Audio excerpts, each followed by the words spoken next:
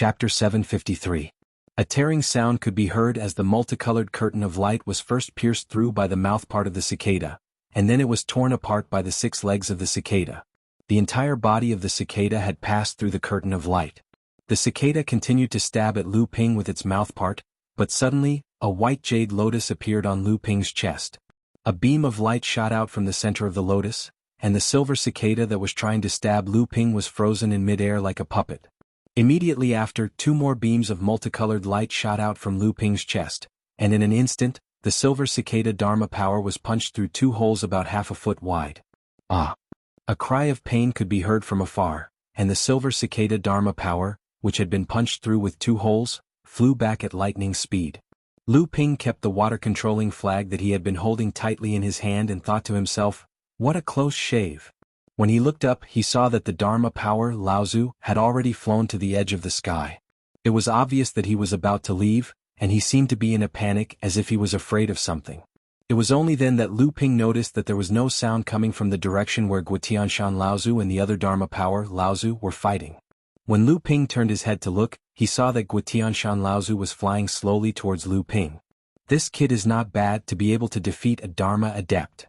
Even though Guotianshan Laozu already knew that Lu Ping had the ability to fight against an early Dharma adept, when he saw it with his own eyes, Guotianshan Laozu did not hide the shock on his face. Instead, he was more happy that Lu Ping's ability had increased.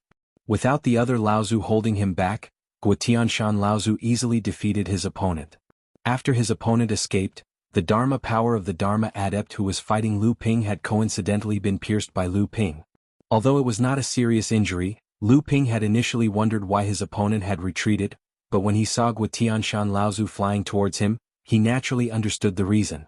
Guotianshan Laozu saw that Lu Ping had reached out to retrieve the 2 multicolored orbs of light into his core space, so he asked, just now, what kind of treasures were those 2 multicolored orbs of light that pierced through the Dharma power?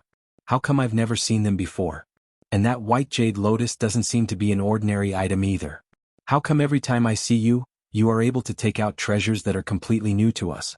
Could it be that you're tired of being a treasure boy and are ready to become a treasure boy Laozu? Lu Ping hurriedly waved his hands and said, Uncle, please don't make fun of me. My little tricks are nothing in your eyes. Just now, if that person had not seen that Uncle had already defeated his comrade and wanted to retreat, I would not have been able to hold on any longer. Guotianshan Laozu could naturally see that there were some things that Lu Ping did not want to say out loud, but he did not want to lie to himself, so he did not pursue the matter further and said, let's first set up a traction array on this spirit vein, then we will retreat to the swamp. I feel that the atmosphere in this swamp is a bit strange. If we stay any longer, I'm afraid it will be dangerous. Lu Ping could not help but admire Guotianshan Laozu's intuition. As he set up the traction array, he also told Guotianshan Laozu about what he had seen and heard in the past few days. Then he heard that the Spirit Martial Sect and the Taishin Sect had joined forces, and that the sects in Hebei had formed an alliance in order to suppress the rise of the Spirit Martial Sect. At this time, the Tianxin Sect had come out of nowhere to fight against the Taishin Sect, but they did not join forces with the other sects in Hebei. After that, when the cultivators of the various sects were fighting, they were secretly surrounded by the Demon Clan. After a great battle, Guotianshan Laozu's expression became more and more serious. He said, the situation seems to be worse than we expected. I'm afraid we cannot stay in this swamp for another day. The 2 of them set up the traction array. Guotianshan Laozu placed an array disk in it and then activated the array. The entire array shook rapidly and then the entire ground shook. Guotianshan Laozu and Lu Ping rose into the sky one after the other, looking at the changes in the earth beneath their feet. This time, when they entered the swamp, only the traction array that the 3 Laozu had on them could be activated after they had finished setting it up. As for the array that Lu Ping had set up, because his cultivation had not reached the Dharma stage, he could not use his space magic. He had to return to the Yingshan Immortal Academy to be able to activate the array. Uncle Master, how was your harvest in the swamp this time? Haha, the Central Plains is really rich. In less than 2 months, the old man had to pretend to be sick, but he still found many good things.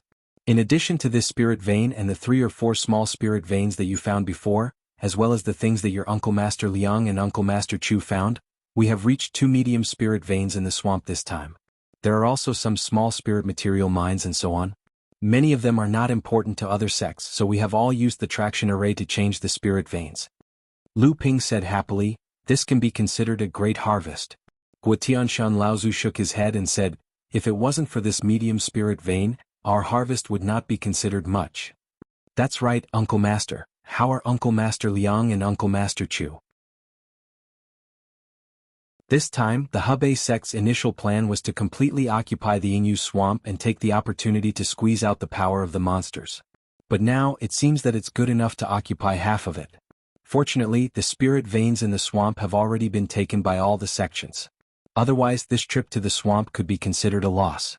Looking at Yin Hui Laozu's disappointed expression, Guotianshan Laozu did not know what to say. This time, of the 3 late core forging adepts who followed Yin Hui Laozu into the swamp, 2 had died in the swamp. The remaining 1 had already been sent back to the sect, so it could be said that they had dodged a calamity.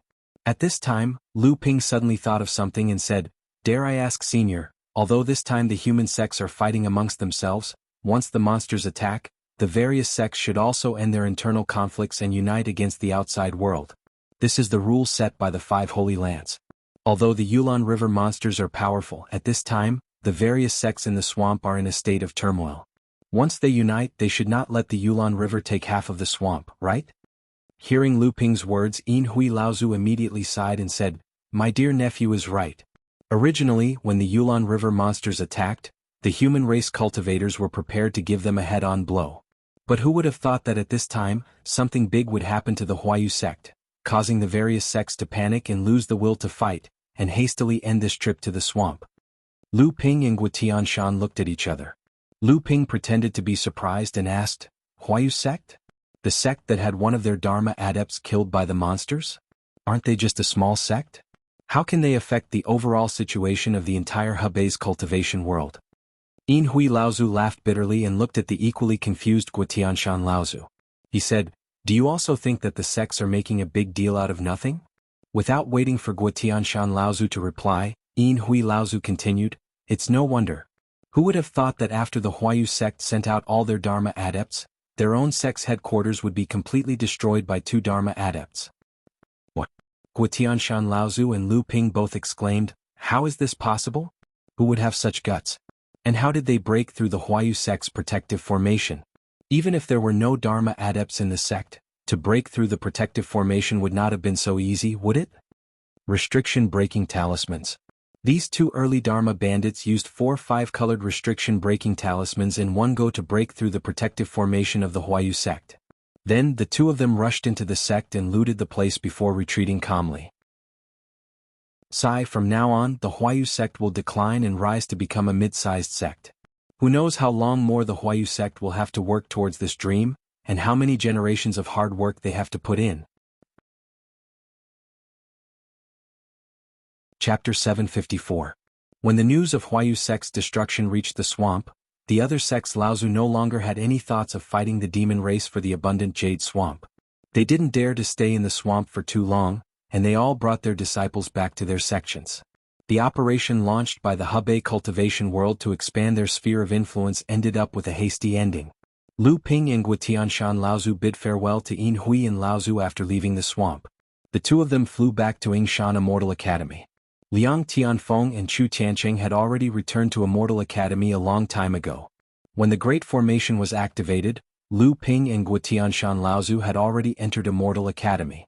They immediately sensed that the density of the spiritual energy inside had greatly increased. The disciples of Immortal Academy all had joyous smiles on their faces. Clearly they already knew that this was the work of the sect's Laozu. Lu Ping hurriedly went to the center of the Great Formation to set up a guiding formation, and then activated the Great Formation in the swamp. The entire Immortal Academy shook again, and 3 small spirit veins were guided back. The total number of spirit veins in the entire Immortal Academy was close to 4 medium spirit veins. The disciples of Immortal Academy were already extremely familiar with this kind of earth-shaking and mountain-shaking situation. A moment after Lu Ping activated the Great Formation, the disciples of Immortal Academy once again let out a wave of cheers. They clearly sensed that the density of the spiritual energy in the sect had increased again. Lu Ping activated the guiding formation again, drawing the small spirit stone vein in the swamp to the back of the mountain. Only then did he and Guotianshan Laozu run to see Liang Tianfeng and Chu Tiancheng, the 2 Laozus. How was the harvest? Guotianshan Laozu asked as soon as he saw the two Laozus in the stone cave under the cliff. Chu Tiansheng Laozu said complacently, "It went quite smoothly. Unfortunately, we couldn't extract Huayu sect's spirit vein for Immortal Academy's use. Otherwise this time Huayu sect would have taken drastic measures." Guotianshan Laozu smiled and said, "Of course the Huayu sect's spirit meridian cannot be touched. Otherwise, the remaining 3 Dharma adepts of the Huayu sect would definitely be able to trace the movements of the spirit meridian to the Celestial Academy. You don't know that the 2 of you have committed such a Dharma theft, but it has caused all the cultivators in the Hebei training world to be in a state of panic. Now, most of them have already retreated from the swamp and returned to their own sections. If they find out that the Huayu sect's spirit meridian was robbed by Celestial Academy, then we can just wait for the entire Hebei training world to be bathed in blood." As one of the 3 great alchemy grandmasters of Jinling, Lu Ping had the right to take a quarter of the 3,000-year-old spirit herbs that the sect had obtained under any circumstances. The other 2 grandmasters also had a quarter each, and the remaining quarter was left for the other alchemy grandmasters of the sect to hone their alchemy skills or as the sect's reserves. As for the remaining items, the 3 Laozu each picked them out. Then they left a portion of the cultivation resources in the Yingshan Immortal Academy as a reserve. Only then did Chu Tiansheng Laozu put the rest of the items into a huge storage bag, preparing to bring it back to Jinling. This time, the Yingshan Immortal Academy, or rather, Jinling, instigated conflict among the various sects in the Hebei training world. At the same time, they added fuel to the fire and prevented the spiritual martial sect from unifying the Hebei training world and becoming a large sect. The 3 Dharma adepts of the spiritual martial sect entered the swamp. 1 early Dharma adept and 1 mid-Dharma adept perished. In the end, only the great adept Wu Lingfeng led the few remaining core forging disciples out of the swamp. This was a huge blow to the ambitious spiritual martial sect. The human practitioners, Mara tribe, beasts and demons from various regions and sects engaged in a chaotic battle in the swamp. In the end, most of the Mara tribe was annihilated. The human practitioners also suffered heavy casualties. It was said that other than the 2 Dharma adepts of the spiritual martial sect who perished, 5 other Laozu also perished. 2 of them were practitioners from the Hebei training world, while the other 3 were practitioners from other sections. Although the demons had the geographical advantage and had launched a surprise attack, they were still just the demons of the Yulon River. In the end, they were suppressed by the combined forces of the humans, and 5 or 6 demon Laozu cultivators perished. Other than Mara, the number of core forging adepts who perished from various sects and races reached more than 150. Of the 81 practitioners from the 18 sects of the Hebei training world who had entered the swamp, only slightly more than half made it out. Apart from these incidents, the Tianshan sect and the Tianshan sect, the 2 large sects in the lower reaches of the Yulon River, who had always been at odds with each other in the Yulon swamp. Also, the Huayu sect's lair had been raided by 2 Dharma bandits, causing the Hebei training world to suffer a great defeat in the swamp. The former was not a strange occurrence in the training world, but the latter was something new. Everyone in the training world was trying to guess the identities of the 2 Dharma bandits. Unfortunately, the 3 Laozu from the Huayu sect had come out in full force, and the remaining core forging adepts were unable to see through the disguises the 2 Dharma bandits were wearing. After the incident in the swamp came to an end, Chu Tiansheng Laozu returned to the North Sea alone, while Yang Tianfeng Laozu stayed behind. This time, he would appear at the Yingshan Immortal Academy at an appropriate time to slowly familiarize himself with the disciples of the academy. 20 years later, he would replace Guotianshan Laozu as the overseer of the Yingshan Immortal Academy. The position of Mountain Head of the Celestial Academy was usually changed every 10 years, while the position of Dharma Laozu changed every 30 years. However, before this, Liang Tianfeng Laozu still had a mission from the sect. He needed to travel to the Central Plains and observe the situation in the Central Plains training world. After the trip to the swamp, the Yingshan Immortal Academy kept a low profile and became completely silent. They focused all their attention on supervising the training of the disciples from the Celestial Academy. Even so, the news that the Yingshan Immortal Academy had obtained a medium-sized spirit vein from the swamp still spread like wildfire in the Hebei training world. In particular, the news of Elder Xian Ping from the Yingshan Immortal Academy, who was only at the 8th stage of the core forging stage, actually had the ability to fight against a Dharma adept and had even joined forces with Guotianshan to snatch the spirit vein from the hands of 2 Dharma adepts from the Luyang sect. This news shocked all the late core forging stage adepts in the Hebei training world. If previously, when Lu Ping single-handedly defeated the 3 heroes of the Gu clan with 2 swords, people thought that Lu Ping had the right to challenge Dharma adepts. This time, the battle with the Dharma adepts from the Luoyang sect had greatly increased the status of the Yingshan Immortal Academy in the Hebei training world. Even so, many sects in the Hebei training world were still coveting the medium-sized spirit vein that the Yingshan Immortal Academy had obtained. This was because many sects that were far more powerful than the Yingshan Immortal Academy had not obtained as much as the Yingshan Immortal Academy had during this trip to the swamp. However, with the appearance of Lu Ping, the Yingshan Immortal Academy suddenly had the power of 2 Dharma adepts. This caused many sects to hesitate. At this time, Liang Tianfeng Laozu, who was disguised as an old friend of Guotianshan and Laozu of many years, suddenly came to visit. He congratulated his old friend on establishing a sect and becoming an ancestor. After that, he chatted with Guotianshan and Laozu in the Immortal Academy. From time to time, he would also give guidance to the disciples of the Immortal Academy on the cultivation path. It was as if he had become a guest of the Yingshan Immortal Academy. This time, the Yingshan Immortal Academy instantly had the power of 3 Laozu. 2 of them were true Dharma adepts, while the other was a late core forging adept who could fight against a Dharma adept. This caused many sects that wanted to force the Immortal Academy to hand over the medium-sized spirit vein to give up on their previous plans. Lu Ping waited in the Immortal Academy for close to a month but did not receive any news from the Green Fox 9 bandits. Although he was surprised, he did not take it to heart. After all, Sang Yu was from the Spirit Beast sect. Even if Sang Yu could not cure the poison herself, there was no guarantee that the sect would have an antidote for the Green Sea Snake's poison. Since Green Fox was his sworn sister, Sang Yu naturally would not just stand by and watch.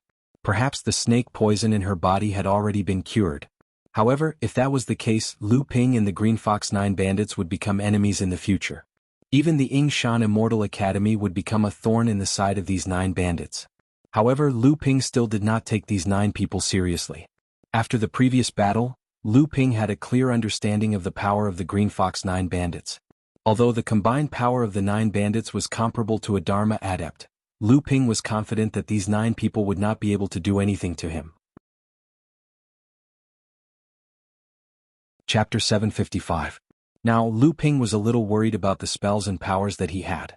All these years, Lu Ping had collected many spells and powers from all over the place, but most of them were used for reference with Lu Ping's 12 authentic techniques, combining their strengths into the 12 authentic techniques, causing Lu Ping's understanding of the 12 authentic techniques to improve with each passing day.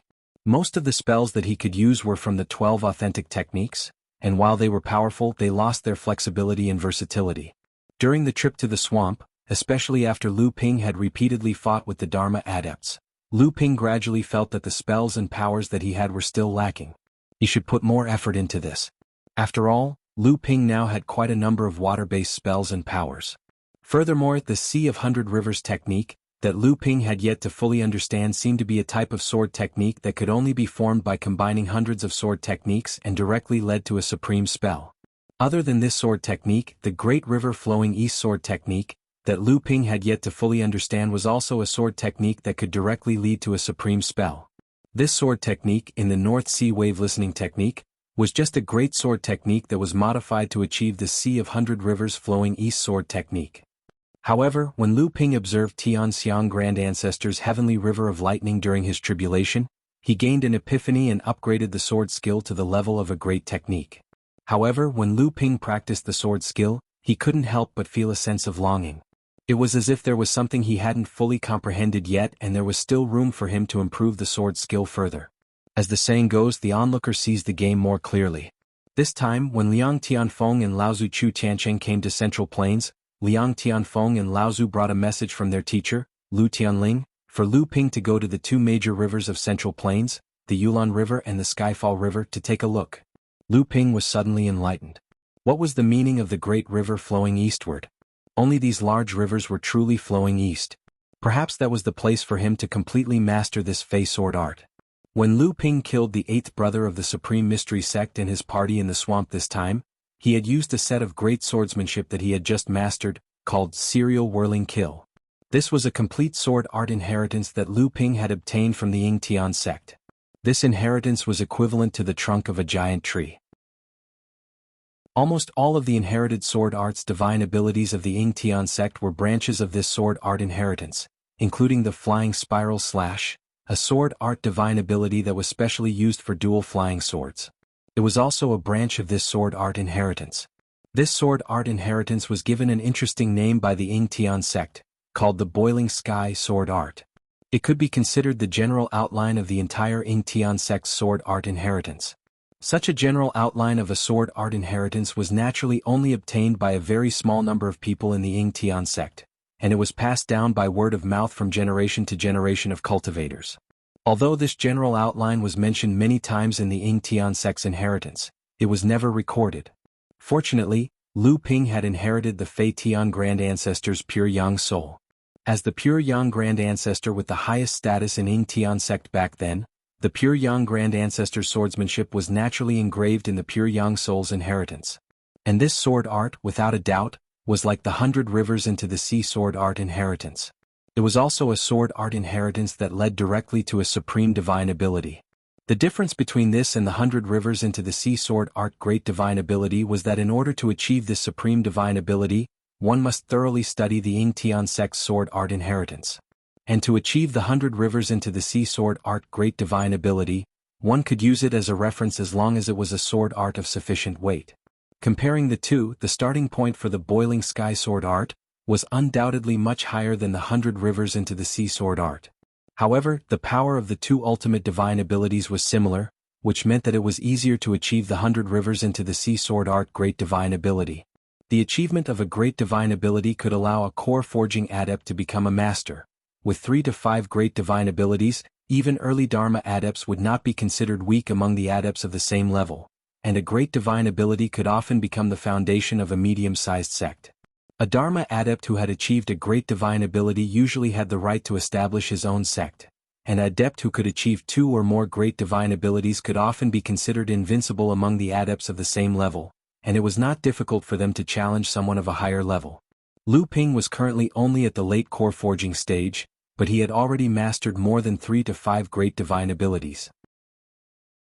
Among the 12 orthodox techniques of the North Sea, other than the 4 basic techniques of the water manipulation technique, wave treading technique, stone piercing technique, and raging waves technique, the other 8 techniques, with the support of Lu Ping's inner yuan that far exceeded that of other adepts of the same level, each technique could unleash the power of a great divine ability. However, in reality, the Azure Flood Dragon Disturbing the Sea sword art, Thousand Piles Snow sword art, Art of Deceiving the Heavens and Crossing the Sea, and Art of Traveling Through Clouds and Summoning Rain, could only be considered minor magic arts. The true major magic arts were the Great River Flowing East sword art, and the Art of Blue Waves. After the Great River Flowing East technique had the possibility of becoming a great divine ability, other than these 3 techniques, Lu Ping now had another great divine ability, and that was the Art of Changing Seas. This great divine ability was obviously more difficult for Lu Ping to master. The last time he used this technique in the swamp, it barely reached the level of a great divine ability. In addition to these inherited divine abilities that Lu Ping had received from the system, Lu Ping also had many other divine abilities, such as the Formless Sword Technique, the 7 Treasures Thunder Calabash, the Merry Wind 18 Swords, the True Essence Sword Technique, the Water Escape Technique, the Spirit Explosion Technique, the Intentional Battle Pill, the Protective Aura Technique, the 3 Pure Eyes, the Torrent of Swordsmanship, and so on and so forth. In particular, the 7 Treasures Thunder Calabash was a complete system of divine ability cultivation. Right now, in the hands of Lu Ping, he could use the Minor Divine Ability Lightning Technique as well as the Great Divine Ability Lightning Technique. In the future, when Lu Ping gathered all 7 types of 3 mid-grade strange items, the 7 Treasures Thunder Calabash would advance to the Spirit Nurturing level Magic Treasure, and it would be able to use the 7 Great Divine Ability Lightning Techniques. If he could go one step further and obtain the last 7 attributes of high-grade strange items, he would be able to create a Supreme Divine Ability Lightning Technique. The number 1 divine artifact of the cultivation world would then be able to show its brilliance. If he could survive the Thunder Tribulation and become a Spirit Treasure in one fell swoop, the 7 Treasures Thunder Calabash would be able to use the 7 Supreme Divine Ability Lightning Techniques, recreating the glory of the number 1 divine artifact of the cultivation world. For some unknown reason, the Cyan Fox 9 bandits didn't come looking for Lu Ping. Lu Ping put this matter to the back of his mind and began to concentrate on his secluded cultivation. His main goal was to sort out and cultivate his divine abilities and prioritize them. At the same time, Lu Ping also refined the green jade glazed liquid, a high-grade water attribute strange item that he exchanged from Sangyu in the small town outside the abundant jade swamp. Like the myriad poison liquid, the green jade glazed liquid was also a high-grade heaven and earth treasure. After Lu Ping refined the green jade glazed liquid, his protective energy barrier was no weaker than any defensive technique. In fact, it might even be stronger. His protective energy barrier was almost as strong as a spirit-nurturing grade defensive mystic treasure, or even comparable to a top-grade spirit-channeling mystic treasure like the water control flag. Lu Ping cultivated all kinds of divine abilities in seclusion. In the blink of an eye, 3 years had passed. When he came out, Liang Tianfeng Laozu had already left to travel. However, before he left the Yingshan Immortal Academy, he had already spread the news in the cultivation world of Hebei that he had been invited to become a guest elder of the Immortal Academy. This was to intimidate the sects that coveted the Yingshan Immortal Academy. This was especially true for the Huayu sect, whose nest had been raided. Because more than half of their wealth had been taken away, the Huayu sect naturally set their sights on the newly risen but weak Yingshan Immortal Academy.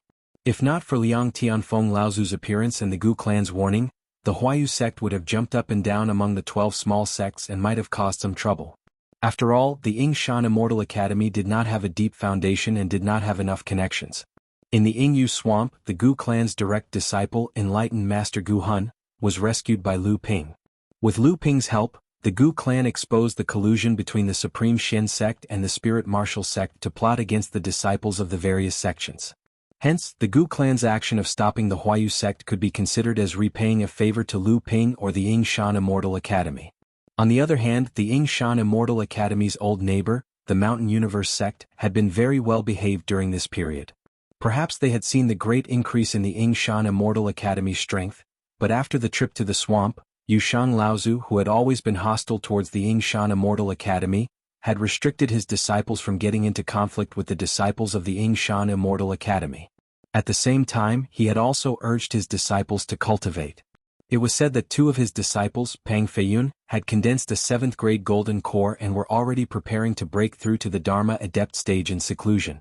As for the other one, Venerable Fei Hong, it was said that his alchemy skills had also improved greatly. Now he could already refine pills half a step into the Dharma Adept stage. His cultivation had also broken through to the 9th level of the core forging stage, becoming an influential figure in the Hebei cultivation world. Of course, these two still could not compare to Lu Ping's status in the Hebei cultivation world. Now, there was no one in the Hebei cultivation world who did not know that Elder Shen Ping of the Yingshan Immortal Academy was no weaker than a Dharma adept. At the same time, it was very likely that he was an alchemy grandmaster. The last piece of news was that after Venerable Fei Hong had successfully refined a pill half a step into the Dharma adept, he had once said that he had received guidance from Elder Shen Ping of the Yingshan Immortal Academy to achieve this. The Gu clan's alchemy grandmaster, Gu Zhou, had also confirmed this. Although Lu Ping did not publicly admit it, to be able to guide a half-step grandmaster like Venerable Fei Hong, who else could it be other than an alchemy grandmaster? After Lu Ping came out of seclusion, he went to look for Shantian Jinren. Although Shantian Jinren had reached the late core forging stage later than Shenbei Jinren and Xuanyu Jinren, his accumulation in the 6th level of the core forging stage was far greater than the 2 of them. Now he had reached the peak of the 7th level before the 2 of them. Senior, has there been anything new in the Celestial Academy in the past 3 years? Lu Ping and Shantian Jinren were chatting about some interesting news in the Hebei cultivation world, so he asked with a smile. In the past 2 years, although there have been small conflicts between the various sects, there have been no major battles. The spiritual martial sect lost 2 Dharma adepts in the Yingyu swamp, and their secret alliance with the Taishan sect was discovered by the Hebei cultivation world. After that, the Taishan sect was suppressed by the Taishan sect in the plains, and the few sects that followed the spiritual martial sect also suffered many losses. Now, the spiritual martial sect is even more isolated in the Hebei region, and their actions have been much more low-key. That's how it should be. However, although the spiritual martial sect's vitality has been damaged, it has not hurt their foundation. 2 late Dharma adepts are enough to make the other sects in the Hebei cultivation world cautious. Exactly. However, speaking of recent major events in the cultivation world, it should be related to the Jianghu 9 bandits being hunted down. Chapter 756. What Lu Ping had guessed back in the swamp was correct. The Green Fox 9 bandits were indeed planning to set up a base of operations and end their wandering life of training. In order to set up a base of operations, the first thing they had to consider was the spirit vein they needed for training. This was also why the Green Fox 9 bandits had tried to steal the small spirit vein Lu Ping had limited to. However, the Green Fox 9 bandits seemed to have forgotten that they were bandits after all, bandits of the training world. Even though they were injured and rarely stained with blood, they still had many enemies. A base of operations did not give them a peaceful life of training, but rather a place that they could not break free from. Add to that the fact that the Green Fox 9 bandits had robbed quite a lot of good stuff when they were roaming around and committing crimes all those years ago, and the Green Fox 9 bandits themselves naturally had no use for these things. As such, the rest of the items were naturally stored away by them. As a result, the rumor that the Green Fox 9 bandits didn't exist became a hot topic in the training world of the plains and Hebei. Countless enemies of the past were like cats that had smelled fish. After hearing that the Green Fox 9 bandits intended to go into seclusion, they all searched the training world of Hebei and the plains for traces of the Green Fox 9 bandits. In the end, the Green Fox 9 bandits' base of operations was found, and the hunt for the Green Fox 9 bandits began. This was especially true for the Dharma adept of the Diligent Snow sect, who had heavily injured the Green Fox 9 bandits in the battle that had made them famous. After the Green Fox 9 bandits had set up the 9 Palace Clear Void formation, they had first killed a few late core forging disciples of the Diligent Snow sect and then heavily injured the Diligent Snow sect's Laozu, which had directly led to the collapse of the Diligent Snow sect. It could be said that the Diligent Snow sect's Laozu and the Green Fox 9 bandits had a deep-seated hatred that was equivalent to the destruction of the entire sect.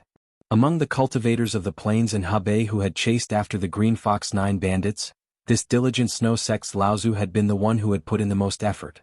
While Master Xintian explained the matter regarding the Cyan Fox 9 bandits to Lu Ping, he failed to notice that Lu Ping's expression had turned unsightly. The Cyan Fox 9 bandits were chess pieces that Lu Ping wanted to obtain. Lu Ping had already considered them carefully. Moreover, the leader of the 9, Jianghu, was the foster sister of the spirit-taming sect's direct disciple, Reverend Sangyu. With this relationship, it might be an opportunity for Jinling to get closer to the spirit-taming sect in the future. Moreover, Reverend Sangyu owed Lu Ping a favor. Although Lu Ping had used treasures such as the spirit-clearing pill and the green jade glass liquid to make up for this favor, both Reverend Sangyu and Lu Ping knew that saving Reverend Sangyu from the brink of destruction was not something that could be repaid with treasures. When Lu Ping arrived at the base of the Cyan Fox 9 bandits in a secluded valley in Hebei's cultivation world, Lu Ping couldn't help but shake his head when he saw the devastation of the small village. The small village had long since been reduced to ruins. Black ash from the fire could be seen everywhere. Lu Ping could clearly sense traces of the surrounding defensive formations being destroyed. At the same time, he could also sense that the Cyan Fox 9 bandits had recently changed.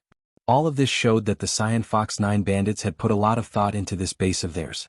Lu Ping didn't know how many of the Cyan Fox 9 bandits could survive the pursuit of the 2 cultivation worlds. However, although Lu Ping valued the Cyan Fox 9 bandits, he only cared about their leader, Jianghu. Although the other 8 were somewhat capable, Lu Ping didn't think much of them. As far as he was concerned, it was fine as long as he could save Jianghu in the end. Lu Ping opened the door to the House of Gold and let Sam Ling out. Lu Bai and Lu Ling looked around for a while before saying to Lu Ping, "Father, they've gone northeast." Among the 9 bandits, the 7th and 9th brothers had been bitten by Lu Bai and Lu Ling. Naturally, the scent of these 2 people was very clear. Furthermore, the snake venom in their wounds had been left behind by Lu Ping. As long as these 2 people did not die, Lu Ping would be able to find the Cyan Fox 9 bandits' tracks. In a place where no one else went, Qin Shui Laozu was looking at the Cyan Fox 9 bandits, who had been blocked by him and his good friend, Nanhua Laozu. The greatest shame of his life was that he had been tricked by these 9 people. Not only had he been seriously injured, but the Diligent Snow sect that he had built up had also been destroyed. He had become the laughingstock of the Dharma adepts on the plains. Qin Shui Laozu had been plotting to kill the Cyan Fox 9 bandits, and he had been secretly tracking the Cyan Fox 9 bandits' tracks. However, he did not have much confidence in his own abilities. Thus, after finding out where the Cyan Fox 9 bandits were hiding, he had no choice but to team up with Nanhua Laozu. Qin Shui Laozu and Nanhua Laozu actually did not have a very deep relationship. It was just that although the Cyan Fox 9 bandits were famous, they were not hated by anyone. There were not many Dharma adepts who would be willing to make a move against a few juniors. This Nanhua Laozu could be said to have come looking for him. The two of them naturally hit it off. Nanhua Laozu was also helpless. How could he not know that if word of what he had done were to spread, he would definitely be looked down upon by other adepts of the same level? However, he was extremely helpless. 3 years ago, the Huayu sect had been mysteriously attacked by 2 Dharma adepts, and more than half of the Huayu sect's assets had been taken away. The Huayu sect, which had originally been considered wealthy among the small powers in the Hebei training world, had suddenly become penniless. In addition, in the Yingyu swamp, the Huayu sect's #1 expert, Qinghua Laozu, had unexpectedly fallen, and the Huayu sect's power had dropped even further. Now, in the words of mortals, the Huayu sect was already so poor that they could barely eat. In the past 3 years, the Huayu sect had not taken in a single disciple. The Huayu sect had not been able to guarantee the training resources of the sect's adepts, and everyone was living in poverty. Many of the disciples had not been determined, and had already found an excuse to leave the sect to seek their own future. This was something that the 3 Laozu of the Huayu sect were naturally anxious about. Thus, when they heard that the Cyan Fox 9 bandits might have some treasures on them, Nanhua Laozu, as a Dharma adept, had come running over. He was prepared to join forces with Qinshui Laozu to steal the treasures that had originally belonged to the core forging adepts of the Cyan Fox 9 bandits. Cyan Fox, where do the 9 of you think you can escape to now? If you know what's good for you, then hand over all the loot you've stolen from others over the years. Perhaps Nanhua and I will give you a quick and painless end. If you still want to resist stubbornly, then we have the means to make you beg for death. Qinshui Laozu looked at the 9 despairing people in front of him, and his heart was filled with joy. The trauma that had been left in his heart by the 9 of them all those years ago seemed to have disappeared. After the Cyan Fox 9 bandits' base had been discovered, their pursuers had quickly arrived.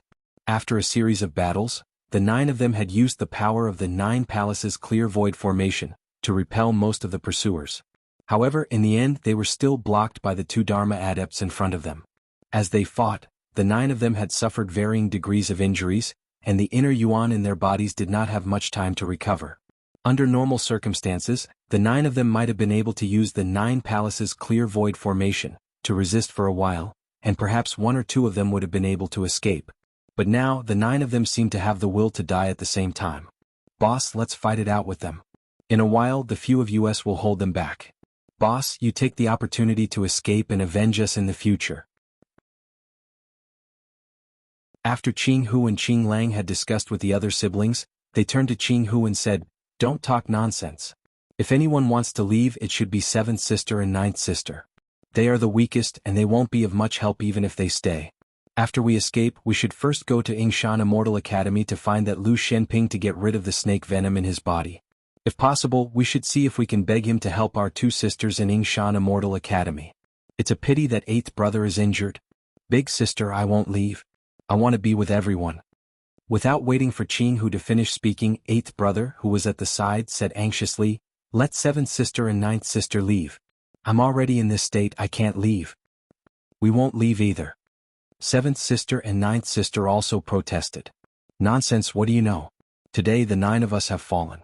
Only if one of you survives will you have any hope of revenge in the future. With the name of the 9 bandits, you will still be hated by the world of practitioners. Only by joining a sect and obtaining the protection of a sect can you have a decent life in the future." Jianghu reprimanded in a stern voice. "Then why do we have to beg that person? That person is very despicable. He used snake venom to force us. He's a complete villain." 9th sister said carefully. She still held a grudge against Lu Ping's expression that day. 7th sister also said, "That's right. Big sister, let's not go beg him. If we die, we will die together." Jianghu looked at her 2 youngest sisters helplessly. Usually, they had many big brothers and big sisters to take care of them, so they had no idea about the viciousness of the people in the cultivation world. Now is not the time to talk about this. If Big Brother sang you hadn't gone to challenge the experts of the Yuan clan, I wouldn't have entrusted my 2 sisters to a small sect like Yingshan Immortal Academy. It's a pity that the cultivators of the spirit-taming beast sect come and go without a trace. Even if I wanted to ask this sworn brother for help, it's impossible. That spirit-taming beast sect has never accepted disciples with skills. What Jianghu didn't say was that her sworn brother, Reverend Sangyu, had a very high evaluation of Lu Ping and had some guesses about Lu Ping's origins. That guess was also the reason why Jianghu decided to ask her two sisters to join Yingshan Immortal Academy. Nanhua Laozu looked at Qingxue Laozu in disdain. Qingxue Laozu, who was intoxicated by success, wanted to establish a sect and become its ancestor? It was no wonder that after she had been defeated, the sect had immediately scattered. Qingxue Laozu naturally didn't know that she was being looked down upon once again. She looked at the 9 people in front of her, who were standing in formation and whispering to each other. Although she couldn't hear what they were saying, she didn't see the Green Fox 9 bandits panicking in the face of death. Instead, she felt as if she had been ignored. Qingxue Laozu's previous happiness disappeared without a trace. Lu Ping naturally didn't know what the leader, Jianghu, was thinking. He followed Lu Bai and Lu Ling'er's directions and had already arrived at the location of the desolate drone. At this time he was using the 5 elements cloud robe to conceal himself. He was using his divine will, which far surpassed that of the 2 Dharma adepts present, to observe the situation. There are actually 2 Dharma adepts. The Green Fox 9 bandits are really unlucky to have provoked 2 Dharma adepts to lower themselves to kill them. This is going to be difficult. Chapter 757. It all depends on whether these 9 people know how to cooperate. If they can react immediately after I attack, perhaps I can save these 9 people from the hands of the 2 Dharma Laws Laozu. If they work well together, perhaps these 2 Laozu will be at a disadvantage. After fighting with early Dharma adepts several times and escaping unscathed, sometimes even gaining the upper hand, Lu Ping's mentality had changed a lot. In Lu Ping's eyes, Dharma adepts were no longer high and mighty, untouchable beings. Big sister, don't say any more. You saved our lives all those years ago. If we live, we live together. If we die together. It's not a waste of our brotherhood. The youngest 9th sister was being forced into a corner by Green Fox, and she began to throw a tantrum. This caused Green Fox to feel a surge of warmth in her heart. Big sister, this time it was the usually rational Green Wolf who spoke. He smiled bitterly and said, "Actually, we all know that the one who has the highest chance of escaping is you, big sister.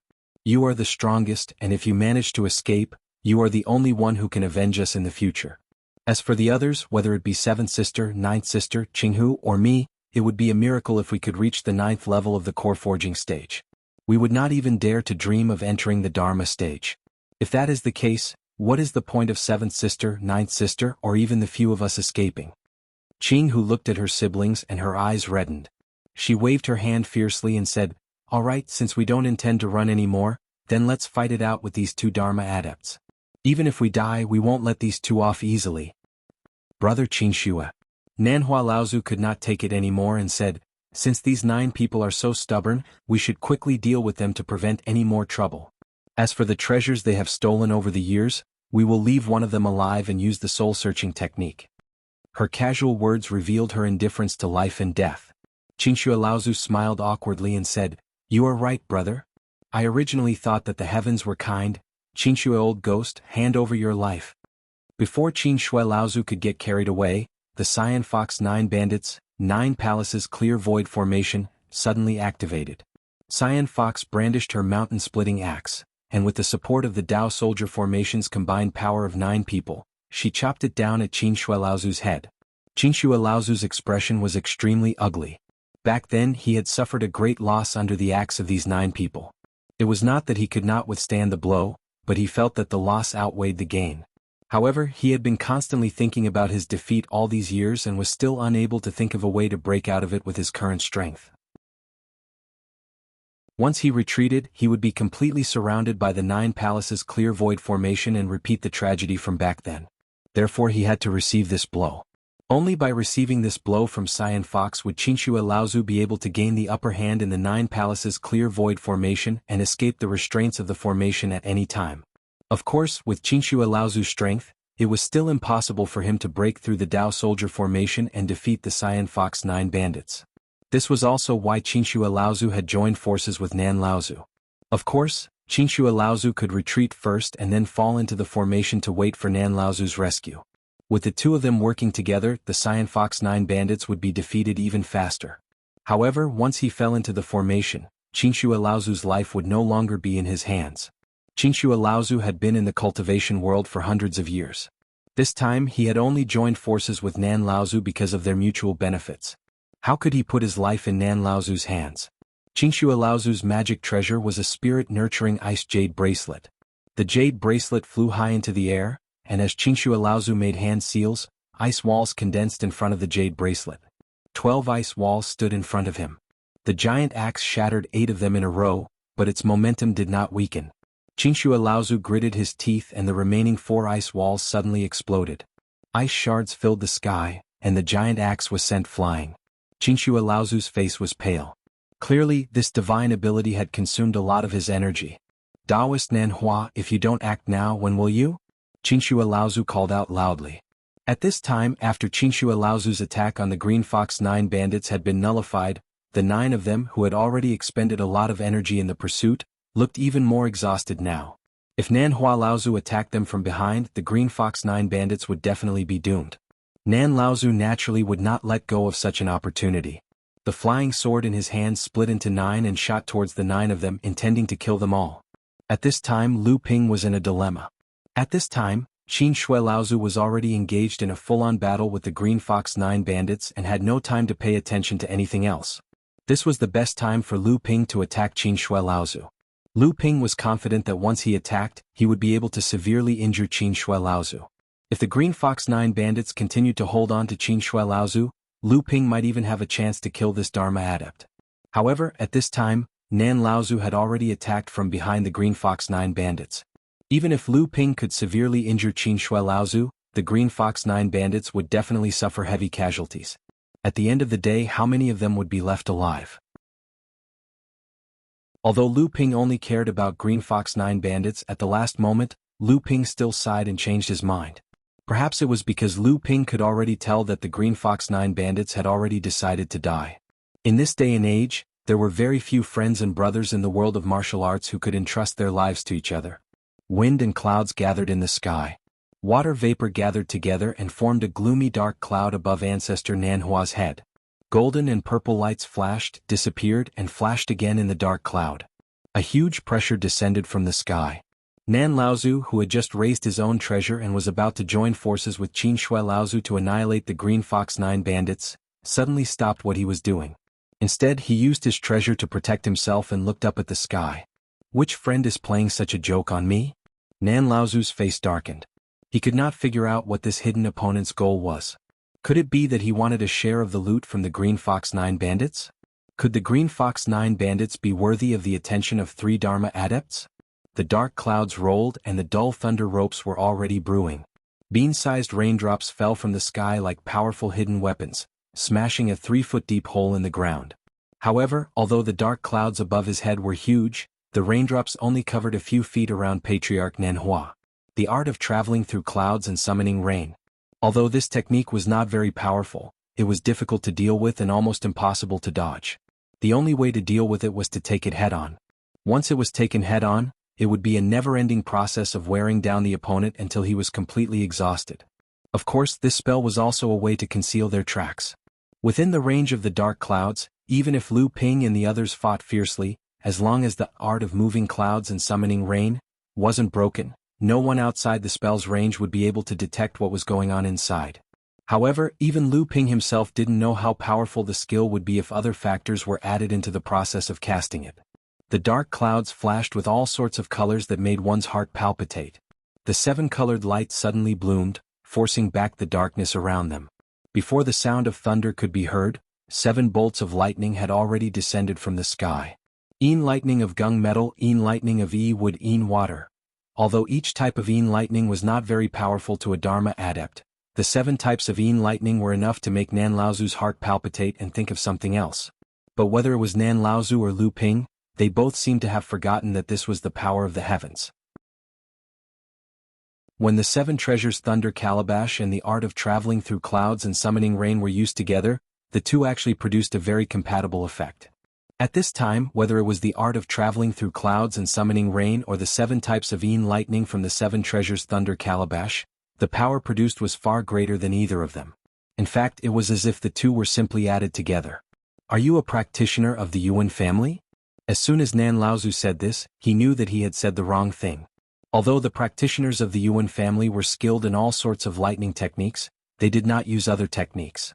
Nan Laozu's shout not only shocked Qin Shui, who was being surrounded by the Green Fox 9 bandits, but also the Green Fox 9 bandits themselves. The endless raindrops were like countless boulders smashing into Nan Laozu's various defenses.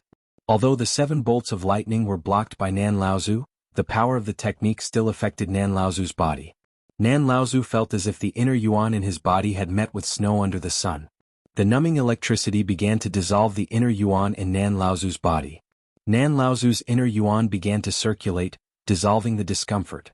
At the same time, Nan Laozu looked up at the dark clouds above his head. The clouds were flashing with different colors, as if they were preparing for the next lightning technique. Nan Laozu coldly snorted, and the magic treasure in his hand shot up into the sky. Nan Laozu then reached out with his hand, and a giant hand formed from spiritual energy reached deep into the dark clouds, as if trying to grab something from within. However, Nan Laozu's expression immediately changed. The dark clouds in the sky disappeared as he reached out with his hand. However, Qin Shui Laozu, who was surrounded by the 9 bandits, suddenly let out a miserable cry. Ancestor Nanhua knew that he'd fallen for his opponent's ploy to lure him away. When he turned around, he saw that Ancestor Qin Shui had been suppressed by a huge mountain formed from a talisman weapon. The 9 thieves had taken advantage of this opportunity to beat the old man's defensive treasure until it was on the verge of collapse. Qin Shui Laozu looked in Nan Laozu's direction, as if to ask for help from Nan Laozu. At the same time, the inner yuan in his body began to circulate. In just a moment, the practitioner weapon on his body collapsed, and a giant mountain ape appeared behind Qin Shui Laozu, as if to summon his dharma to fight with all his strength. However, in that split second of hesitation, 2 balls of 5-colored light shot towards Ancestor Qin Shui's back one after the other. Watch out! Nan Laozu had just cried out when the 2 light balls pierced through his magic treasure, Qin Shui Laozu's protective chi, and the newly summoned mountain ape dharma. When the 2 light balls reappeared, they were hovering in front of Qin Shui Laozu. Chapter 758. Qin Shui Laozu looked away from the 2 balls of light in disbelief and looked down. All he saw was a half-foot hole in his chest. Qin Shui Laozu's lips moved as if he wanted to say something, but his life force was gone. Qin Shui Laozu fell backwards, and Nan Laozu felt a chill go from his feet to his head. Nan Laozu turned and ran. But what came at him was a ball of 5-colored clouds that he couldn't see through. There seemed to be a figure flashing in the clouds. The 2 balls of light that killed Qin Shui Laozu flashed into the clouds. Nan Laozu was shocked but also afraid. How did the person in front of him have his treasure go behind Qin Shui Laozu? Was the range of his psychic sense enough for his treasure to go around the 2 Dharma Laozu's psychic sense to attack? Nan Laozu looked at the cultivator in disbelief. He wanted to see through the 5-colored clouds, but no matter what spell he used, he couldn't see through the thin layer of clouds. He had to run. This person's power was unfathomable. People's fear often came from the fact that they couldn't verify something they didn't know. But the person in front of him didn't seem to want to let Nan Laozu go so easily. A sword light shot out of the clouds like rain falling from the sky.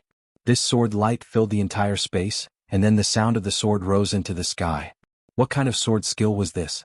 Ancestor Nanhua turned the flying sword into a light wall made of countless sword lights and sword chi, protecting Ancestor Nanhua in it. He couldn't see the cultivation of the person who stopped him, but from how easily he killed Qin Shui Laozu, the person had to be above the Dharma level. Now that the person attacked, Nan Laozu's first thought wasn't to break out, but to protect himself. Lu Ping found Nan Laozu's method funny, but Nan Laozu's current state was what Lu Ping wanted. This was a free Dharma target, perfect for Lu Ping to practice his sword skills. Seepage Sword Spell. This was also a great sword technique from the Sky-Filling Sword sect. It was also a foundational sword technique that led to the Supreme Sword Technique, the Sky-Filling Sword Technique. In order to cultivate this Supreme Sword Art Divine Ability, the Boiling Sky Sword Art, one would need a total of 4 Great Divine Ability Sword Arts from the Sky Traversing Sword Art Inheritance as the foundation. Lu Ping had only practiced the Flying Spiral Chain Kill before, which was a great sword skill for dual flying swords.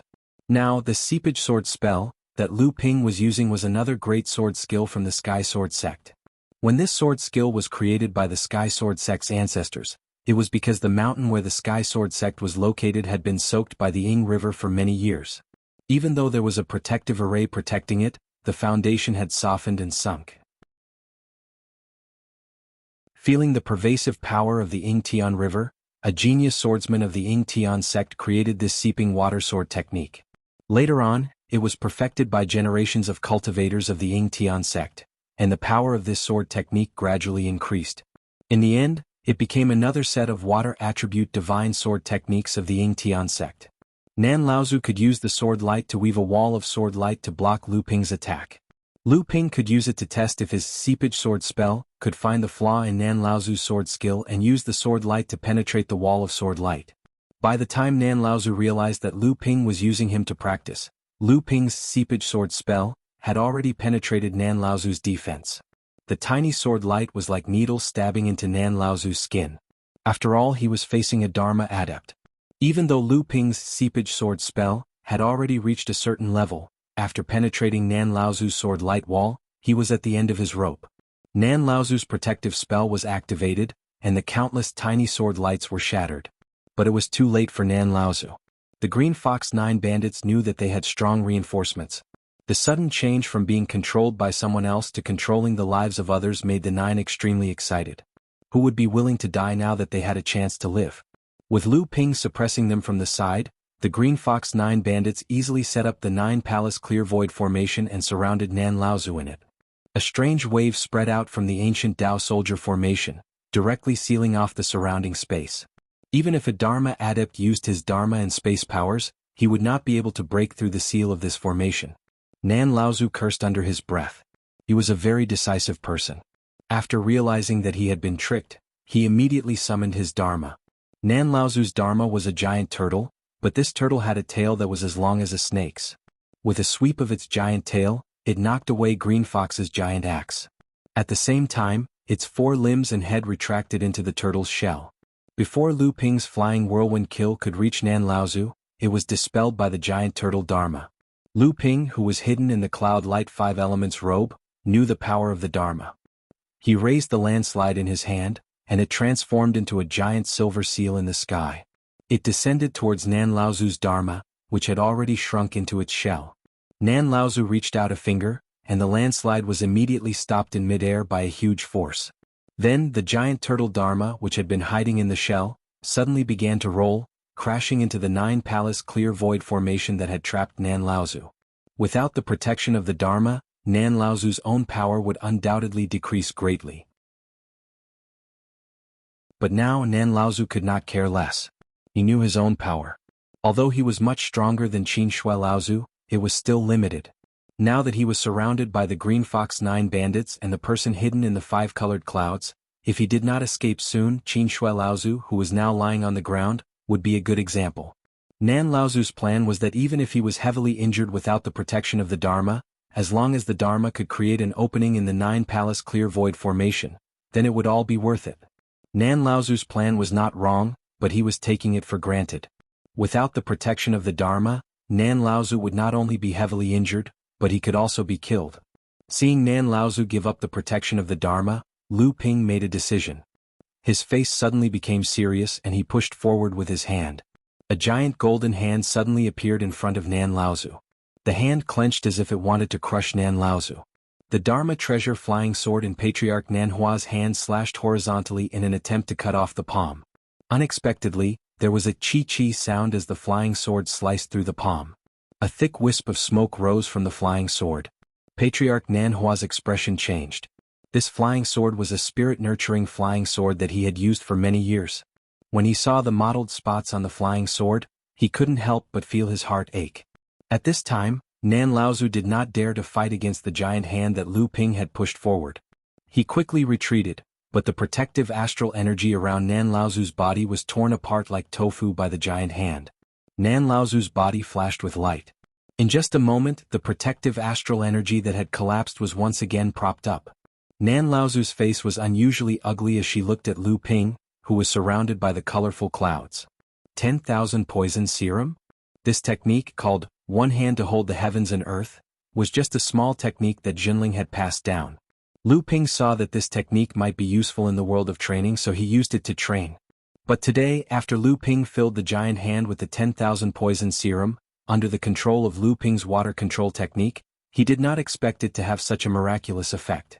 Even the protective astral energy of a Dharma adept would have a miraculous effect, and he almost suffered a great loss. Boom. The giant turtle Dharma slammed into the 9-palace clear void matrix. Cracks appeared in the air and then closed up again. The Cyan Fox 9 bandits were all knocked back by the force of the collision. 7th sister, 8th sister and 9th sister, who were the weakest among them, fell to the ground on their butts. Luckily, with Green Fox, Green Tiger and Green Wolf, who were the strongest among them, the 9-palace clear void matrix did not break. Whoosh. Just as the turtle Dharma slammed into the 9-palace clear void matrix, Lu Ping's attack came again. The flying sword in Nan Laozu's hand was blocked by the autumn dew sword, and Lu Ping's flowing sword followed. It was like a vast river falling from the 9 heavens. Because Lu Ping had observed the lightning river during Laozu's tribulation, he had gained enlightenment. This made the great river flow's east sword technique very different from the original one, but its power was not the least bit weaker. Furthermore, this sword technique that brought along a river of the heavens could be seen everywhere. Not only was there the cold sword light and sword chi, there were also sparks of lightning. It seemed that he had greatly underestimated the 7-treasure thunder gourd. The 7 treasures thunder calabash hovered above Lu Ping's head. Thunders that were like heavenly rivers of lightning merged into the great river flows east, and swept toward Patriarch Nanhua. Kacha. Nan Laozu seemed to have seen the danger. From the shell of the giant turtle Dharma, a giant turtle head popped out and slammed into the 9-palace clear void matrix. This time, it finally opened a gap in the 9-palace clear void matrix. Puchi.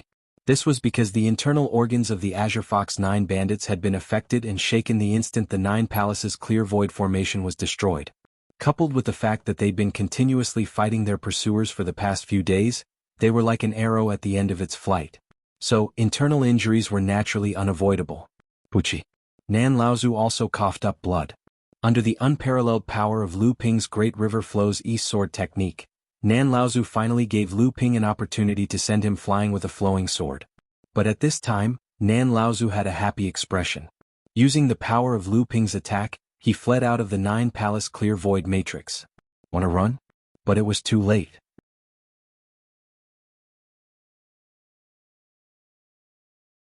Chapter 759. He wanted to run, but it was too late now. The 9th-tier white jade lotus appeared in front of Lu Ping's chest. As the petals opened, the lotus grew from the size of a fist to 3 feet wide. When the lotus had completely bloomed, a beam of light shot out from the stamens, forming a beam of light in midair that shot towards Nan Laozu.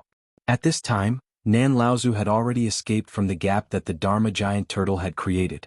The long sword in his hand slashed forward, and a door appeared in front of Nan Laozu. However, just as Nan Laozu was about to experience the joy of escaping, Nan Laozu, who had been about to step into the door, suddenly opened his eyes wide. His face was still frozen in a gloomy expression, but his eyes were filled with fear.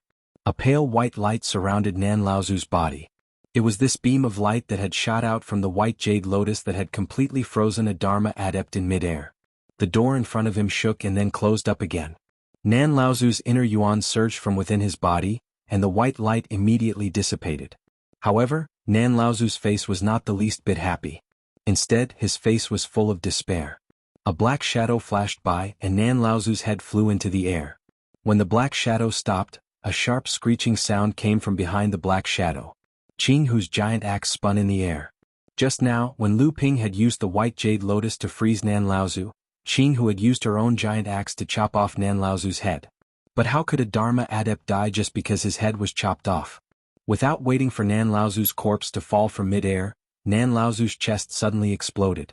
A giant turtle broke through Nan Laozu's core space, and with a sweep of its long tail, it fled in the southwest direction. Not good. Quickly destroy the Dharma, or this Nan Laozu will be able to reincarnate. If we don't kill the snake, we will definitely be harmed in the future. Jianghu exclaimed from the side.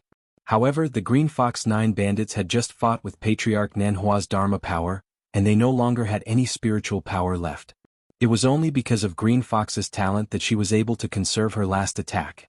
She did not know that the reason why Dharma adepts were called Dharma adepts was because the Dharma power that was formed in their core space was the embryo of their immortal soul.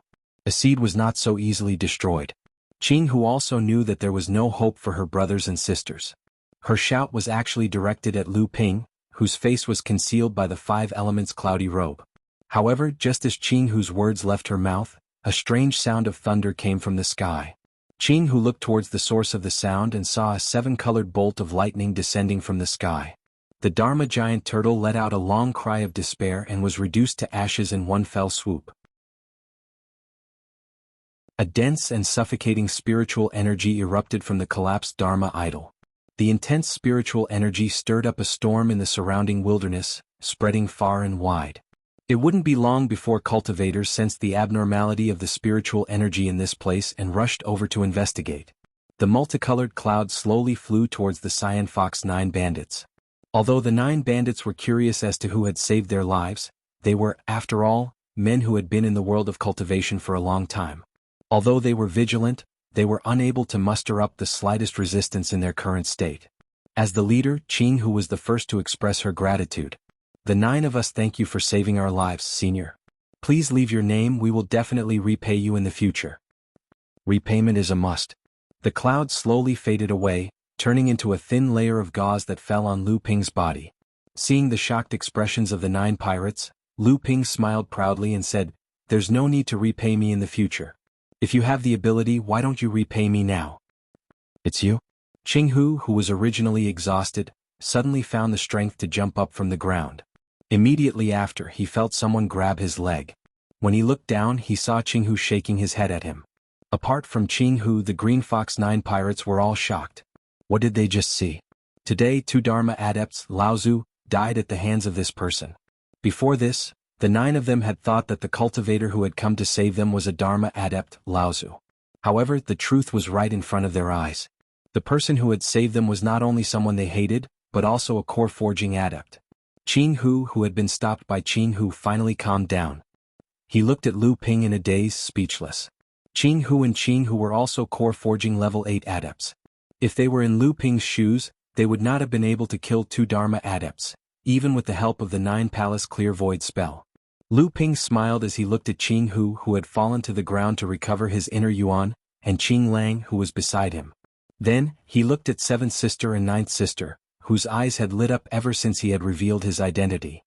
He smiled and said, "I was wondering why the 9 pirates were so close to each other, but this time they did not even want their own sister's life. It turns out that they have been chased to this extent, and they did not even have the chance to treat their own sister's injuries." Jianghu suddenly opened his eyes and shouted at Lu Ping, "Lu Ping, if you want to kill me, do whatever you want, but if you want to sow discord between us, don't even think about it." Lu Ping's expression turned serious and he didn't mind Jianghu's words. Jianghu was obviously a brute. Instead, he glanced at Qing Lang, who had a solemn expression on his face, and said to Jianghu, "How long do the 9 of you want to live like rats on the street?" Qing Lang's eyes flashed with an almost undetectable light, but it did not escape Lu Ping's eyes. Jianghu also understood the meaning behind Lu Ping's words, but she still looked at Lu Ping and said word by word, "Elder Xian Ping, what do you mean by this?" Lu Ping smiled faintly and waved his hand, opening the door to the House of Gold. Once upon a time, Lu Ping had kept the House of Gold a secret. Now that the House of Gold was in Lu Ping's hands, he did not mind letting others know about it. Lu Ling, skipped out from inside and giggled at the crowd. She then ran towards old ancestor Qin Shui's corpse, which was killed by Lu Ping's 2 origin Qin beads that had condensed 7 seals and reached the spirit nurturing grade. Lu Ping looked at Lu Linger and shook his head helplessly. Lu Bai, who appeared later, called out to her little sister. When she saw that her little sister was nowhere to be seen, she walked over to 7th sister and touched her leg. The snake venom that had been bothering 7th sister for 3 years was instantly removed by Lu Bai. 7th sister looked at the indifferent little girl in front of her and recalled the words of eldest sister's sworn brother, Reverend Sang Yu from the mysterious spirit beast sect. She couldn't help but shrink back. The little girl in front of her was very likely to be the green sea snake. Lu Bai smiled and didn't care. When she turned around, she saw that Lu Linger had happily picked up the ice snow jade bracelet from Qin Shui Laozu's body. This magic weapon was very compatible with her cultivation method. Last time, Lu Ping obtained a spirit-nurturing magic weapon, the mysterious halberd. Lu Hai coaxed and pestered him to get it. He showed it off in front of Lu Linger and Lu Qiner. This made Lu Linger so angry that she ran over to Lu Ping and caused trouble several times. She also wanted an ice attribute spirit-nurturing magic weapon. How could a spirit-nurturing magic weapon be so easy to get? How could a spirit-nurturing magic weapon be so easy to get? Zhenling could be considered a powerful force among the medium-sized sects, but a spirit-nurturing magic weapon was also a rare existence among the second-generation disciples of the late core forging stage. How could it be so easy to get it? For this reason, Lu Ping reprimanded Lu Hai and Lu Linger. Lu Hai was sturdy and had obtained the mysterious halberd. Naturally, he would smile mischievously at Lu Ping's reprimand. However, Lu Linger felt wronged. After Lu Ping killed Qin Shui Laozu, this ice snow jade bracelet had long been in Lu Linger's eyes. Therefore, when Lu Ping released Lu Linger and Lu Bai to remove the snake venom from Qin Shui Laozu's body, Lu Linger unexpectedly searched for the jade bracelet on Qin Shui Laozu's body. After removing the snake venom from Ninth Sister's body, Lu Linger put the jade bracelet on her wrist and walked over to Lu Ping with a smile. She unconsciously hid behind Lu Bai, clearly afraid of Lu Ping's reprimand. However, Lu Ping couldn't be bothered to pay attention to her. On the contrary, Jianghu looked at the two little girls in astonishment. She stood up and looked straight at Lu Ping. She asked, "Elder Xian Ping removed the snake venom from my two sisters just like that. Aren't you afraid that my brother and sister will reveal the identities of the two little girls?" Green Sea Snake. Hehe, if this news were to spread in the cultivation world, I wonder what Elder Xian Ping in the Yingshan Immortal School behind you would do? A light flashed through Lu Ping's eyes. He smiled and said, "If you wanted to reveal it, you would have done so long ago. Why would you wait until today? For Brother Sang to recognize you as his sworn sister, I believe your character is not so bad." Jianghu didn't deny it. She stared into Lu Ping's eyes and said, "Elder Xian Ping, if you have something to say, just say it. What do you want us siblings to do?" "Good." Lu Ping chuckled. "Join the Yingshan Immortal School. The Immortal School will provide protection for the 9 of you. From now on, there will be no more Jianghu 9 bandits in the cultivation world. There will only be 9 third-generation core forging disciples of the Yingshan Immortal School." Qing Lang keenly noticed the hidden meaning in Lu Ping's words. Third-generation disciples? It is said that the Yingshan Immortal School was only founded a little more than a decade ago.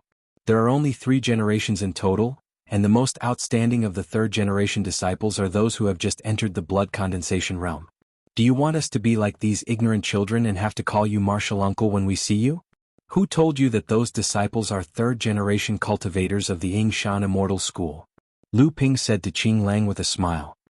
He looked at Qing Lang's pensive expression and thought to himself that only Jianghu and Qing Lang understood this. He continued, "I am a third-generation disciple of the Yingshan Immortal School."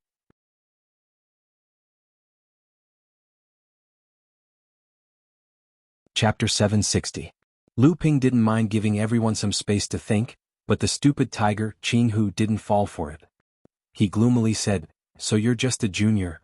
In Yingshan Immortal Academy, Lu Ping appeared as Guotianshan Laozu's disciple.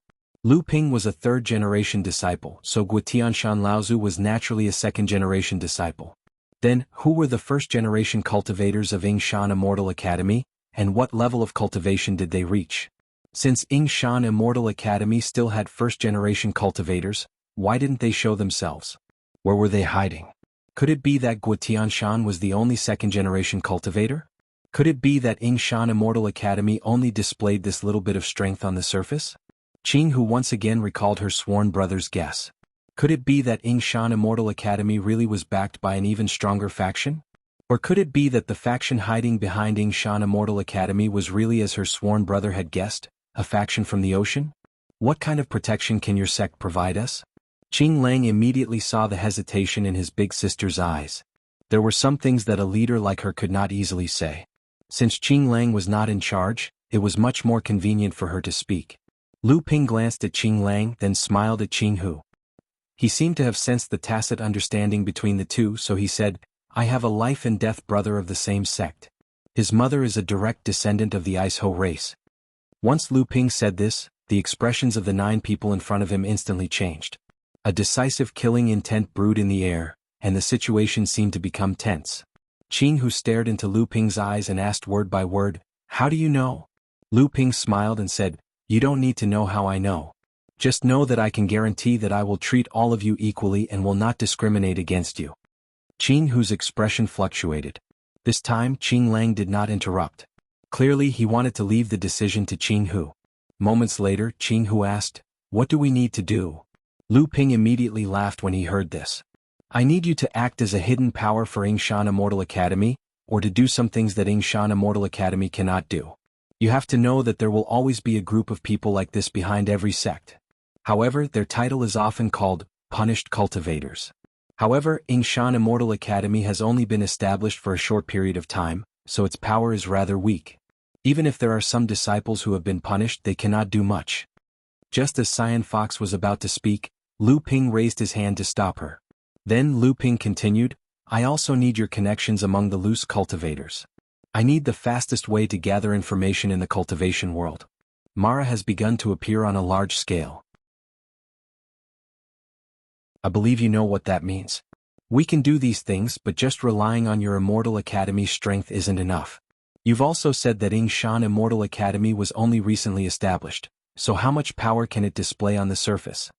Azure Fox glanced at the siblings behind her as she spoke, choosing her words carefully. Lu Ping slapped his forehead in realization. I understand. I'll try my best to find all the cultivation methods you need. If that doesn't work, then there's nothing I can do. You don't need to worry about pills and the like. I believe Brother Sangyu has already told you about this. I'm a pill refiner myself. There's still the second condition. But we only trust you. Although the power behind you provides us with protection, you are the only ally among the 9 of us. I'm really flattered by this. Lu Ping smiled and thought for a moment. He knew what kind of storm it would cause if the other cultivators in the sect found out about this condition. However, he still nodded and said, Is there a third condition? Yes. At this point, Jianghu no longer had any misgivings. She directly said, Kill a person for us. If you kill this person, the 9 of us will be at your disposal. Jianghu was the first to react. He opened his mouth and said, Big sister. Jianghu reached out to stop Jianghu. At this time, the other bandits also understood what Jianghu wanted to say. Their eyes were filled with anticipation and suspicion. Lu Ping instinctively felt that this condition wouldn't be easy to fulfill, but he still said, This condition is probably the reason why you're willing to rely on Immortal Academy's protection. Tell me about it. Several days later, the news that Qin Shui Laozu and Nanhua Laozu were killed by Jianghu and the other 9 bandits shocked the entire cultivation world of Hebei and the plains. This news was no longer limited to these 2 places. At this time, Lu Ping had already brought 9 late-stage core forging adepts back to Yingshan Immortal Academy. After meeting with Guotianshan Laozu, these 9 adepts became outer sect disciples of Yingshan Immortal Academy. Half a year later, the Cyan Fox 9 bandits, who had stirred up an endless storm in Hebei's cultivation world, encountered the Yingshan Immortal Academy's elder Lu Xianping in the northern ice plains. The battle between the 2 lasted for 3 days and 3 nights. In the end, elder Lu Xianping defeated the 9 bandits. In the end, none of the Cyan Fox 9 bandits managed to escape. All of them were killed by elder Lu Xuanping's sword. Lu Xianping from Yingshan Immortal Academy shocked the cultivation world of Hebei. However, soon after, there was news that Lu Xianping had been seriously injured in the battle with the 9 bandits. He was brought back by Guotianshan Laozu and was now recovering in seclusion in Immortal Academy. The news dispelled many people's suspicions. Since the Jianghu and the 9 bandits could even kill Dharma adepts, then no matter how powerful Lu Xianping was, he was still just a core forging adept. How could he emerge unscathed from the battle with the 9 bandits? But even so, Yingshan Immortal Academy's elder Lu Xuanping's name was enough to attract the attention of those who paid attention. His fame had already surpassed the limits of Hebei's cultivation world. Many cultivators had already begun to compare him with those heaven-shaking large sects and even the direct disciples of the 5 great sacred grounds. However, it was clear that elder Lu Xuanping's injuries were more serious this time. For 5 years, there was no news of him in Hebei's cultivation world. Yingshan Immortal Academy once again became low-key and focused on developing their own strength.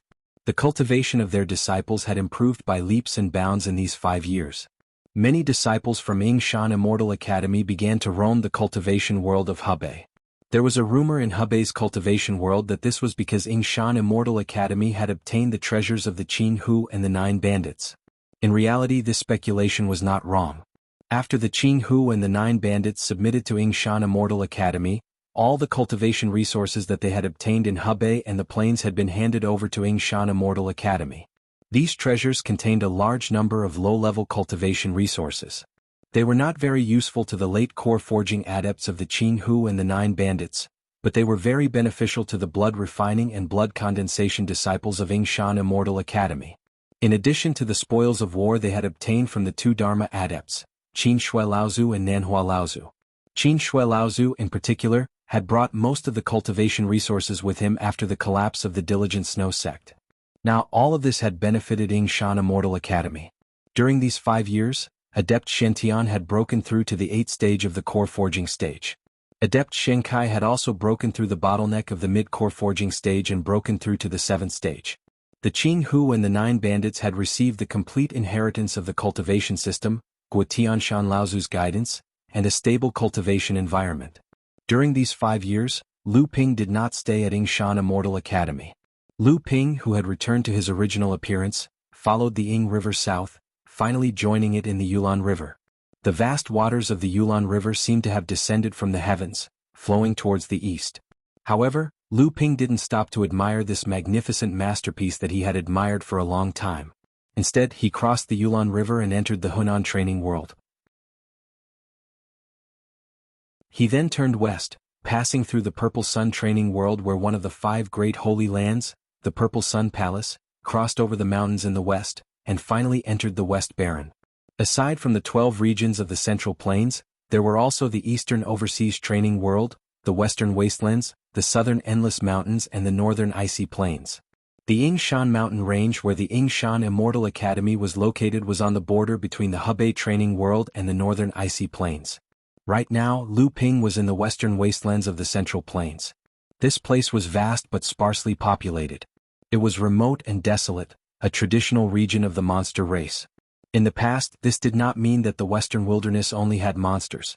It could only be said that the monster race was the most powerful in this region. It was just like how the Central Plains was a traditional region of the human race, but in the wild mountains, rivers, and lakes of the Central Plains, there was still a vast amount of monster power. The city Lu Ping was in right now was a gathering place for human cultivators in the Western Wilderness. It seems the Pegasus clan and the Koi clan are about to fall out again. Or is it because of the river source? Aside from the river source, what other reason could there be?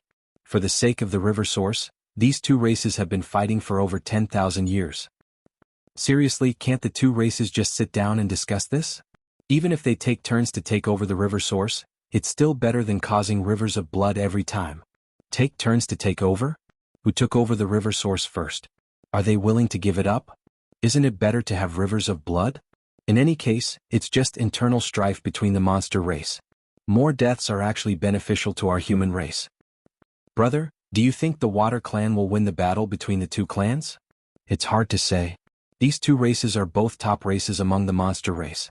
Their strength is equal to each other. Over the past 10,000 years, there have been victories and defeats. It's possible that one of them will take over the river source. That's as good as not saying anything. However, I think the Koi clan will win. As the name suggests, the river source is a place with water. The Koi clan is a member of the water race, so they have an innate advantage. I don't think so. In recent years, the Pegasus clan has produced many young talents. It is said that their strength is comparable to the direct disciples of the Purple Sun Palace. Besides, the river source is filled with water. Once one's strength reaches a certain level, what's the difference between being in or not being in the water? Don't forget about Western Desolation Palace. Last time, Western Desolation Palace wanted to take advantage of the war between the two races to reap the benefits. However, they were nearly ambushed by the combined forces of the two races. Will Western Desolation Palace just stand by and do nothing this time? That's true. Who knows, Purple Sun Palace might get involved as well. Surely not? Purple Sun Palace will return as well? Why not? A few days ago, someone discovered cultivators from Purple Sun Palace appearing nearby. There's no guarantee that Purple Sun Palace won't get a share of the spoils this time. That's true. I heard that Mara has appeared on a large scale in the cultivation world of Hebei. The various sects in the cultivation world of Hebei have suffered greatly from him. Right now, both the human and Yao races are probably in a state of panic. They will need to make some preparations. Lu Ping's divine sense swept through the tea house in the market, searching for any information that could be useful to him. Moments later, Lu Ping kept the tea set before him. Tossing a mid-grade spirit stone over, he walked out of the tea house and headed straight for the exit of the market.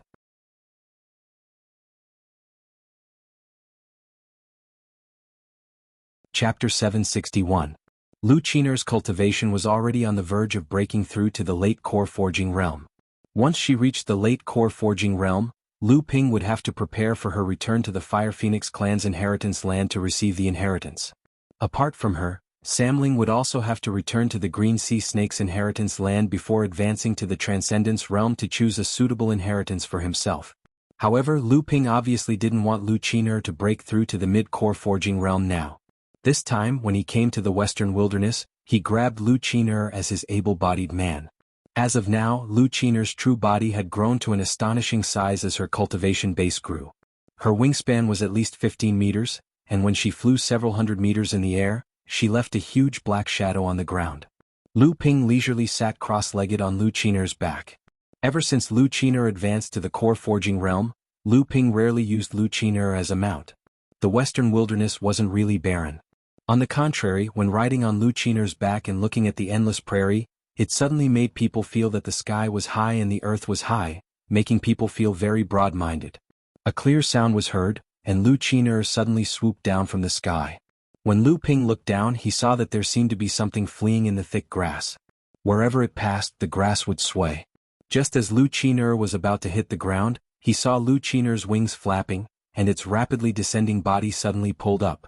Its pair of sharp claws reached down as far as possible, sinking into the grass that was 3 feet high. Lu Qiner's wings flapped again, and its huge body soared straight up. Its pair of sharp claws brought out a gray sand fox from the grass. Lu Ping scanned the sand fox with his divine will and found that it was in the blood condensation realm. Slightly moved, he took out the devil transformation bracelet from his cuff and put it on his wrist. Lu Qiner transformed into a human and slowly landed on the prairie with Lu Ping. Lu Qiner was holding a small trembling fox in her arms. It seemed that Lu Qiner had taken it as a pet on a whim. Lu Ping gestured to Lu Qiner to put the small fox on the ground. Then he looked at the little fox that had curled up on the ground and said, "Foxes are naturally intelligent. Now you should understand what I'm saying. Let me ask you, are we in the Green Hill Plain?"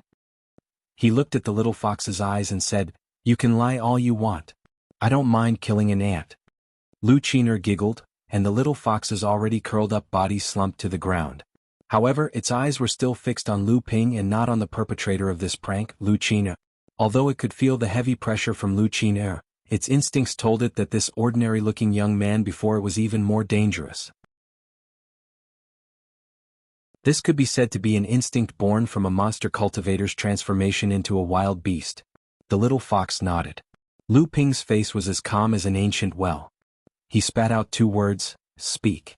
Monsters in the late stage of the blood condensation realm could only speak and transform after taking a bone-melting pill or a transformation pill. However, foxes were different. Although foxes were not the direct descendants of the 7th patriarch, their innate intelligence was no weaker than top-level monsters. They could speak after reaching the blood condensation realm. "Senior, this is the Green Hill Plain. I'm just a little monster. I don't know anything. Please let me go." The little sand fox knew what to do and immediately spoke. Lu Ping smiled and said, "Since it's the Green Hill Plains, then you must be from the Sand Fox clan. Do you know of the Green Fox clan's Qing Fox clan?" "The Green Fox clan?" The little fox raised its left front paw and made a scratching gesture on its head. Then, as if remembering something, it said, "I've heard from the seniors in the clan that there used to be a Green Fox clan and the Green Hill Fox clan.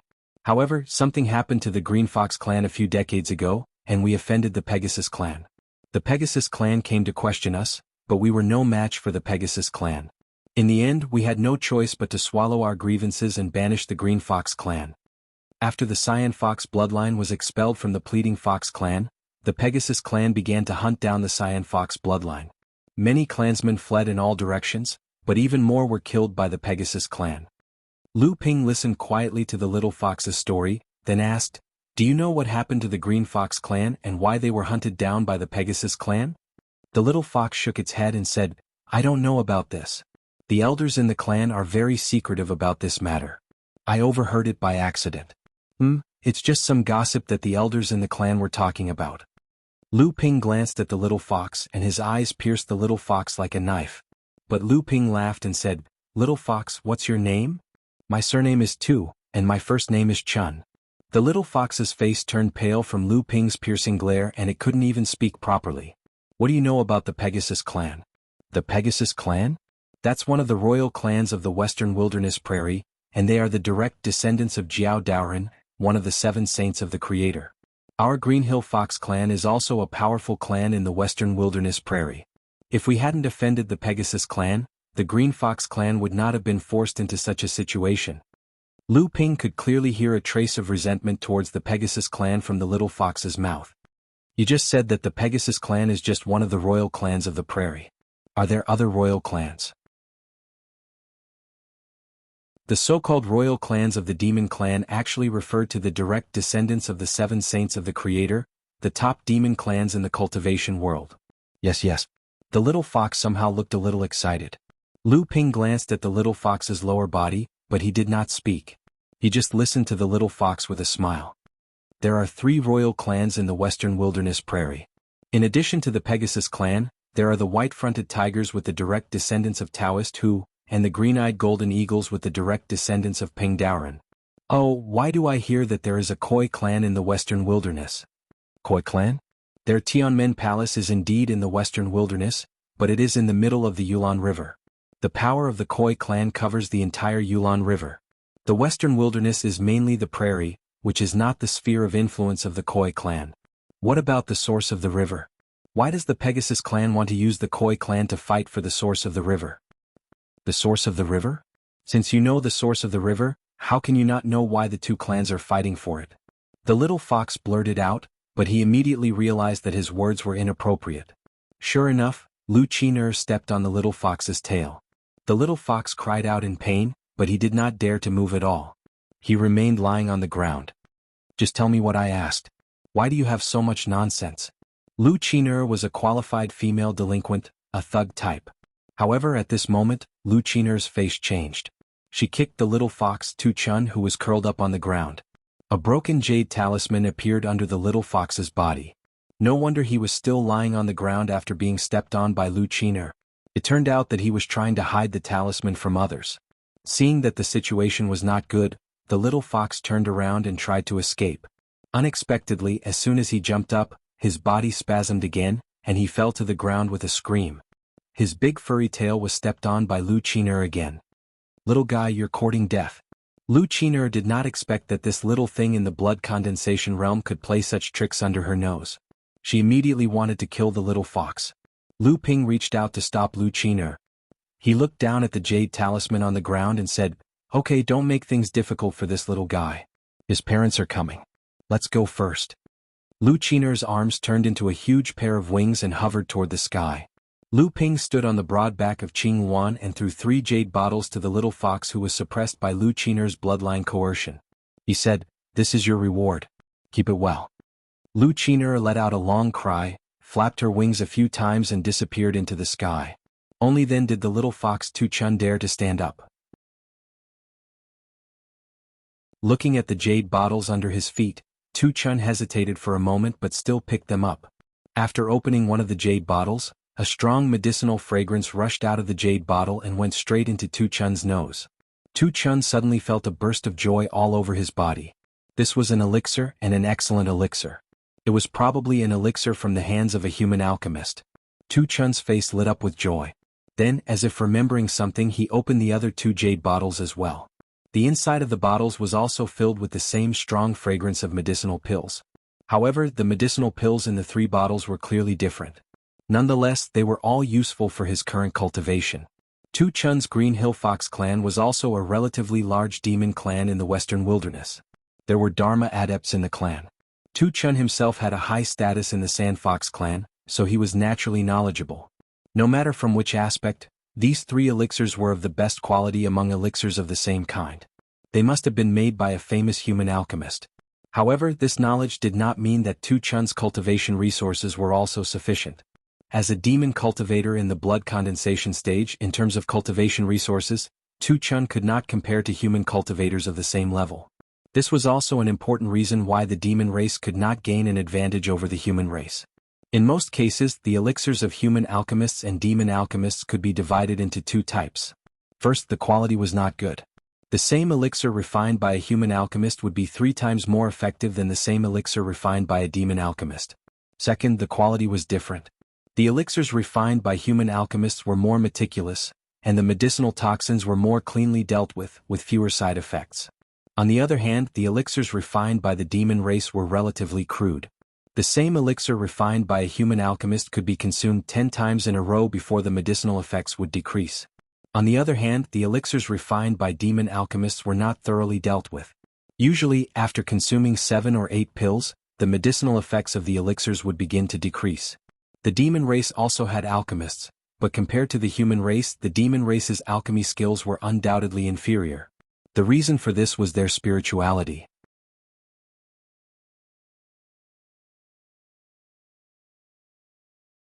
Chapter 762. The human race would start nurturing an alchemist from the blood-refining realm. This was because humans were born with innate intelligence. They would start cultivating at the age of 4 or 5. When an apprentice broke through to the blood condensation realm, as long as they had some talent in alchemy, they would be able to become an alchemist. The monster race, on the other hand, was different. Most of the monster cultivators were muddle-headed before the blood condensation realm. Only after they advanced to the blood condensation realm would they have complete intelligence. Only when they reached the core forging realm would they be able to take human form. Therefore, most of the alchemists in the monster race would only begin to cultivate after they had advanced to the core forging stage and completely transformed into human form. However, at this time, they had already missed the best time to lay a foundation for alchemists. Moreover, they were slower than human cultivators of the same level by tens or even hundreds of years. How could their alchemy be compared to that of the human race? Of course, there was no lack of alchemy geniuses like the Wood Luanyu in the monster race. There were human alchemists in the blood condensation realm that were no less talented than human alchemists. However, the chances of them appearing in the monster race was hundreds of times higher than in the human race. However, in general, the monster race was not only inferior to the human race in alchemy, but also in the number of alchemists. This directly caused the scarcity of pills in the monster race to be far greater than that of the human race. These 3 bottles of pills were enough to raise his cultivation to the next level. The little sand fox, Tu Chun, had just put the 3 bottles of pills into his storage artifact when he saw a few rays of light descending from the sky. Among them were 2 familiar figures. He called out, "Grandpa, Father." Little brat, you actually learned to run away from home. I'll break your legs." "Alright, shut up. Chun, tell me, why did you crush the jade talisman?" The secret of the river source was actually not a secret at all. When Lu Ping and Lu Qin were rushing towards the territory of the Pegasus clan, they met a few small monsters along the way. From them, he learned the reason why the Pegasus clan and the Koi clan were fighting for the river source. It was said that when the 7th patriarch of heaven creation came to this world, it was very coincidental. At that time, Ping Daoren, who had the highest cultivation among the 7th patriarch of heaven creation, was sparring with Jiao Daoren. The two fought for an unknown period of time. In the end, Jiao Daoren was defeated by 1 move and was seriously injured. However, Ping Daoren was not much better off. His Jinqi was almost depleted, and in the end, the two fell from the sky and smashed into the ground of this world. Among them, Jiao Daoren landed at the place where the river source was located, creating a huge pit of unknown depth. Water directly rose from the ground and formed a huge lake. The lake made several turns in the western wilderness and finally flowed towards the central plains. Along the way, it converged with countless small tributaries and finally flowed into the North Sea. This river was the 2nd largest river in the central plains, the Yulon River. The lake formed by the place where Jiao Daoren fell became the source of the Yulon River. Therefore, it was called the river source, and this lake was also called the Sacred Lake of Fallen Saints. This was because one of the 7 saints of heaven creation, Jiao Daoren, had fallen from this place. Millions of kilometers away from the place where Jiao Daoren had fallen from the sky was the place where Ping Daoren had fallen from the sky. This place had also been smashed into the source of the river. A river meandered eastward, converging with countless other streams of water, passing through several cultivation worlds of the Central Plains before finally flowing into the East Sea. Whether in terms of length or volume, this river was much larger than the Yulon River. As a result, this great river was the true largest river in the Central Plains, and was known as the Nethersian River. The source of the river that the Pegasus clan and the Koi clan were fighting over was the source of the Yulon River formed when Jiao Daoren had fallen from the sky all those years ago. It was said that the source of the river was shrouded in fog all year round, forming a natural formation within a radius of thousands of kilometers. This formation was said to have been left behind by Jiao Daoren all those years ago, and it would automatically open after a certain period of time. Only those with the serpent bloodline could enter. Cultivators with other bloodlines, even after the formation was opened, would not be able to pass through and see the sacred lake of fallen saints. The sacred lake of fallen saints contained the legacy that Jiao Daoren had left behind for his descendants.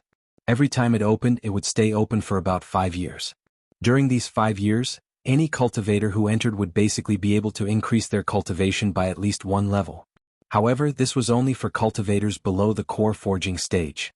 Originally, when the miraculous effects of the sacred lake of fallen saints were discovered, cultivators with the serpent bloodline from all over the world, whether they were humans or monsters, all gathered here on a large scale. After all, it was a legacy left behind by Jiao Daoren, so who wouldn't want to come and explore it?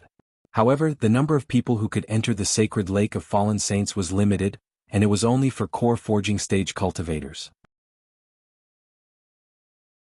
The western wilderness was too far away, so over time, fewer and fewer people went to the sacred lake of fallen saints. In the end, it was originally divided between the Tenma people of the western wilderness and the Khoi clan of the Yulon River, the 2 top clans with the direct bloodline of Jiao Daoren. After receiving the news that the river source was about to open, Lu Ping did not speak for a long time. Although the river source was occupied by the Tenma clan and the Khoi clan all year round, it was not that no other cultivators with the serpent bloodline would enter the river source every time it opened. It was just that these cultivators usually entered more than they came out, and most of them were killed by the cultivators of the Tenma and Khoi clans in the sacred lake. However, this time Lu Ping decided to go in and investigate. Not only could the sacred lake of fallen saints improve a cultivator's cultivation by a level in 5 years, but if what Jianghu said was true, it was very likely that the people that Lu Ping killed would appear in the sacred lake of fallen saints this time. A group of Tenma galloped across the lush grassland, and the grass that had been flattened tenaciously stood up again. There were about 100 Tenma in this group, but only the 3 in the lead had a horn that was half a foot long on their foreheads, indicating that they were pure-blooded Tenma. The rest were just ordinary Tenma demons. Although most of the Tenma demons in this group were only blood condensation cultivators, and only 7 of them, including the 3 leading Tenma demons, were at the early and mid-stage core forging stage. However, as the 100 or so Tenma demons ran, they set off a ferocious aura. This was clearly a type of demon soldier formation. The demon soldier formation formed by the 7 Tenma demons at the early stage core forging stage was enough to kill a few late-stage core forging cultivators. After the Tenma demons passed through this area, the surrounding transparent void suddenly fluctuated, as if layers of gauze had been lifted up in the void. Then Lu Ping walked out from the layers of gauze. Lu Ping's face turned solemn as he looked in the direction where the Pegasus had left, leaving only a faint layer of dust behind. Through his divine sense, he could tell that this area had been completely sealed off by the Pegasus and the Khoi clan. Lu Ping turned to look. A few dozen kilometers away, a thick fog covered an area of over 1,000 kilometers in circumference. In the middle of the fog was the source of the Yulon River, sacred settling lake. Around Lake Sage was a dense network of canals, which divided the endless grassland into irregular areas. Within these small streams of water, it was the Khoi demon's world. The closer they got to the source of the river, the higher the cultivation levels of the Tenma demons and the Khoi demons. When Lu Ping was on the outskirts, he had only met a few blood condensation Tenma demons. Now, the Tenma demons had already reached the core forging stage and the Tenma demons had also appeared. Lu Ping did not doubt that he would encounter Dharma demons from the Tenma demons or the Khoi demons before he entered the fog. Just then Lu Ping's expression changed. With a wave of the gauze in his hand, he once again disappeared into the air. After a while, the sound of a conversation could be heard from afar. The source of the river can only provide a chance for a core forging stage cultivator to advance quickly. In the past, although the Tenma demons and the Khoi demons fought fiercely for the river, they were never so heavily guarded. It's like they're treating the river source like their own backyard. Shush, this is already the area where the 2 demons are on high alert. It's hard to say if there aren't any high-level cultivators hiding here. If they discover us, it'll be a small matter. If they ruin our sex plans, we'll be in trouble. 5th senior brother, what's the matter? Haven't you guessed it already? In the past, although the Tenma demons and the Khoi demons were domineering, they did not dare to offend the public. If they could break through their blockade, they would at least leave a third of the quota for the sacred lake. This time it's like they're working together to monopolize the whole thing. Senior brother Wu, I've discovered a problem. This time, the 5 of us were sent by the sect to investigate the situation at the source of the river. But I just noticed that all 5 of us cultivate the blood of the Jiao. What kind of discovery is that? Do you think we can discover the situation at the source of the river from the outskirts? When the time comes, we'll definitely have to enter the fog to search for the sacred lake. If we find it, we'll be the first to enjoy the benefits and the feeling of our cultivation increasing rapidly. That's true. However, the Tenma demons and the Koi demons are not weaker than the Western Wilderness Temple. It won't be easy for us to break through the blockade of the two demons and enter the fog. It's not just difficult. The outskirts will definitely be personally sealed by the Dharma adepts of the two demons.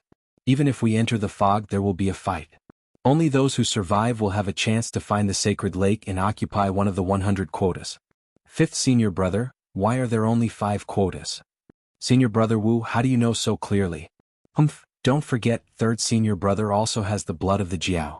100 years ago he went in once. He told me all this. If third senior brother had not advanced to the Dharma stage, I wouldn't have the chance to lead the team this time. So that's how it is. Then there's nothing wrong with it. Remember, if you can break through the blockade of the two demons and enter the fog, you must be careful. The fog covers a radius of 1,000 miles, and the area of the sacred lake is even smaller. Once you enter the fog, both your divine will and vision will be affected. Whether you can find the sacred lake will be a problem. Furthermore, according to legend, this great matrix was set up by Jiao Daoren. Only the top 100 quotas will qualify to enter the sacred lake, so it will definitely be dangerous inside. The 5 disciples of the Western Wilderness Temple left, and Lu Ping's figure appeared from thin air. After thinking for a while, Lu Ping followed behind the 5 of them.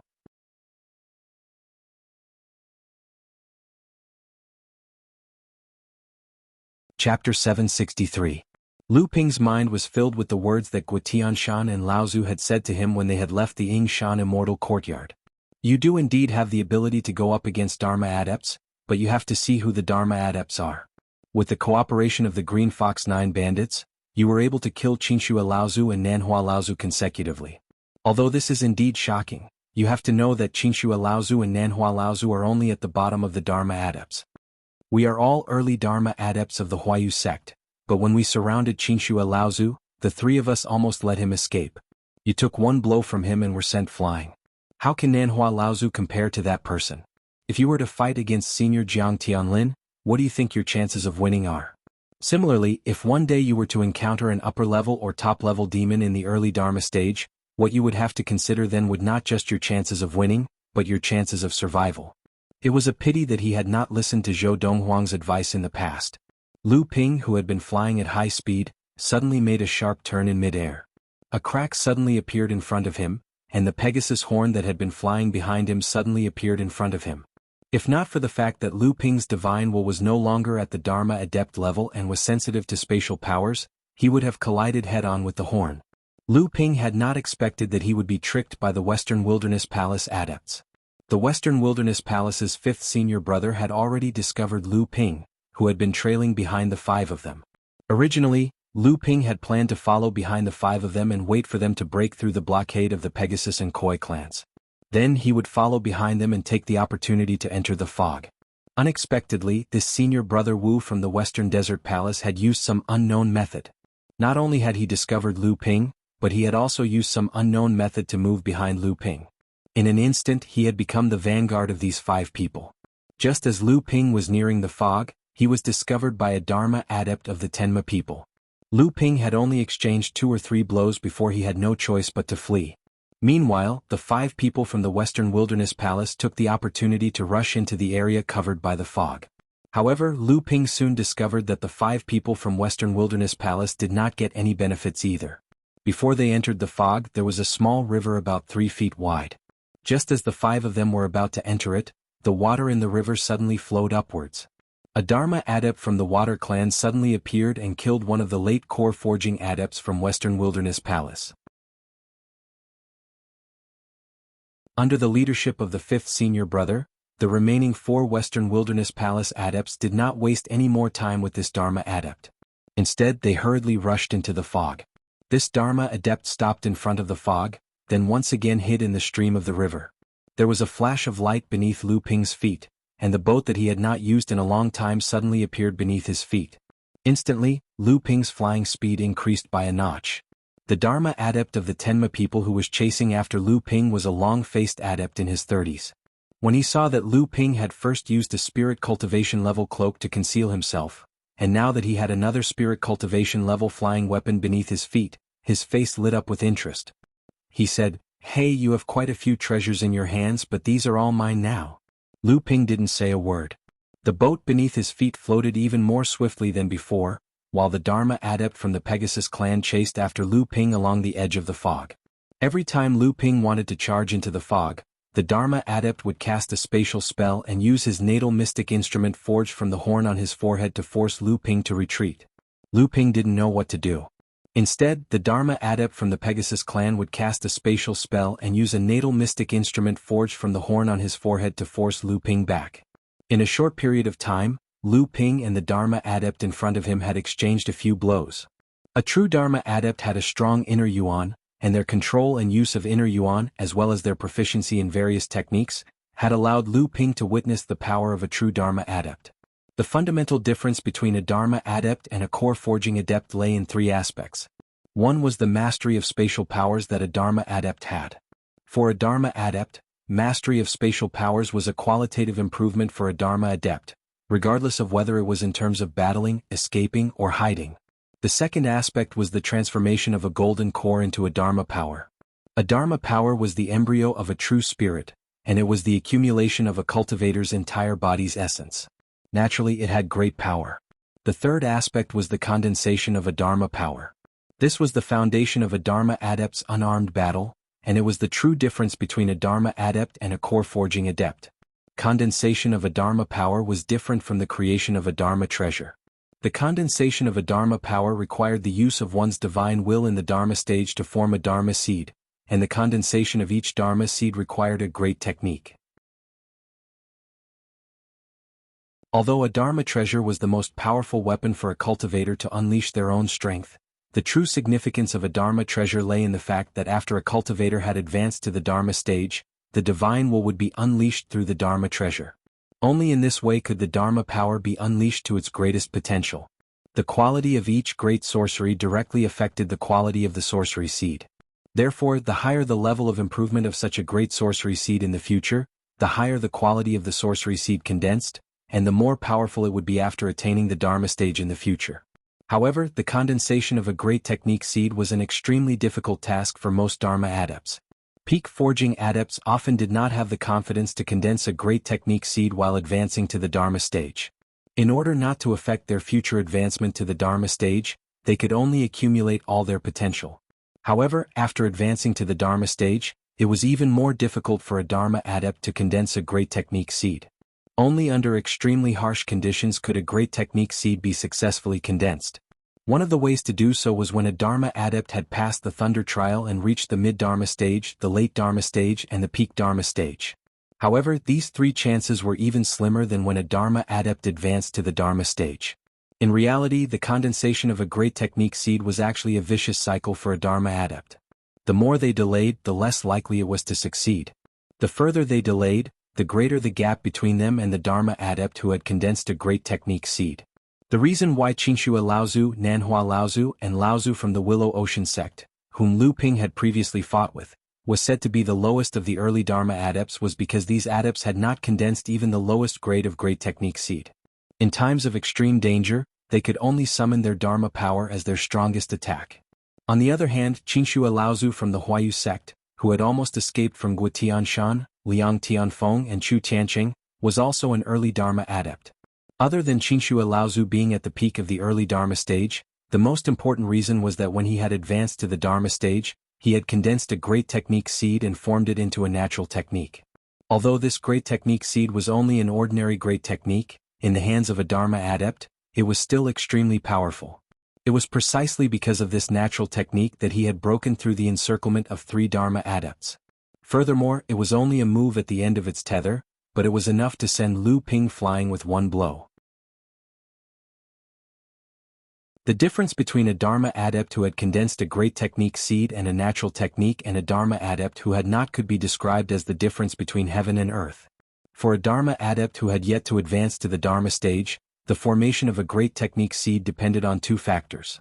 The first factor was the quality of the great technique seed that was condensed, And the second factor was the quality of the golden elixir that the Dharma Adept condensed after reaching the 9th stage of the core forging stage. The Dharma Adept from the Pegasus clan who was chasing after Lu Ping had obviously condensed a great technique seed and formed it into a natural technique.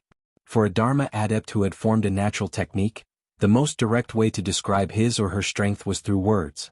As such, no matter how nimble Lu Ping's spirit cultivation grade flying treasure was, as long as the Dharma Adept from the Tenma people was certain that Lu Ping was someone who wanted to enter the sacred lake of the river source, he would be able to firmly guard the direction that was covered by the thick fog. Thus, Lu Ping would not be able to break free from the entanglement and enter the fog. The natural technique that the Tenma people had used against Lu Ping was called Ding Tian. It was a powerful great technique that had been passed down through the generations of the Tenma people. Now that the Tenma Adept had condensed it into a natural technique, its power had more than doubled. Furthermore, this great mystique had been created by the ancestors of the Pegasus clan in the past, in order to unleash the power of the horn on the head of the Pegasus clan. This Dharma Adept of the Pegasus clan had refined his own horn into a life Dharma treasure, making the power of this natural mystique even more powerful. Thus, when Lu Ping encountered this Dharma Adept who had condensed a natural technique, the confidence and pride that Lu Ping had gained from challenging opponents of a higher level was completely shattered. All he could do now was run and run like a dog. The autumn dew sword had been sent flying.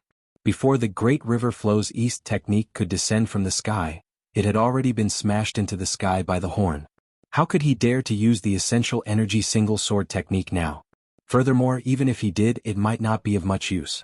The flying whirlwind technique was a sneak attack technique, which was not very useful against a Dharma Adept who had mastered the space technique. As for the seeping water sword technique, there was no need to mention it. It was a great technique for attacking head-on battles. How could Lu Ping dare to fight head-on with this Dharma Adept now? The most important problem was that the Pegasus clan was good at running, and flying was one of their talents. Lu Ping had used the ocean crossing boat several times to increase the distance between the two of them. However, after a short while, the Tenma Adept had caught up with him again. Lu Ping had no choice but to give up on entering the sacred lake now. He turned around and headed deeper into the west wilderness. However, at this time, the Dharma Adept of the Pegasus clan did not want to let Lu Ping go. 3 spirit cultivation level treasures, a ocean crossing boat, a cloud 5 elements robe, and a pair of flying swords were enough to tempt a Dharma Adept. You can't escape. The Dharma Adept of the Pegasus clan was no longer concerned about his duty. However, he saw that Lu Ping, who had been running away, had suddenly stopped and turned around. A white jade lotus had suddenly bloomed on Lu Ping's chest, its layers of petals white and flawless.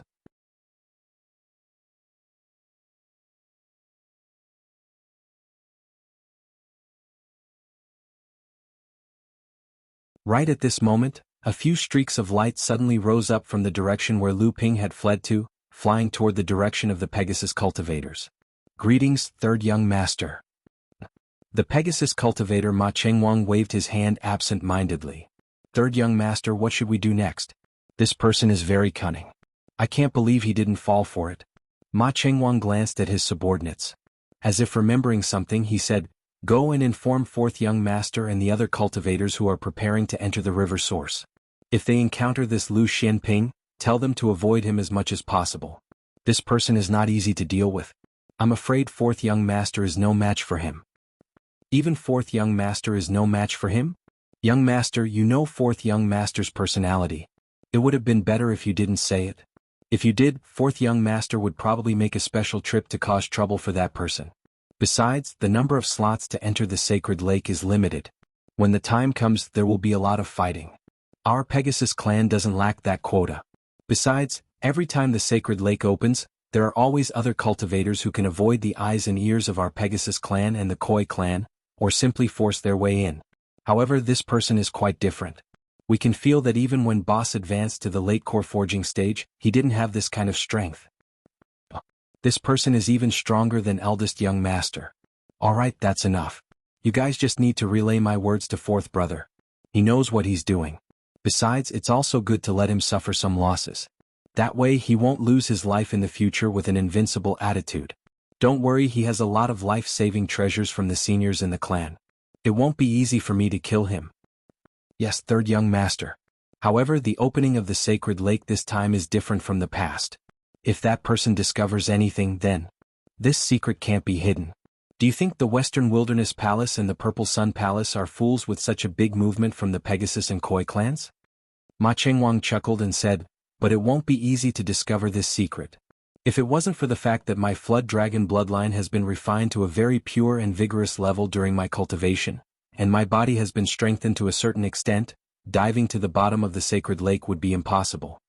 Looking at his subordinates leaving, Ma Chengwang looked in the direction that Lu Ping had left and muttered to himself, since when did such a powerful person appear in the North Sea? This is interesting. When I get back, I'll have to ask the clan to pay attention to the situation in the North Sea. As soon as Lu Ping entered the thick fog, he felt his blood surge and his heart beat faster. The spiritual ether in his body circulated faster and faster. Lu Ping could feel that there was an invisible force in the depths of the thick fog that was attracting him. Lu Ping was very familiar with this kind of throbbing. Back when he was in the space where Long Huai was in the fallen Great Archipelago, Lu Ping also had this kind of feeling. At that time, it was because of a strange bloodstone that made Lu Ping's own bloodline and aptitude improve by leaps and bounds. Lu Ping activated the North Sea wave listening technique. The 8 strange flood dragons on the surface of the Jindan swam for a while, and the restlessness that originated from his bloodline immediately calmed down. Lu Ping did not hesitate to give his name when Ma Chengwang asked for his name. It was not that Lu Ping was reckless, but that Lu Ping deliberately wanted to improve his reputation in the Central Plains. With the rise of Jinling, the establishment of Central Plains factions such as the Yingshan Immortal School, and the possibility of forming an alliance with other factions in the future to build an ultra-long-distance transmission array and restore the direct connection between the Central Plains and the North Sea, Jinling needed to show its strength in the Central Plains and gain a higher reputation. This reputation could only be achieved by the most outstanding cultivators of Jinling. This time, Lu Ping used the opportunity of fulfilling his promise to Jianghu to travel the Central Plains. Guotianshan Laozu had once instructed Lu Ping to not only do it for himself, but also to gain the reputation of Jinling. Guotianshan Laozu naturally knew that Jinling, who was born in the barren North Sea, would not be looked up to by the factions of Central Plains in the beginning. Jinling's reputation was not supported by Lu Ping alone, but if there was anyone who could win the most reputation for Jinling, it would undoubtedly be Lu Ping. But when the cultivator of the Pegasus Dharma characteristic who was fighting him said that his name was Ma Chengwang, Lu Ping's heart could not help but sink. This time he had promised Jianghu that he would kill a cultivator of the Pegasus clan, who was also the culprit behind the destruction of the Jianghu clan. His name was Ma Chenxi. Ma Chenyang, Ma Chenxuang, Ma Chengwang, Ma Chenxi, and Ma Chenliang were the 5 children of Ma Zhen, the patriarch of the Pegasus clan. Moreover, these 5 children of Ma Zhen were quite diligent in cultivation. In addition to their own efforts, with the top bloodline inheritance of the Pegasus clan and the strong support of the Pegasus clan, the strength of these 5 siblings belonged to the top among the cultivators of the same level. Among them, Ma Zhen's first 3 sons and daughters had already advanced to the Dharma characteristic stage. Ma Chengwang, who had fought with Lu Ping, had also condensed his own special ability seed. Lu Ping did not know if the other 2 were the same. On the other hand, Lu Ping's target, Ma Chenxi, was already at the 9th level of the core forging stage. This time he entered the sacred lake to borrow the power of the 5 years of cultivation in the lake to refine the spiritual object in one go, pushing his cultivation to the peak of the core forging stage and forming a high-grade golden core. But now Lu Ping did not know if Ma Chenxi had already entered the fog. After all, the information that Jianghu had given him was from decades ago. Decades ago, Ma Chengwang had not yet advanced to the Dharma characteristic stage. Now, not only had Ma Chengwang advanced to the Dharma characteristic stage, but he had also just beaten Lu Ping until he could not fight back. Lu Ping frowned as he observed the blurred vision around him. Legend had it that the fog here was gathered because of the formation that Jiao Daoren had set up in the past. Lu Ping immediately discovered that this fog could not only obscure one's vision, but it could also greatly reduce the range of a cultivator's divine sense. A strange light flickered in Lu Ping's eyes, then he calmed down. However, there was an additional trace of discouragement in his eyes. Clearly, the effect of the true pupils of the 3 pure ones had been greatly reduced. Although he could see a few more feet, it was only a drop in the bucket. Lu Ping calmed down and pondered for a moment. Then he resolutely and carefully walked towards the depths of the fog. Whether it was the legend of Jiao Daoren at the source of the river, or the throbbing that came from the depths of his bloodline, Lu Ping had no choice but to investigate. However, before Lu Ping could go too far, a sharp beam of light slashed towards Lu Ping from the side. Lu Ping seemed to have noticed it long ago. He fused the water control flag with his astral energy to instantly shatter the incoming beam of light. Immediately after that, the fated person in autumn sword flew towards the incoming beam of light. A grunt rang out from over 10 zhang away. When the fated person in autumn sword flew back, there was a bloody mark on it. Clearly the flying chain slash had succeeded. However, Lu Ping did not continue to attack. Instead, he strode towards the source of the slash. There was only a pool of blood on the ground.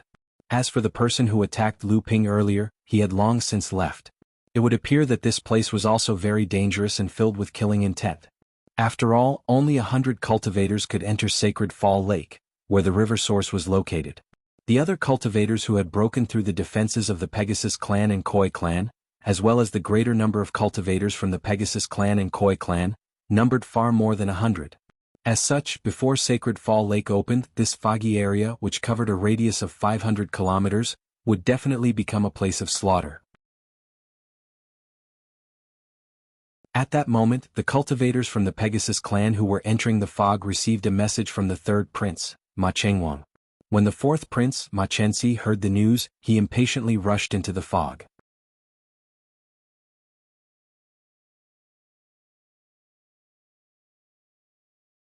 Chapter 765. Lu Ping had already released Samling. The green sea snake was the same as the Tenma people, the Koi carp tribe and the primordial giant crocodile tribe. They were all direct descendants of the Jiao bloodline. Since the Koi carp tribe and the Pegasus tribe valued the source of the river so much, Lu Ping would naturally release Samling to see what was going on. Did the three of you notice anything strange in the thick fog? Lu Ping believed that the reason why his bloodline could feel such a strong attraction was because of the Jiao bloodline. Therefore, the green sea snake, who was also a direct descendant of Jiao Daoran like the Tenma people and the Koi carp tribe, should feel a stronger attraction than him. However, Samling kept shaking his head. Obviously, the three of them did not feel anything strange in their bloodline. This made Lu Ping confused. Lu Ping opened the space portal of the Golden House and wanted to release Lu Qiner.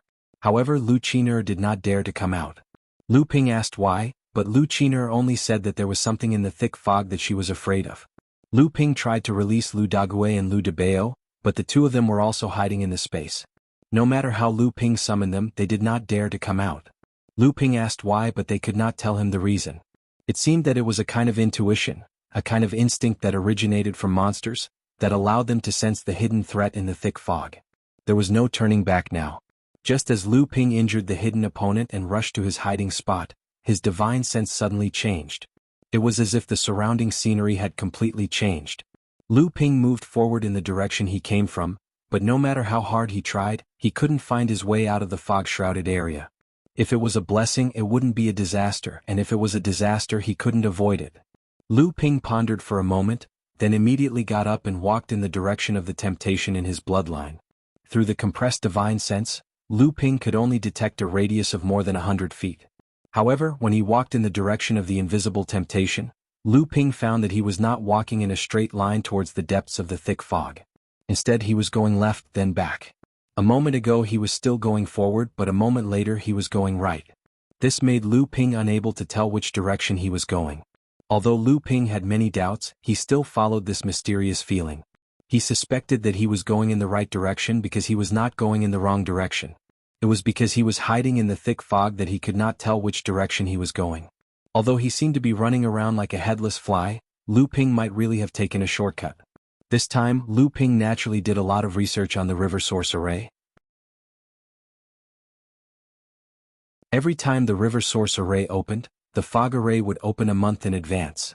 After entering the fog array, the cultivators must find the Sacred Fall Lake where the river source was located within a month. Otherwise, the cultivators would lose the qualification to enter the Sacred Fall Lake. They could only stay in the fog array for 4 to 5 years, and then wait for the cultivators who entered the Sacred Fall Lake to finish their seclusion before the fog array was reopened. This 1-month period was actually a test for cultivators. After entering the fog formation, due to the obstruction of spiritual sense and vision, cultivators would often encounter each other abruptly, resulting in a battle. Unlike before, cultivators could use spiritual sense and visual abilities to avoid each other. In such a battle, once one side was defeated, due to the close distance, they would often not be able to escape even if they wanted to. Lu Ping moved forward for about an hour before he finally noticed some movement in front of him. He immediately stopped. Samling, who was following behind Lu Ping, transformed into 3 small snakes that were 3 feet long. They slithered around Lu Ping's feet, but they did not dare to go too far away from Lu Ping. Otherwise they would not know how the array would work and they would lose contact with Lu Ping. The aura on Samling's body rapidly decreased under Lu Ping's divine sense. This surprised Lu Ping. He did not expect Samling to have such a brilliant method of concealing his tracks. This method was similar to a skill similar to hibernation to Lu Ping. It reduced the aura of the body's life to the minimum. The only difference was that Samling still maintained a clear mind and fast attack power. Green light shone from Lu Ping's eyes.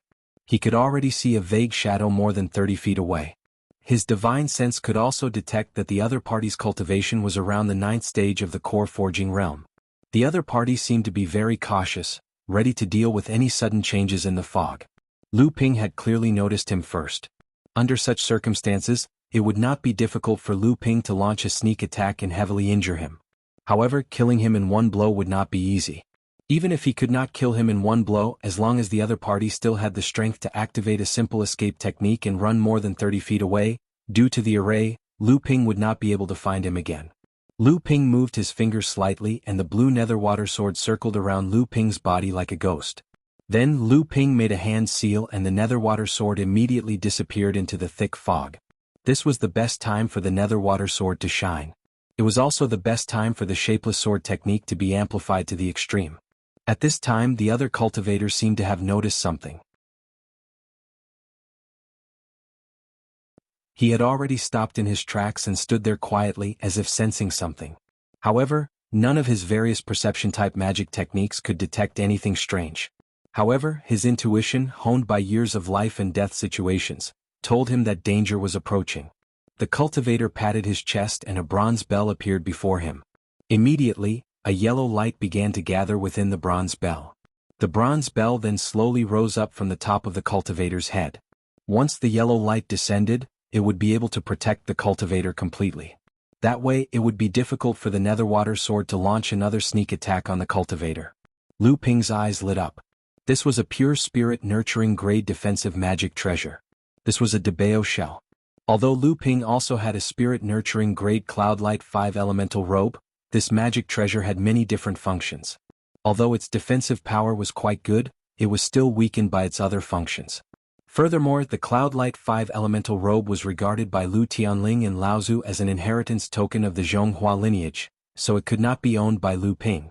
Lu Ping had always wanted to find a suitable defensive magic treasure, but it was not easy to find a spirit-nurturing grade defensive magic treasure.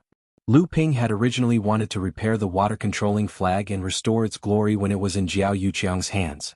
However, this hope was somewhat remote. The materials used to refine the water-controlling flag were extremely rare. Even now, Qinlian had not figured out what kind of materials were used to refine the flag. Furthermore, the refining method of the water-controlling flag was extremely unique. Even if he found the materials and managed to repair it, there would be no way for him to improve the water-controlling flag in the future. Lu Ping narrowed his eyes. Before the brass bell's yellow light descended, he formed a sword seal with his hand and abruptly sent it forward. Seeing that, the cultivator on the other side could finally sense an undercurrent surging before him. Not good, the cultivator hastily mobilized the brass bell above his head. At the same time he attempted to retreat. However, it was too late. The Netheraqua sword, which was slowly making its way towards the cultivator, did not give him the chance to do so. The sword stabbed into the cultivator's heart. Next, with a twist, the core space shattered. Lu Ping's expression changed and he quickly dashed towards the cultivator. But then he saw a golden core suddenly fly out from the heart's core space that was pierced by the water nether sword. The copper bell above his head shone with a yellow light, protecting the golden core as it flew deeper into the fog. The fated autumn sword spun and unleashed a series of killer attacks. A ringing sound rang out and the yellow light descending from the brass bell shook violently, becoming much sparser. In the end, however, it was still able to block Lu Ping's double kill attack. The brass bell, protecting the gold core, flashed a few times within the thick fog. Just as Lu Ping was about to take action again, the brass bell had disappeared. Careless. Lu Ping was not upset that the cultivator had managed to escape. At any rate, the cultivator could not possibly know who he was. Even if this gold core could be reincarnated in the future, he would lose a great deal of his memories. Recovering his cultivation base to his current level would be even more difficult. It was a pity that Lu Ping didn't manage to get his hands on the Copper Bell Mystic Treasure. In a situation where the cultivator was only a golden core cultivator, the Copper Bell was still able to withstand his attack and protect its master. It was clear that the quality of the Mystic Treasure was extraordinary, which made Lu Ping very frustrated. After picking up the cultivator's storage magic treasure from the ground, Lu Ping revealed a slight smile. The cultivators who entered the fog array were all aiming for the sacred lake. Cultivating in seclusion there for 4 years could guarantee that their cultivation base would rise by at least 1 level. Therefore, every cultivator who entered brought most of their belongings with them. This 9th-stage core forging cultivator clearly wanted to use the sacred lake to refine a third world spirit treasure and raise his cultivation base to the peak of the core forging stage. 2 sets of heaven-step low-grade spirit treasures of the metal attribute. It seemed that this cultivator was very ambitious. If he could succeed, then it would be more than enough to refine a good 7th-stage gold core. Unfortunately, none of Lu Ping's spirit pets cultivated metal attribute spells, so he could not use the pair of heaven gold stones. There were more than 10 types of spirit pills needed by late core forging stage cultivators. Among them there were quite a few that Lu Ping had only heard of, but he did not know how to refine. If he could enter the sacred lake this time, he would save himself the trouble of refining pills. After putting away the hundreds of high-grade spirit stones, he put the 3 top-grade spirit stones into a jade box that Lu Ping had specially prepared. Inside the box were dozens of top-grade spirit stones that Lu Ping had accumulated over the years. Many of them were obtained when he killed Qin Shui Laozu and Nanhua Laozu. However, most of them were given to Guotianshan Laozu. There were also many high-quality items left, but Lu Ping left them to Debao to deal with.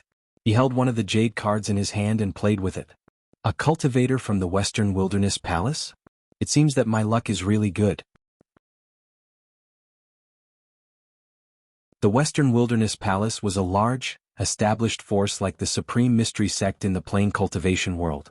Just like the Ying Tian sect in the past, the Western Wilderness Palace established their sect at the border between the Central Plains and the outer regions, as if they were hiding from something. Including the Supreme Mystery Sect, which established their sect at the mouth of the Yulon River on the edge of the plain cultivation world, it seemed that these large, established forces were giving up the hinterland of the Central Plains.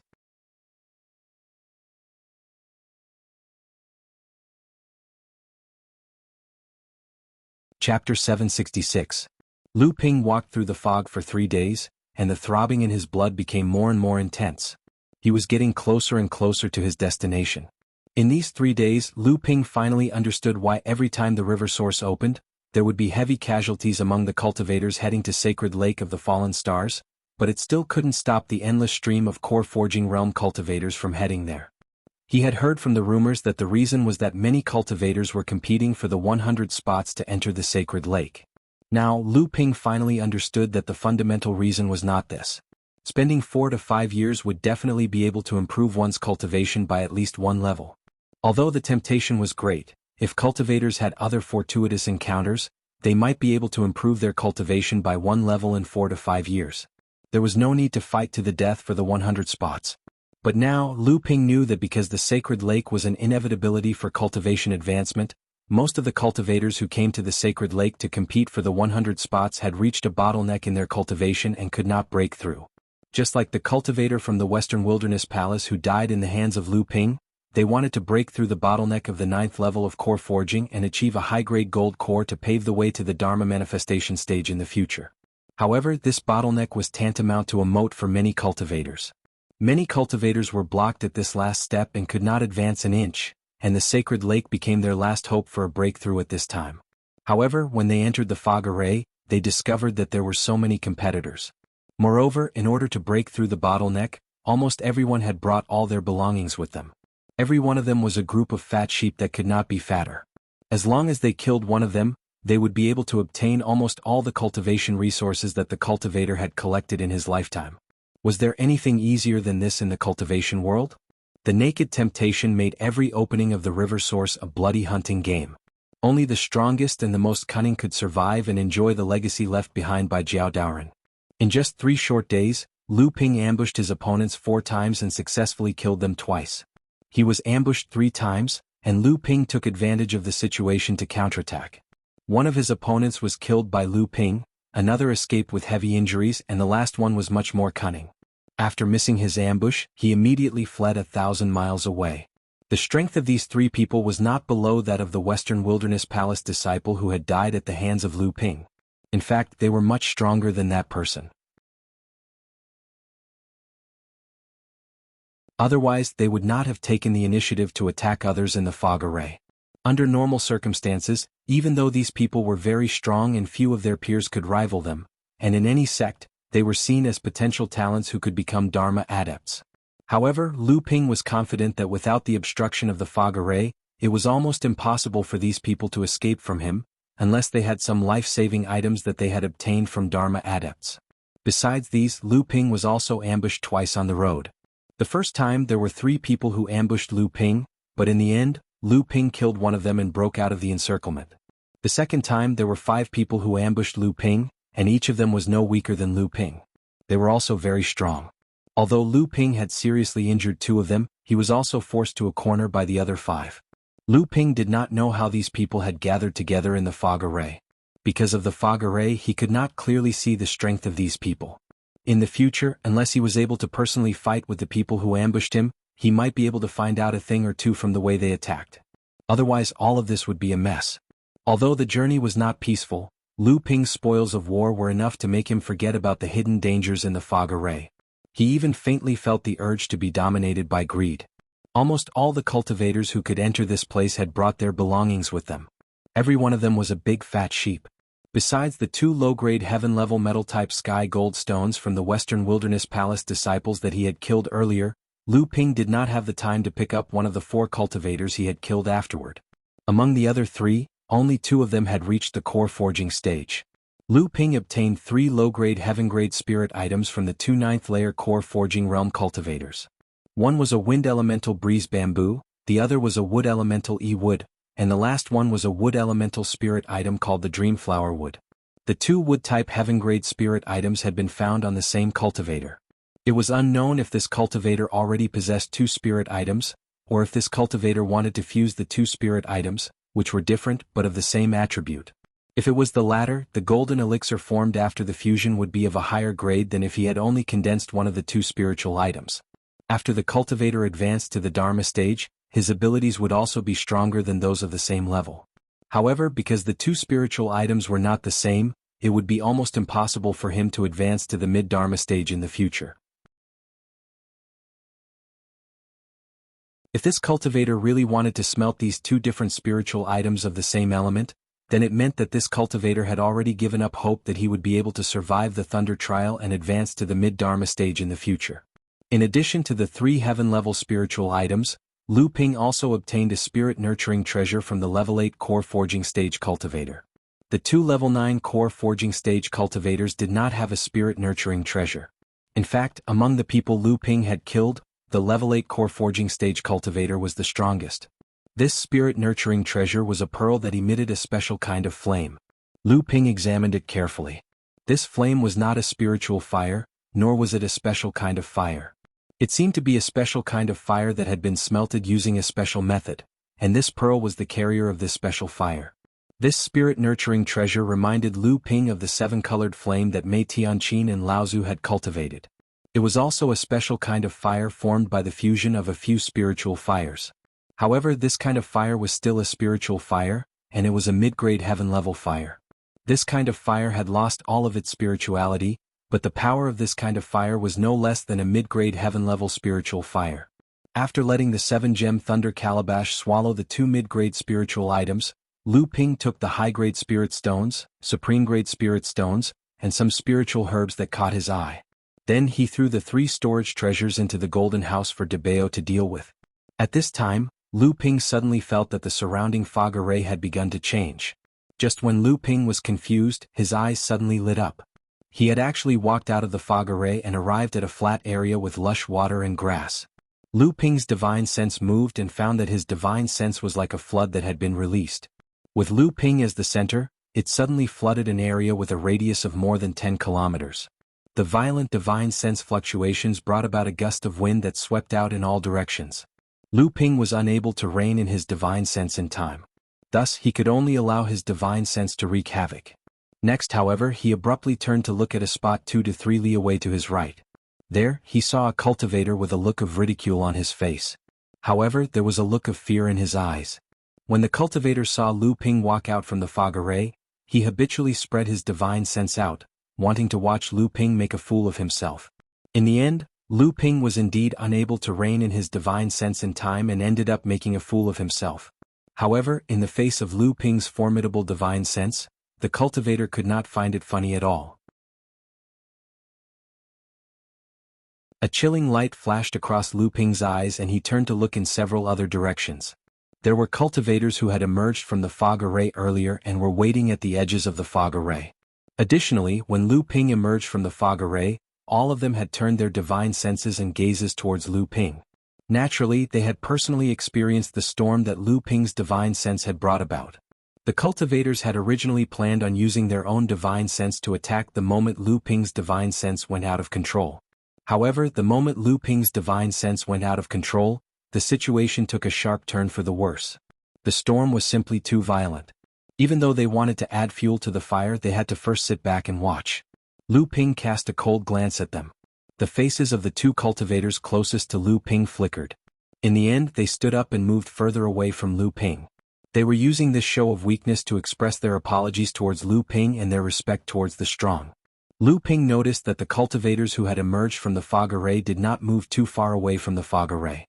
Instead, they sat cross-legged with their backs against the fog array to cultivate themselves. Lu Ping's divine sense quickly sensed that there was an invisible wall tens of li away from them, blocking off his surging divine sense. The invisible wall stretched far into the distance to form a large isolation zone in the center of the fog array. Lu Ping and the other cultivators who had emerged from the fog array could only move about within the isolation zone. The reason why the cultivators were resting with their backs against the fog array was because they were fearful of being ambushed by others while moving about. Should someone have ill intentions, the cultivators could simply roll backwards and hide within the fog array. The space within the fog array was very peculiar. Lu Ping was simply incapable of getting his bearings. Once he entered the fog array, he would not even know where he was. 3 more days went by and the number of cultivators emerging from the fog array grew. Using his divine sense, Lu Ping could sense that there were 20 to 30 late-stage core establishment cultivators gathered within a radius of tens of li. Even further away, Lu Ping's divine sense could sense an unknown number of cultivators emerging from the fog array. At the edge of the fog array, 7 to 8 li away from Lu Ping, the thick fog roiled and 4 cultivators emerged together. "Oh, we're finally out. Fifth senior brother, it seems we are not too late. The cultivators in the fog array have yet to make a move. It seems the array wall has yet to disappear. Everyone is still waiting within the isolation zone." Of course not. The inside of the fog array is a special space that does not differentiate between directions. In the world of cultivation, even the fastest cultivator to emerge from the fog array took 5 days to do so. We have only used 6 days in total. Compared to everyone here, we are already the fastest. Additionally, the fog array only activated 20 days ago. At present, we still have to wait for 10 more days before the invisible array wall will disappear. When that time comes, we will be able to head to the central area to find Sacred Lake Fall. The 4 cultivators who emerged from the thick fog were none other than the cultivators from the Western Desolation Palace that Lu Ping had encountered earlier. However, one of them had been killed by the Koi clan when he charged into the fog array. Thus there were only 4 of them left. Lu Ping pondered the conversation between the 4 of them. Even the fastest cultivator to make it through the fog array would take at least 5 days. However, he had only used 3 days to get out.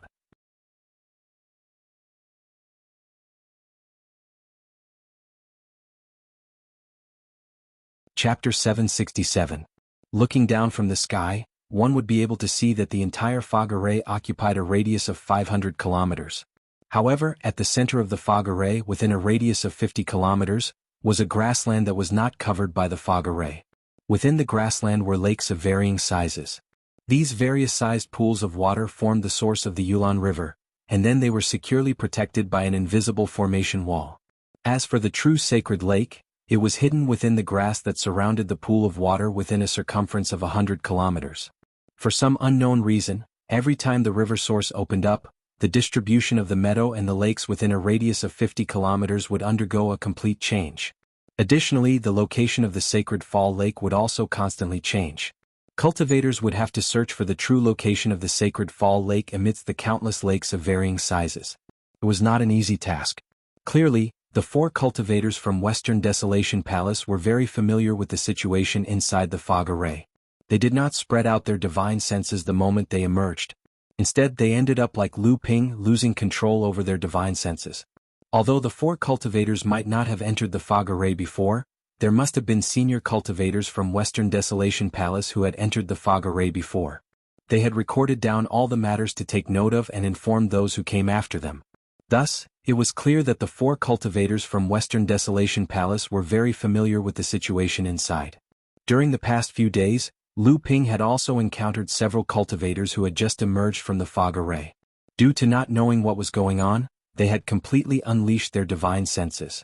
Clearly, those cultivators did not possess the terrifying divine senses that Lu Ping possessed. Thus they were ambushed by others. For the better ones, their divine senses were only damaged. Although it did affect their strength somewhat, it was not too serious. For the worse ones, they were grievously wounded and coughed out blood on the spot, suffering from backlash from their primary essence. Thankfully, the fact that they could make it out from the fog array meant that they were no pushovers. The moment they were ambushed, they had rolled to the back of the fog array to avoid getting beaten up. However, the fog array was not necessarily safe. Whether or not they could survive would depend on the will of the heavens. The cultivators from Western Desolation Palace quickly noticed Lu Ping. After receiving the reminder from his junior brother, 5th senior brother quickly turned to look at Lu Ping. At the same time, a hint of fear appeared in his eyes. The 5th senior brother seemed to hesitate for a moment, and then walked towards Lu Ping under the watchful eyes of the crowd. When the surrounding cultivators saw the 5th senior brother and the other 3, they all looked at Lu Ping with sympathy or gloating eyes.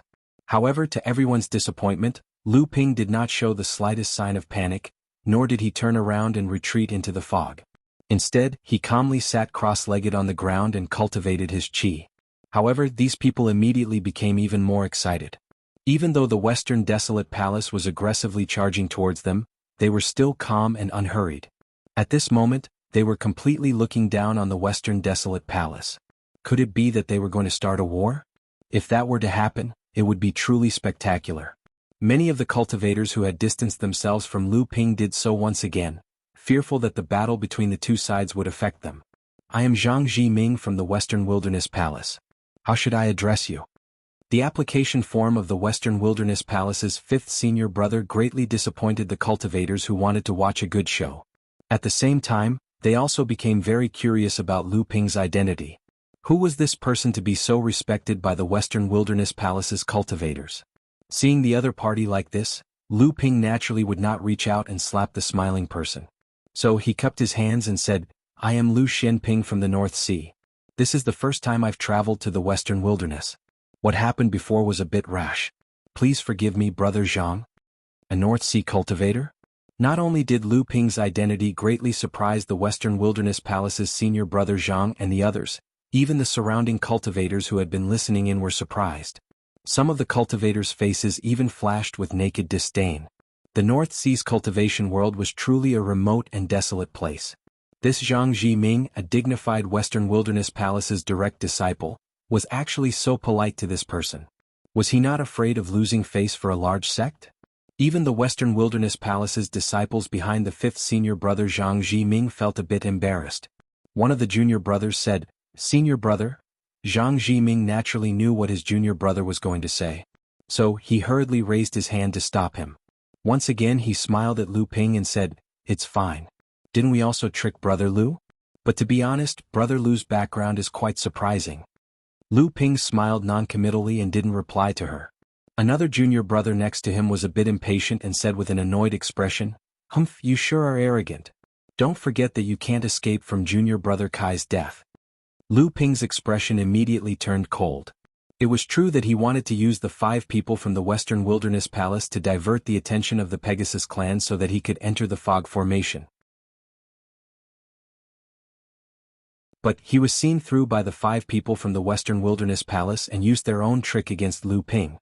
Lu Ping could only blame himself for not being smart enough. However, when the 5 people took the opportunity to enter the fog formation, they were attacked by the Koi clan. That had nothing to do with Lu Ping. Now, the Western Wilderness Palace's cultivators were blaming Lu Ping for their junior brother's death. That was just sophistry. Shut up. What are you saying? Junior brother Kai's death has nothing to do with brother Lu. Zhang Zhiming fiercely glared at the junior brother behind him. Then he turned to Lu Ping and said, Junior brother Wu and junior brother Kai had the best relationship. Junior brother Kai's death made junior brother Wu a bit irrational. Please don't blame him, brother Lu. Naturally, Lu Ping wouldn't offend the Western Wilderness Palace at this time. So he nodded and said, it's fine. But what is brother Zhang's purpose in coming here? Zhang Zhiming laughed and said, you were able to escape unscathed from Ma Chengwang's hands.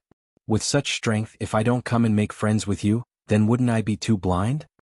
As soon as Zhang Zhiming's voice fell, the cultivators who had been secretly watching from afar revealed expressions of shock. Waves of whispers spread over. Lu Ping, Zhang Zhiming, and the others were all extraordinary people. Naturally, these words stopped in their ears. What? This person was able to escape unscathed from Ma Chengwang? Look at him, he's only at the 8th layer of the core forging realm. This kind of strength. Bullshit. A poor cultivator from the North Sea could escape from Ma Chengwang's hands. It can't be that he saw Ma Chengwang from afar and ran away. Ma Chengwang was too lazy to chase after him. That's why he was able to escape. That's not necessarily true. Didn't you see who the person who said this is? He's the 5th disciple of the Western Wilderness Palace. How could he lie? I still don't believe it. Who is Ma Chengwang? He's someone who has mastered the seed of the divine power and has mastered the natural mystique. Moreover, it's said that the natural mystique he has mastered is one of the most powerful techniques of the Tenma people, the sky-piercing thrust. With this level of cultivation and strength, even among Dharma adepts of the same level, other than the direct disciples of the 5 Holy Lands, Lu Shenping is almost invincible. How is this possible? Lu Ping didn't care about what the others were saying. Seeing that the cultivator from the Western Wilderness Palace was so straightforward, a smile appeared on his face. He said, Ma Chengwang? The cultivator from the Heavenly Horse clan who chased after me? I'm no match for that person. I was just lucky enough to escape. After all, I wasn't far from the fog array, so I escaped when he wasn't paying attention. Lu Ping's casual words caused Zhang Zhiming's face to fill with bitterness. For a core forging adept to escape from Ma Chengwang, who was at the Dharma stage, how much luck did he have to be to escape? However, Zhang Zhiming naturally wouldn't say it out loud. Instead, he said softly, Brother Lu, do you know who Ma Chengwang is? Before entering the fog array, Lu Ping had exchanged names with this Dharma adept of the Pegasus clan and found out that his name was Ma Chengwang. He also found out from the Green Hill Foxes that this Ma Chengwang was the 3rd brother of Ma Chenxi, who he wanted to kill this time. The Ma clan's 5 Qin were the 5 children of the leader of the Pegasus clan. However, he didn't know how strong these 5 people were. Lu Ping's heart skipped a beat. Perhaps he could learn something from this person in front of him. Thus, he asked in confusion, it seems that Brother Zhang knows a lot about this Ma Chengwang. I wonder if it's convenient for you to explain it to me? It's not a big deal. Many people in the Western Wilderness know about the Ma clan's 5 Qin. I'm afraid that only Brother Lu, who comes from a different world of practitioners, would not be familiar with this. The Ma clan's 5 Qin could be said to be the representative of the most outstanding disciples of the Pegasus clan. Among the 5 siblings, the eldest, Ma Chenyang, had the highest level of practice. It was said that he was at the peak of the early Dharma stage, and he was already in seclusion in preparation for his tribulation. The second brother, Ma Qinshuang, was a female practitioner who had also reached the Dharma stage. However, unlike the eldest brother and the 3rd brother, Ma Qinshuang did not condense a powerful magical seed at the same time as they reached the Dharma stage. Thus, the power of her natural magical seed was not very strong. However, it was said that it had many other uses. The 3rd brother, Ma Chengwang, was currently the strongest among the Ma clan's 5 Qin. Even Ma Chenyang, who was about to reach the mid-Dharma stage, might not be his match.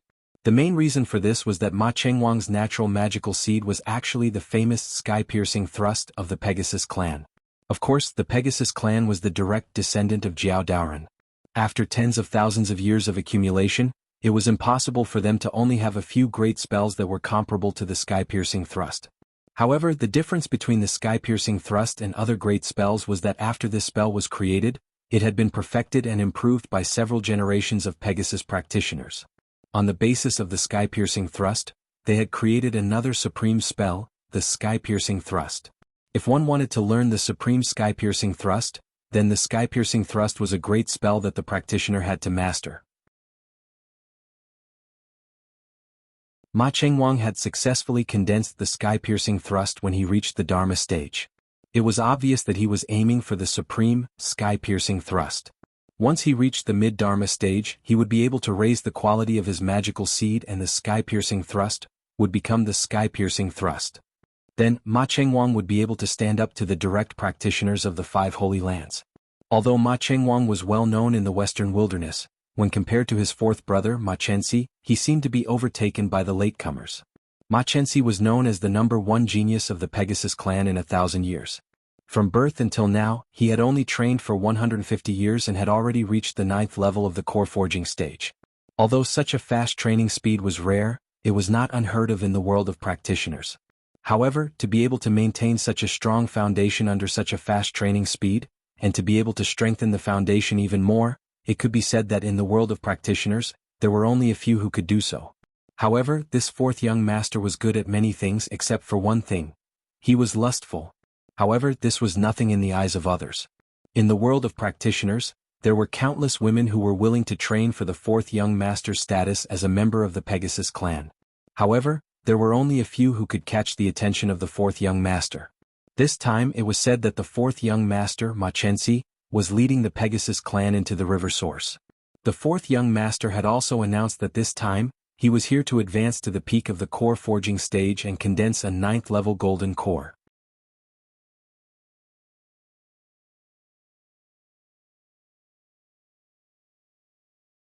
Chapter 768. Condense a 9th grade golden core. So, this fourth young master Ma Chenxi is carrying an upper grade heaven step spiritual object? I just don't know what kind of cultivation method this fourth young master is practicing? Lu Ping asked casually as if nothing had happened. Tenma people, as the direct descendants of Jiao Daoren, are naturally born with the blood of the flood dragon. It is said that there are 3 major direct cultivation methods and 13 true cultivation methods. There are many overlaps, but only the 13 true cultivation methods can be recorded in the inheritance memory of the Tenma people. Of course, the inheritance memory can naturally record more than just cultivation methods. This fourth young master Ma is practicing the heavenly horse galloping art of the 3 major direct cultivation methods. It is a wind attribute direct cultivation method. As for the upper grade heaven step spiritual object, there should be no doubt about it.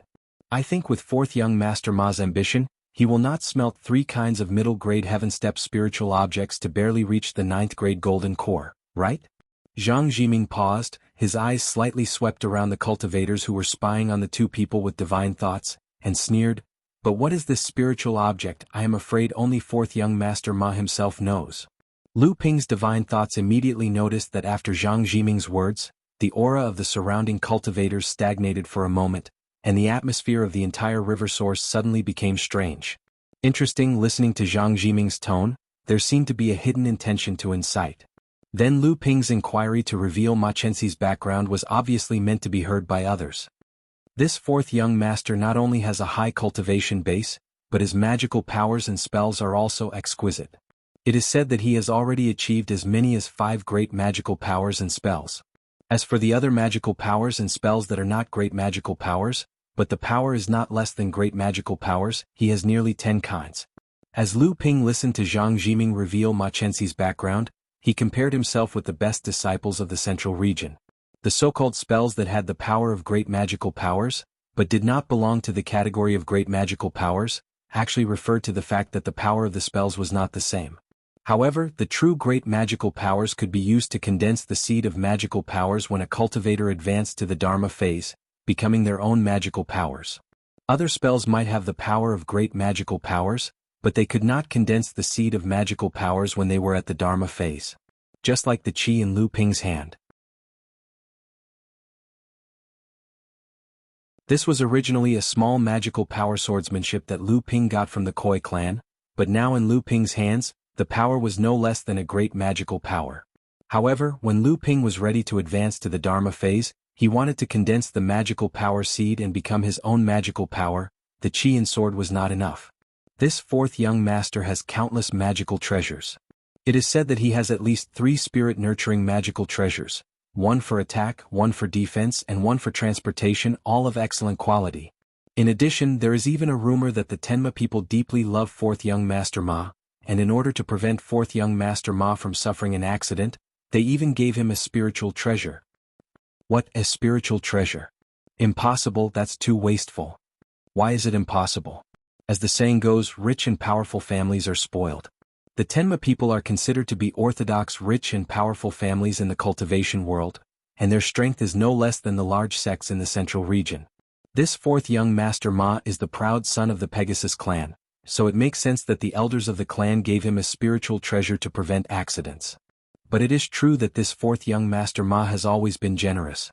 It is said that when he cultivates, he sets up a spirit gathering formation with a top-grade spirit stone as the core and dozens of top-grade spirit stones as the support. Every time he cultivates, he consumes a large amount of cultivation resources. With such conditions, it is hard for him to not improve his cultivation. How could he have so many spirit stones? He's only at the core forging stage and he's already using top-grade spirit stones to cultivate. I only have 200 top-grade spirit stones on me. According to his cultivation method, I'll become a pauper in less than a year. The Tenma people are rich and overbearing. It is said that in recent years, one of the 3 royal clans in the West Wilderness, the Hanging Eyes White-Fronted Tiger tribe, has declined, while the Pegasus clan is thriving. A large spirit stone mine controlled by the Tiger tribe was seized by the Tenma people. In the process of fighting for this large spirit stone mine, it is said that this fourth young Master Ma made a great contribution to the Tenma people, even though he is only at the core forging stage. He alone was rewarded by the Laozu of the Tenma people, so he naturally does not have to worry about spirit stones. The Hanging Eyes White-Fronted Tiger tribe has declined? How is that possible? The Hanging Eyes White-Fronted Tiger tribe was the king of the West Wilderness. The Tenma people have occupied another large spirit stone mine? Doesn't this mean that the Tenma people have occupied 2 complete large spirit stone mines? It seems that the rise of the Tenma people is inevitable. Is there going to be a race like the Green Sea Snake among the descendants of the Jiao, which is comparable to the Holy Land? The news spread from Zhang Jiming's side. Then, as though it had grown wings, it spread to the cultivators who had already walked out of the fog array and were resting in the isolation zone. Additionally, as the news spread, the information became more and more complicated. None of these cultivators who could break through the obstruction of the Pegasus and Koi clans and walk out of the fog array were easy to deal with. Under the inadvertent observation of Lu Ping, there were at least several cultivators and groups of cultivators who had already revealed fierce expressions, as if they were planning something. However, although the 4 young masters of the Pegasus clan were rich, they were the pride of the Pegasus clan after all. Those who could come here were all intelligent people. If they were not completely confident, they would naturally not poke the hornet's nest. At this moment, there was a sudden commotion in the isolation zone far away. Lu Ping, Zhang Jiming, and the others were startled. When they looked up into the distance, they saw that there seemed to be a group of people rushing over. Many cultivators in the isolation zone had conflicts with this group of people. Unfortunately, it seemed that they did not gain any advantage. A few unlucky ones were directly killed, and the luckier ones turned over and re-entered the fog array. When they came out again, no one knew when they would come out again. When they got closer, Zhang Jiming's expression changed. Lu Ping saw it clearly and hurriedly asked, "Brother Zhang, is there something wrong?" Zhang Jiming forced a smile, but junior brother Kai, who was beside him, muttered, "He's here just like that." Lu Ping's expression froze. He saw that the group of people from before had already approached them. The one in front was a cultivator who looked to be about the same age as Lu Ping. He originally looked extremely handsome, but his long face greatly reduced his outer appearance. Looking at the surrounding cultivators, who were trying to avoid them, the identity of the person who had come was naturally obvious. "I heard that someone is inciting other cultivators to surround and attack this young master so that they can divide up the good things on this young master's body." This young master was excited to see who it was, so he wanted to see who it was that had such a refined interest. "I never thought that it would actually be senior brother Zhang of the Western Wasteland Palace. What, could it be that all of the Western Wasteland Palace have become roundworms, hiding in other people's stomachs and doing things that can't be seen in the light? You, junior brother Kai, don't be impatient. Zhang Jiming raised his hand and knocked away junior brother Kai's arm that was pointing at the person, then said to the person who came, "Fourth young Master Ma, we're just having a casual chat. Fourth young Master Ma's reputation has spread far and wide, so we naturally talk a little more. What is it that the Pegasus clan is so tyrannical that they don't even allow people to speak?" Lu Ping calmly looked at the fourth young Master Ma Chenxi in front of him, who was also the person whom Jianghu repeatedly told him to kill. Gradually, there was a trace of vigilance in his eyes. Lu Ping glanced in other directions, but in his heart he thought, "This person is not simple, he hides far deeper than I thought." Ma Chenxi glanced at Lu Ping beside Zhang Jiming. Although Lu Ping's identity as a North Sea cultivator surprised him a little, it was just pure curiosity. Then Ma Chenxi completely ignored Lu Ping as a chess piece used by Zhang Jiming. Ma Chenxi fixed his eyes on Zhang Jiming and suddenly burst into laughter, revealing his arrogance. "Zhang Jiming, it's fine if Zheng Zichang, Hua Zishi and Tao Zikai said this in front of me today. Even Dong Zhifei doesn't dare to speak like this in front of me. Who do you think you are? You actually dare to be on equal footing with me?" The previously cultured and elegant fourth young Master Ma suddenly had a drastic change in demeanor. This made Lu Ping's fear of this fourth young master increase by a level. Zhang Jiming didn't think that Ma Chenxi would turn hostile and humiliate him like this. His face flushed red. Junior brother Kai beside him couldn't stand it anymore and said loudly, "Ma Chenxi, you haven't even achieved the Dharma stage. What qualifications do you have to be compared with the top 3 direct disciples of our sect? Even fourth senior brother Dong Zhifei will achieve the Dharma stage soon. The person who doesn't have the qualifications is you." Ma Chenxi looked at junior brother Kai, who was refuting, and laughed more and more strangely. After junior brother Kai finished speaking in a moment of anger, he uneasily moved back a few times. Ma Chenxi's face suddenly became funny, as if he couldn't help it. His long face suddenly rose and then suddenly fell down. Achoo! A loud sneeze flew towards junior brother Kai. It was as if a sudden clap of thunder had exploded in everyone's ears, causing their ears to buzz. A few of the weaker disciples who were watching the show were so scared that they almost peed their pants. When everyone looked up, a scene that made people want to laugh, but they couldn't laugh at all, appeared in front of everyone. Junior brother Kai was blown back by Ma Chenxi's big sneeze. Without waiting for Zhang Jiming to rescue him, junior brother Kai with a bloody nose and a swollen face had already smashed into the fog array. It was unknown whether he could return after the array wall at the river source was opened. "Fourth young Master Ma, don't you think you've gone too far?" Zhang Jiming flew into a rage out of humiliation, but he didn't dare to make the slightest move. Not to mention that there were more than 20 Tenma people following behind Ma Chenxi. He was not even Ma Chenxi's opponent alone. This Ma Chenxi's strength was actually so profound. Shallow. Ma Chenxi really didn't put Zhang Jiming in her eyes. She looked at Zhang Jiming up and down with her peripheral vision, then turned to leave after throwing down these 2 words. "Brother Ma, whose child are you venting your anger on? Aren't you afraid of getting the reputation of bullying the weak?" Everyone looked towards the person who spoke with a strange expression, and saw a similar group of more than 20 people rushing towards Ma Chenxi. The person at the front was covered in gold from head to toe, but didn't have the slightest bit of the stench of a nouveau riche. Instead, it set off his luxurious temperament.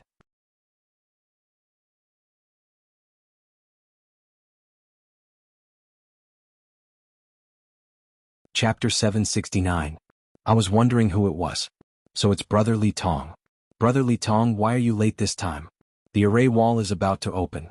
If Brother Li Tong doesn't participate, this trip to the Sacred Fall Lake will be boring. After Ma Chenxi saw the person who came, a solemn look flashed in his eyes, but he spoke carelessly. Boring? I don't think it's boring.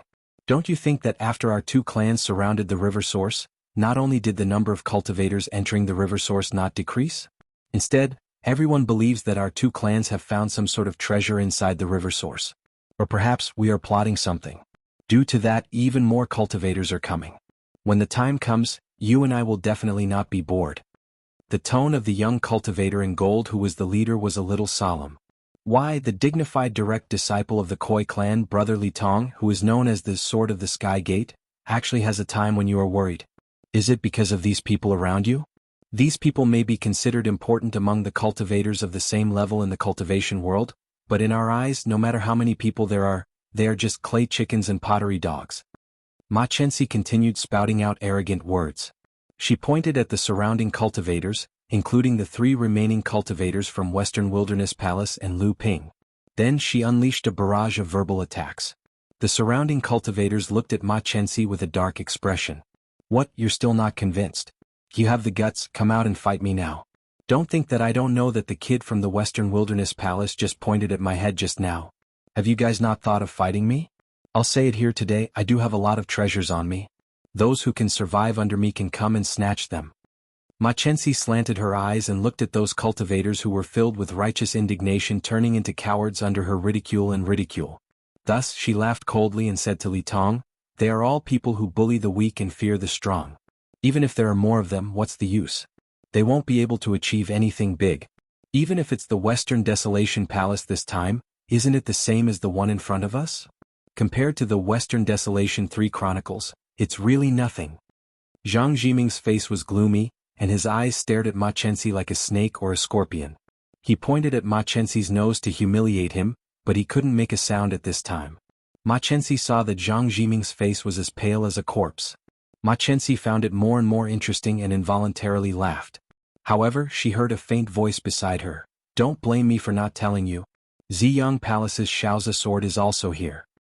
Ma Chenxi's strange laughter abruptly stopped. She fiercely turned her head towards the direction of the voice, stared at Li Tong and said word by word, "Lesser marsh sword, Xie Tianyang? That's right. Do you still feel bored? Interesting, this is really interesting." Ma Chenxi's eyes revealed endless hatred. She turned around and shouted, "Go!" The group of more than 20 Tenma people took the lead and left. Li Tong looked at Zhang Jiming, whose expression was constantly changing. He shook his head and laughed involuntarily before turning around and leaving as well. Western Wilderness Palace has really lost face this time. Isn't that so? This Zhang Jiming is still too inexperienced. He can't compare to 4th young Master Ma and the Sky Gate Sword. No wonder Western Wilderness Palace only sent 5 people this time. I heard that one of them was killed outside. It seems that Western Wilderness Palace's opening of the river source this time is just a formality. But who is Xie Tianyang? Brother, you are really too ignorant and inexperienced. You don't even know the 6 most famous divine swords of Ziyang Palace? Please enlighten me, Your Excellency. Ziyang Palace is one of the 5 holy lands of the cultivation world. Although it is the same as the other 4 holy lands, Ziyang Palace is slightly special. That is, Ziyang Palace's swordsmanship is the best in the world, thus drowning out the other inheritances of Ziyang Palace. Therefore, sometimes in the cultivation world, Ziyang Palace is called the Ziyang Sword Sect, also known as the world's #1 sword sect. Oh, it seems that these 6 divine swords are the 6 direct disciples of Ziyang Palace. Not only that, among the top 10 direct disciples of Ziyang Palace, 6 are sword cultivators. So that's how it is. Are these 6 the 6 divine swords? Of course, and I'm afraid that there is something that you did not expect.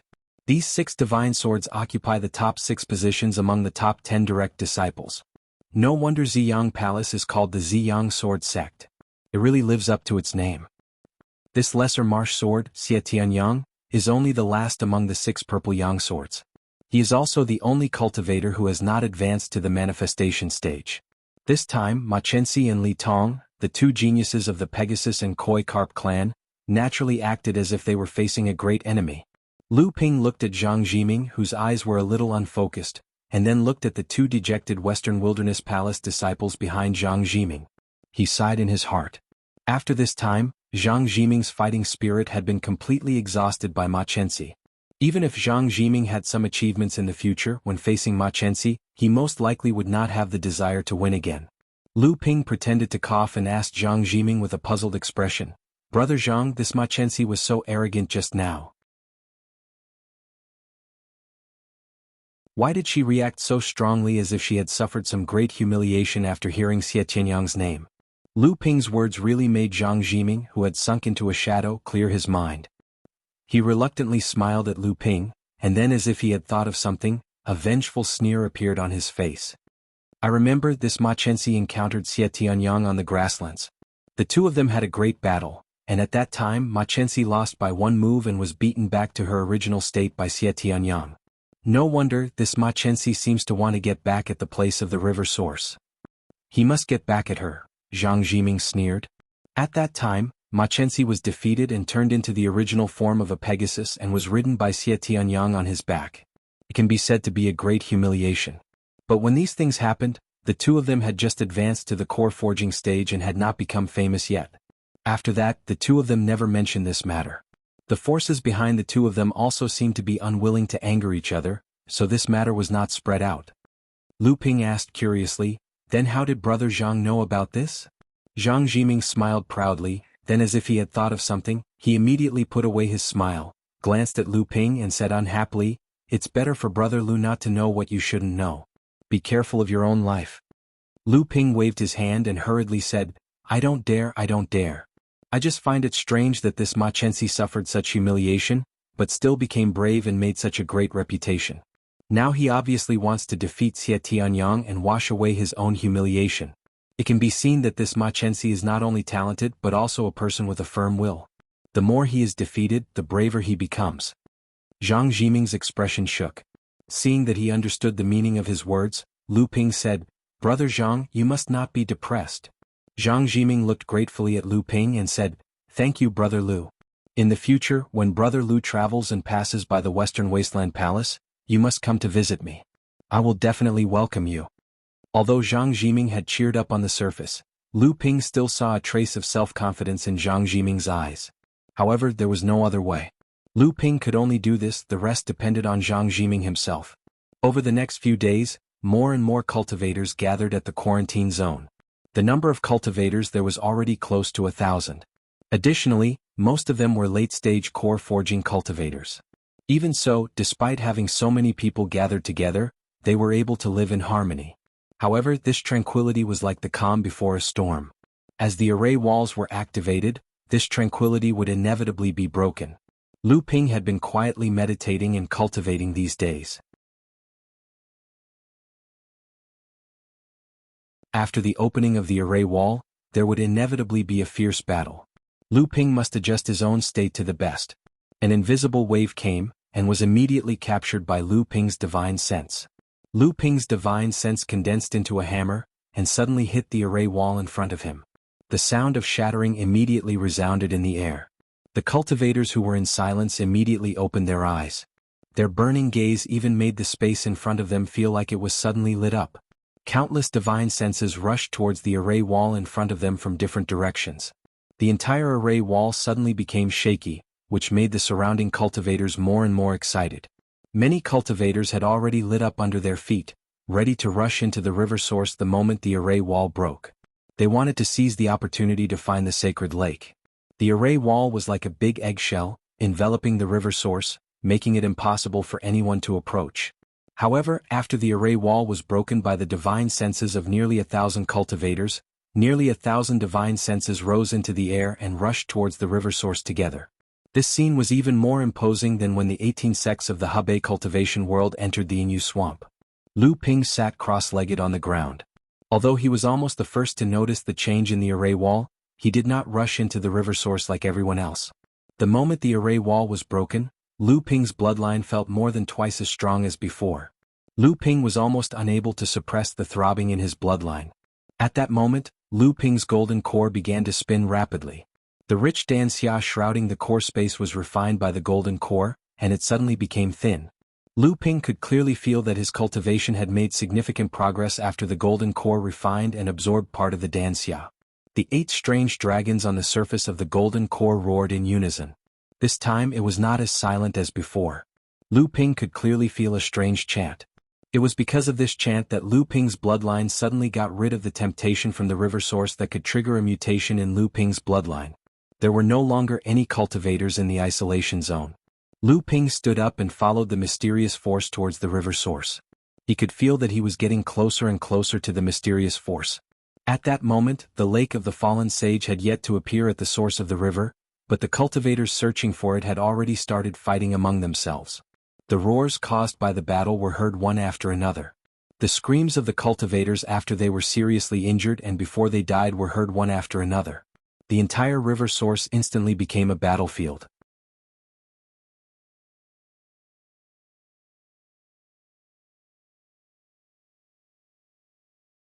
Chapter 770. There were only 100 spots in the sacred lake of sunset. Every cultivator who wanted to enter the sacred lake of sunset did not do so for the sake of improving their cultivation base. 4 to 5 years of cultivation retreat was enough for every cultivator to have sufficient cultivation materials on them. Whether it was for the 100 places or for the rich cultivation resources on the others, it was enough to trigger a large-scale battle between nearly 1,000 cultivators at the river source. Large-scale magic spells were quickly cast. In this kind of attack that almost left no blind spots, any cultivator who wanted to dodge with exquisite escape techniques would face the danger of being beaten up by the crowd once they were forced out. Therefore, Lu Ping wisely adopted a head-on approach. Preserving strength in a chaotic battle was simply courting death. A triangular black flag hung high above Lu Ping's head, and a purple light curtain hung down, protecting Lu Ping in the center. A 5-colored chiffon was faintly discernible on his body, and a pair of flying swords hovered around him. He was using the stone-piercing sword technique, which was most suitable for advancing in a group battle. With the support of Lu Ping's spiritual essence that was far superior to ordinary people, Lu Ping could be said to be invincible among the magic spells flying all over the sky. He went on a rampage all the way, following the direction of the source of the mysterious power towards the depths of the river source. There were at least hundreds of small ponds in the river source that were divided by the meadow. Even a small pond the size of a palm could be the space inside the sacred lake. Therefore, although the cultivators who had rushed into the river source were killing each other to reduce the number of competitors entering the sacred lake, they also had to investigate which of these small ponds, and lakes was the sacred lake and which was the space inside. Lu Ping did not have these concerns at all.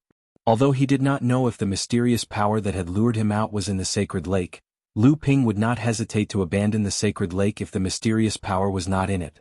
All the attacks that were intended to kill Lu Ping were blocked, and all the enemies in front of Lu Ping were killed, repelled, and frightened away by Lu Ping's swordsmanship that was like quicksilver flowing on the ground and the Milky Way heavenly generals. At this time, Lu Ping was not in the mood to kill people to seize the spoils of war and reduce the number of competitors. Under such circumstances, Lu Ping did not dare to stop at all. Once he stopped, he might fall into a fierce battle with the surrounding cultivators or even be surrounded and killed. Even if he broke out of the encirclement, it was very likely that the source of the mysterious power would be taken by someone else. He only wanted to get to the source of the mysterious power that affected his bloodline as soon as possible. Therefore, after the cultivators who blocked Lu Ping were repelled and injured by Lu Ping no longer paid attention to them. He only focused on moving in the direction of the mysterious power. Lu Ping did not care about the attacks from the sides and behind him. He only used the purple light curtain hanging down from the water-controlling flag to block them. On the purple light curtain, bowl-sized refinement flowers swam continuously, dissolving these tyrannical spells into nothingness. Occasionally, a powerful cultivator or a few cultivators would join forces to launch a sneak attack and penetrate the protection of the water-controlling flag in one fell swoop. However, before everyone could rejoice, a 5-colored light rose from Lu Ping's body. Then these spells plunged into it and disappeared without a trace. Who is this person? How can he have such a magical power? Seeing his great magical power easily dispelled by the 5-colored light, and seeing the cultivator in front of him being swept away by this person's sword technique that was like a flood, the cultivator quickly retreated. This person was definitely not someone he could afford to offend. Right now he did not want to fight with others. Once he came back to settle the score, he would definitely be the one who died. Xie Tianyang, this person must be Xie Tianyang. Otherwise, how could he have such a powerful sword technique and such an exquisite protective magic treasure? Yes, I heard that Xie Tianyang also entered the river source this time. This person must be Xie Tianyang. Let's retreat quickly, we can't afford to offend this person. If you don't want to die, quickly retreat. Xie Tianyang, my ass. Xie Tianyang has always used a single sword. When have you heard of him using 2 flying swords? Besides, this person clearly has a water attribute sword technique. Xie Tianyang cultivates the Heavenly Fire Sun Sword art. The Heavenly Fire Sun Sword in his hand can turn 100 feet of swamp into a desert. No matter how powerful Xie Tianyang is, he can't cultivate water and fire at the same time. Yes, so this person is not Xie Tianyang. Brothers, how about we join forces and take him down? Just look at the magic treasures in his hand, they are not ordinary. If you want to go, go. If you want to go, then go. Look at this person's strength. Since entering the river source, there have been dozens of people who have attacked him, but 2 of them have died in his hands, and more than 10 have been lightly injured by a single blow. The others have all retreated after seeing that the situation was not good. Fortunately, this person did not turn around to chase after them, otherwise more people would have died. Yes, how can the force behind a disciple with such strength be small? Even if it can't be compared to Ziyang Palace, it should be comparable to Pegasus, Koi, and Western Wasteland Palace. Don't provoke this evil star, let him go and harm others. Lu Ping's 2 flying swords vibrated, and the expressions of the 2 late core forging cultivators who wanted to stop Lu Ping changed. Without waiting for them to retreat, a strange true essence flowed through their blood vessels and into the core space. Rumble. The core space was like a reef that had been hit by a huge wave. Although it had blocked the attack, the loud sound that only the 2 of them could hear still made them dizzy. The 2 of them involuntarily flew backwards. When they opened their eyes, Lu Ping had already passed between them and continued to fly towards the depths of the river source. The 2 of them looked at each other in shock, and there was a burst of fear in their hearts. If Lu Ping had stopped at that time to attack them, the 2 of them would have no chance of surviving. Lu Ping's sword slashed away the 2 people who blocked his way, and his vision suddenly became clear. Only then did he realize that there were no cultivators around who dared to come forward to stop him. He could not help but feel happy, and a heroic spirit rushed up, and he could not help but laugh loudly. No, isn't this the North Sea cultivator that Zhang Jiming from Western Wasteland Palace met? What did he say about Lu Ping? That's right. Zhang Jiming said that he once escaped from Ma Chengwang's clutches and broke into the fog array. What kind of person is Ma Chengwang? He has condensed a top-notch natal great magical power. He is an invincible existence in the early Dharma stage. Even the other 5 swords of the Ziyang Palace can fight him. North Sea, what kind of joke is that? What kind of good people can come from that barren place? Oh right, this person can't be acting with Zhang Jiming, right? This person can't be used by Western Wasteland Palace to deceive people, right? After all, Zhang Jiming is still lacking compared to people like Ma Chenxi, Li Tong and Xie Tianyang. Lu Ping's rampage made the surrounding cultivators around him calm down, but immediately everyone fell into a state of mutual vigilance. On the other side of the river source, 3 cultivators watched as Lu Ping broke out of the encirclement with unparalleled might. They stood there and stared at Lu Ping's back with a long face. This is the human cultivator that 3rd young master told 4th young master to pay attention to? That's him. It's a pity that when 4th young master found Zhang Jiming, I hadn't walked out of the fog array, so I didn't have time to inform 4th young master. At that time, although the surrounding people already knew from Zhang Jiming that this person escaped from 3rd young master, they wouldn't tell 4th young master for no reason. Let's follow him and see his strength, then we'll tell 4th young master. I don't know why 4th young master chased us out, but he is acting alone. Is he really not afraid of people coveting his treasures and ganging up on him? Silence. 4th young master has a secret mission from the clan leader, and it's not something we can know. Do you really think that the Tenma people and the Koi clan blocked the periphery of the fog array to control the number of cultivators entering the river source? That's right, the 2 clans have such a large force, but now there are still nearly 1,000 cultivators breaking out of the encirclement and entering the river source. How is this possible? Lu Ping could sense that he was getting closer and closer to the source of the mysterious power in the river source, but he had already discovered that there were several people following behind him. Lu Ping rushed forward like a hurricane, and it was difficult for him not to attract attention. A white ball of light flew towards Lu Ping with a strange whistling sound, but Lu Ping seemed to be prepared for it. The 2 flying swords turned into a spiral sword light, and strangled the white ball of light. Chi-chi. Sparks flew in all directions, and a hot white flame suddenly exploded in the air. The scorching white flame raged in all directions, and the grassland within a radius of several tens of feet was completely turned into ashes. Thick white mist rose from more than a dozen ponds and lakes, and the strong airwaves pushed Lu Ping, who was flying forward, in the opposite direction. Although Lu Ping had already discovered that someone was ambushing him, he was confident that he could completely resolve the attack without any hindrance, and then break out of the encirclement with ease. However, he did not expect that the strength of the person was so strong. Although Lu Ping resolved the oncoming attack unscathed, his figure was blocked, and he fell right into the ambusher's trap. Just as Lu Ping stabilized his figure in midair, a burly giant jumped out from the left in front of him, holding a giant long saber and fiercely chopped down towards Lu Ping. A pale white saber light flew out and chopped towards Lu Ping's left arm. The Pegasus clan. Lu Ping fiercely spat out a few words. At the same time, a long thorn suddenly appeared on the right side of Lu Ping. It was the flying thorn refined from the horn of the Pegasus clan, which had left a deep impression on Lu Ping, and it went straight towards Lu Ping's core space. In Lu Ping's divine sense, there were 2 more cultivators who had taken the opportunity to ambush him behind, and they were waiting for him to make a move, and then they would attack his back. For a moment, the 5 late core forging cultivators of the Tenma people gathered together, and they set up an ambush on all sides and joined forces to besiege Lu Ping.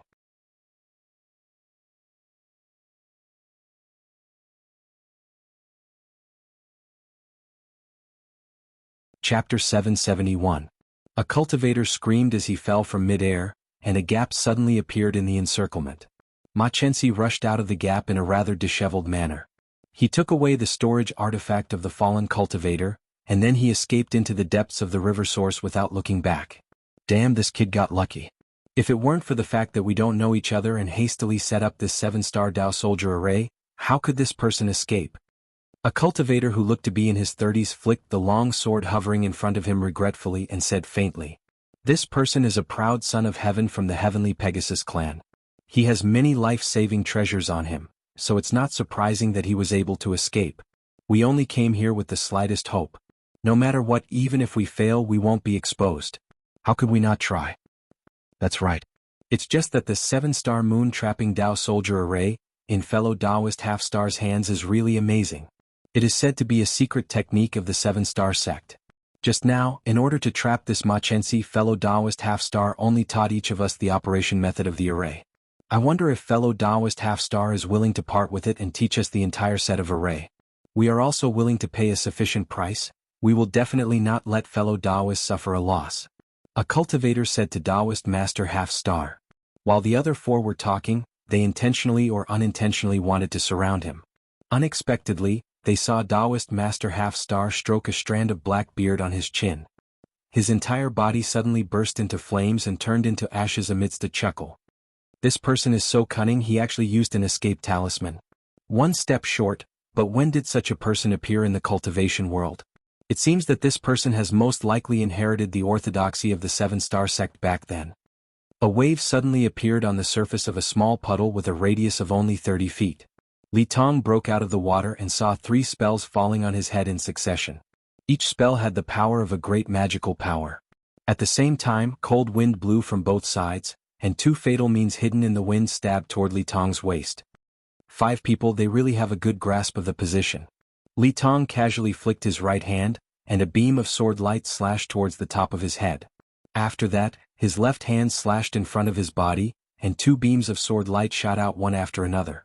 The first sword light slashed through the void, and a portal suddenly formed in mid-air. The 3 divine arts that were descending on Li Tong's head were swallowed by the portal. After that, the portal gradually opened up, as if a heavenly gate had opened up in the sky. A wave of sword light water descended from it, as if it was a heavenly river descending from the 9 heavens. The heavenly river in front of Lu Ping was like a curtain of a waterfall, knocking down the 2 strong gales that came attacking him. The descending heavenly river was about to overflow, sweeping out toward the 5 directions that had attacked him earlier. "We've lost the initiative, retreat quickly." A deep voice rang out, and a figure flashed in all 5 directions before disappearing again. Li Tong looked in the direction where the voice came from, and the corner of his mouth curled into a smile of praise. "At least you have some foresight. You didn't rely on your numbers to surround and attack." Li Tong flicked his finger again, and a beam of light flickered, jumped, and disappeared from his finger like a swimming fish. What Li Tong used was the famous sword technique of the Koi race in the cultivation world, Heaven Gate Sword Formation. This Heaven Gate Sword Formation wasn't just a set of sword technique inheritance. Instead, it was like the overflowing sky faction's overflowing sky boiling. It was a type of condensation of a massive cultivation system of a faction. The Heaven Gate Sword Formation was actually a supreme sword technique inheritance of the Koi race. This kind of sword technique was made up of the opening Heaven Gate, descending Heaven River, Heaven Gate Suppression, and leaping Heaven Gate. The essential energy sword technique that Lu Ping had received was merely the basic sword technique of the opening Heaven Gate sword technique inheritance. Li Tong had already mastered the 4 major sword techniques of the Heaven Gate Sword Formation, at the 9th level of the core forging realm. He could be said to be a rare swordsmanship genius of the Koi race. It was rumored that as long as he could cultivate these 4 major techniques into the seeds of his techniques when he advanced to the Dharma stage, he would have a high chance of mastering the Heaven Gate Sword Formation, the Heaven Gate Sword Formation, and the Heaven Gate Sword Formation, the Heaven Gate Sword Formation, the Heaven Gate Sword Formation, and the Heaven Gate Sword Formation. According to the deductions of the old farts in the race, this place shouldn't be far from the Sage Lake.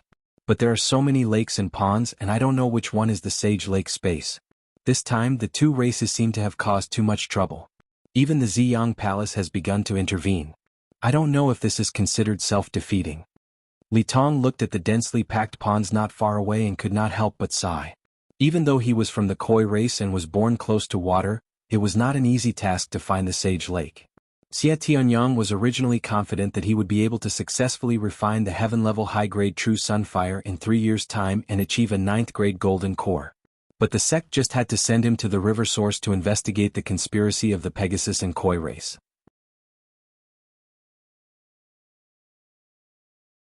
What conspiracy could there be? Was it considered a conspiracy to send people to strengthen the security outside the fog array? Who would not want to fish for more benefits when guarding a treasured land?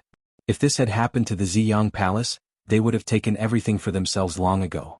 How could outsiders have a say in it? With one strike of the sword, a cultivator hidden in the dark was killed. The fallen cultivator did not even leave a corpse behind as he turned into ashes. A cry of alarm sounded, Xie Tianyang, run. Several figures fled in panic, for fear that they would be killed by Xie Tianyang's Li Fire Heavenly Yang sword if they were too slow. Xie Tianyang glanced at the fleeing people with disdain. This time, the reason why he still followed the sect's arrangements to come to the river source, in addition to the sect's orders, was because of Ma Chenxi and Li Tong. If there were any cultivators of the same level in the western part of the Central Plains, including the western wilderness, that could arouse Xie Tianyang's interest, then it would be Ma Chenxi and Li Tong. But recently, he heard that a swordsman from the North Sea had escaped unscathed from Ma Chengwang's hands. Now he was in the river source. North Sea's Lu Xianping. The small sword in Xie Tianyang's hand, which was like a small fish, swam even more happily in his hand. This was an unexpected surprise. Others may not know but Xie Tianyang knew. In the past, Ma Chengwang had fought with the 5th senior apprentice brother Xiao Chongjian of the 6 purple yang swords. In the end, the 2 were evenly matched, but Xie Tianyang knew the strength of the 5th senior apprentice brother Xiao Chongjian. He understood what it meant for a late-stage core-forging cultivator to be able to escape unscathed from such a person. Lu Ping's right hand pointed at his chest. The long stream sword was like a thin stream of water, wrapping around the single horn flying stinger several times. Then the flying stinger suddenly lost its direction. However, the power of the flying stinger still erupted with a strong sharpness. Then the whole stream of water exploded into raindrops. The single horn flying stinger was broken, and the long stream sword was also forced back by the power of the explosion. At the same time, Lu Ping's left hand pointed at the blade light and shouted, "Zha!" A fiery red lightning descended. Around the lightning, sparks exploded in the air. In an instant, the pale white blade light's sharpness was reduced by half. Then, a series of third fire-en lightning continued to descend until the blade light disappeared. At this moment, it seemed that Lu Ping had used all his means and his strength had reached its limit. The 2 Tenma people hiding behind him suddenly attacked. They attacked from behind Lu Ping, intending to kill Lu Ping in one fell swoop. Seeing that Lu Ping was about to die under their hands, the 2 Tenma people who were very good at sneak attacks, seemed to have already seen Lu Ping's body being pierced and his golden core being crushed by them. Their faces couldn't help but reveal a trace of a sinister smile. However, the sinister smile on their faces immediately froze. Unknowingly, a huge white jade lotus had appeared beneath Lu Ping's feet. A bright light spread out in all directions. The 2 Tenma people's divine abilities couldn't even break through the light emitted by the lotus. Although the grade 9 white jade lotus had only condensed 6 treasures, it hadn't reached the level of a spirit-nurturing magic treasure. However, the quality of the white jade lotus itself was extremely high. Although it was only a peak spirit-nurturing magic treasure, its true defensive power was even stronger than a spirit-nurturing magic treasure with 7 or 8 treasures condensed. Don't fight, quickly retreat. The 5 Tenma people saw that the situation was not good. The cultivator who had blocked Lu Ping in front of them hurriedly shouted. The 5 people quickly gathered together and retreated toward the depths of the river source. Lu Ping had been sneak attacked for no reason. Moreover, the sneak attacker was so strong that he almost suffered a loss. Naturally, he didn't want to let it go. However, when he saw the 5 people forming a formation and retreating without any panic, Lu Ping punched his own palm and let them leave. If Lu Ping chased after them now, he would naturally be able to defeat the 5 people one by one. However, the problem was that right now Lu Ping didn't have time to waste. Tenma people, very good. I haven't gone to find you yet, but you came to me first. I will remember this for now. When the matter at the river source is over, I will make you pay. Lu Ping turned around and turned into a stream of water that flowed into the big and small ponds of the river source. This time, Lu Ping decided to escape directly through the water and find the real location of Sage Fallen Lake. This place was called the river source. It was the source of the second largest river in the Central Plains, the Yulon River. Although it was difficult to distinguish the real from the fake, there was one thing that didn't change, and that was that Sage Fallen Lake was the real source of everything. However, it was extremely difficult to find the source of the water in the entire river source. The mysteries of the river source concealed everything. Even the cultivators of the Koi family couldn't do it in the water, but now Lu Ping had a way. The Jade Water Moon Pearl was a rare treasure born from the essence of the water of the world. Even in a magical place like the river source left behind by Jiao Daoren, it could rely on its talent to find the real source of the river source.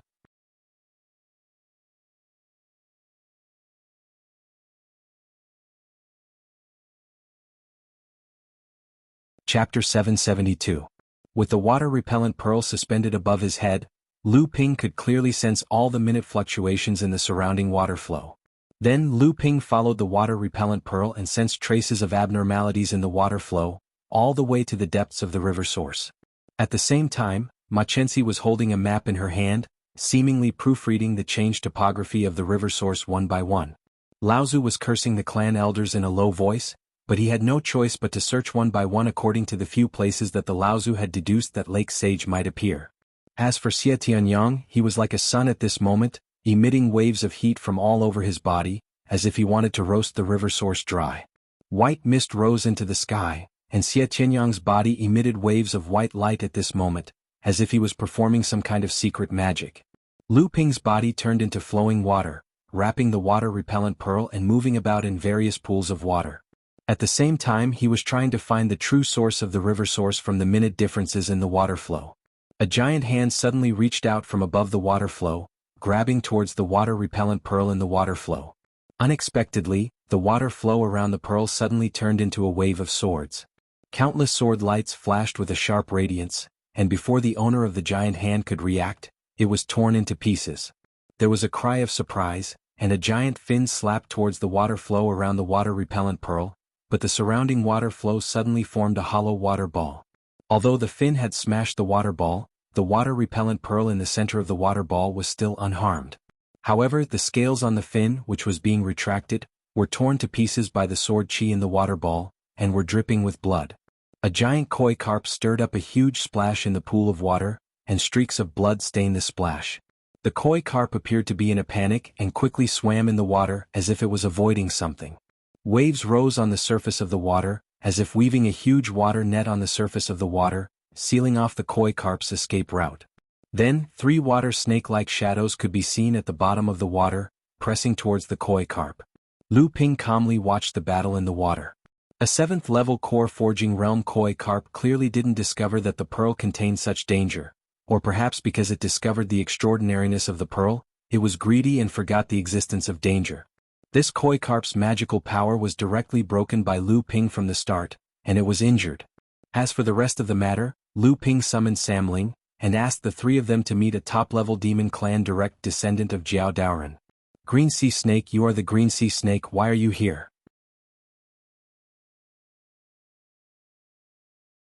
Sure enough, they were the same race as Jiao Daoren. When Samling first appeared, the koi carp discovered the identity of Samling. Samling simply transformed into his original form, and prepared to fight with the koi carp. The cultivation of the koi carp was higher than Samling, and it had crossed the threshold of the middle stage of core forging realm, while Samling was only at the 6th level of core forging realm. However, Samling did not show any weakness.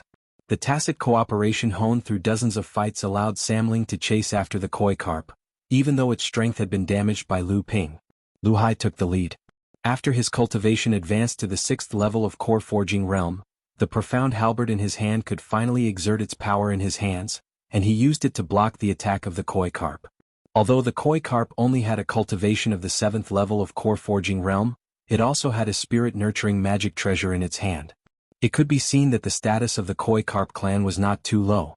However, the koi carp was not holding a water attribute spirit-nurturing magic treasure in its hand, but a wind attribute wind-facing whip.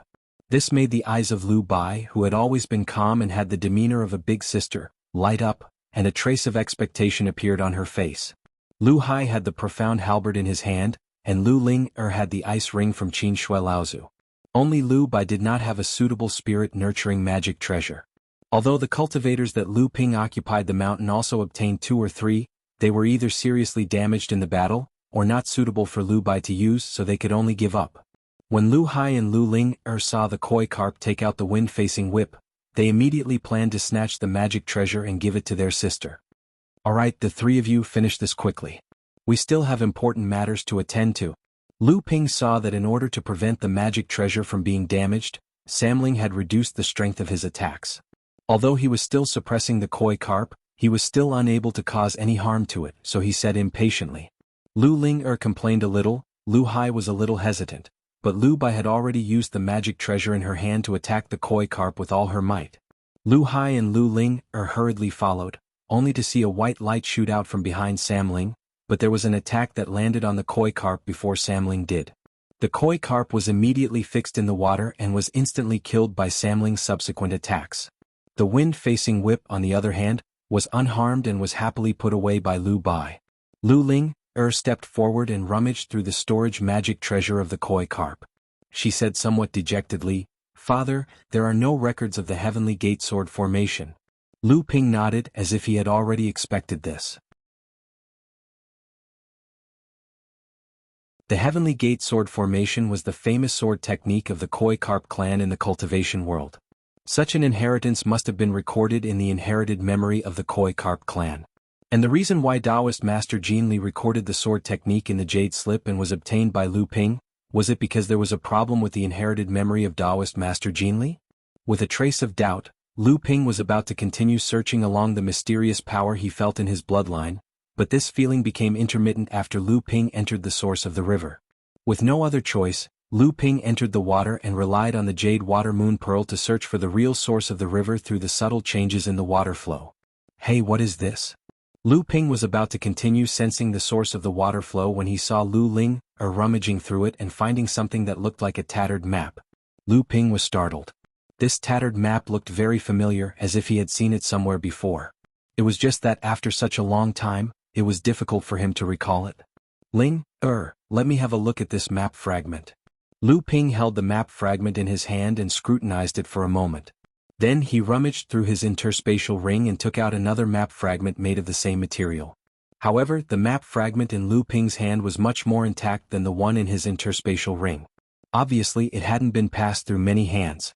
On the other hand, the map fragment from the koi carp's body had obviously been passed through many hands. That was why it looked so tattered.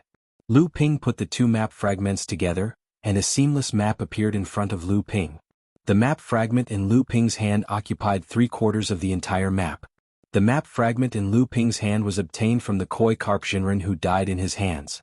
Although Lu Ping had suspected that this map fragment contained some secrets, because 1/4 of the map was missing, he did not know what the map was used for. Now that he saw the complete map, Lu Ping finally understood. It turned out to be a map of the river source.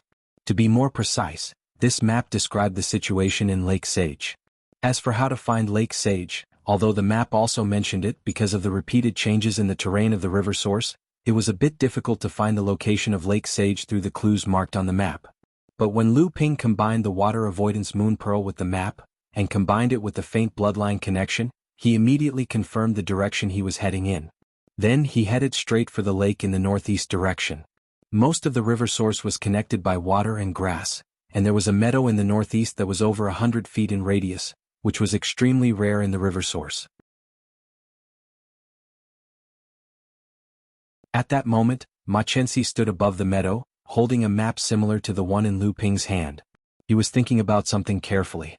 A moment later, Ma Chenxi put away the map in her hand and laughed silently. Who would have thought that the Great Lake Sage would only appear as a palm-sized puddle this time? Furthermore, it's hidden in such a large patch of meadow. Ma Chenxi descended. At his feet, there was a small puddle the size of a palm hidden in the meadow. If one did not look carefully, no one would believe that the Lake of Fallen Sage was hidden in this small bay. Indeed, no one would think of it, but someone would find it. Haven't you and I found it now? Ma Chenxi was about to cast her magic to enter the sacred lake, but she slowly turned around when she heard that. She looked into the distance and said, "Brother Li, you came much later than I expected." Li Tong's figure appeared in the distance and he said loudly, "It doesn't matter if I'm late as long as I don't go in late." Ma Chenxi laughed involuntarily and said, "Brother Li must be joking. Putting aside the fact that it's first come, first served, even if Brother Li wants to fight for the chance to enter first, can you really get what you want? Don't forget, the entrance to Lake Sage is right under my feet." What answered Ma Chenxi was an earth-shaking sword whistle. The flying sword in Li Tong's hand was like a swimming fish, drawing a sky-piercing sword light in the sky, as if it was going to split open a door in this world. One of the four great magic powers of the Heavenly Gate Sword formation, the Great Magic Sword Technique opening the Heavenly Gate. The True Chi Sword Technique that Lu Ping mastered was one of the basic sword techniques of this Great Magic Sword Technique. When you and I had just advanced to the late stage of the core forging realm 40 years ago, we fought to a draw. Today, let's have a good fight and see who can go further in these 40 years. Ah, that's great. Hundreds of years ago, when the land of the river source opened, Jianghu of your Koi clan was defeated by my father. The Flood Dragon Bloodstone was obtained by my father, and Jianghu was never able to recover from that setback. My father is now the patriarch of the Pegasus clan, and the Tenma people are becoming more and more prosperous with each passing day. Today you, Li Tong, will definitely be defeated by me and repeat the mistakes of Jianghu. I only hope that you won't be abandoned by the Koi clan like Jianghu. Otherwise, the cultivation world will have one less opponent, and won't it be lonely?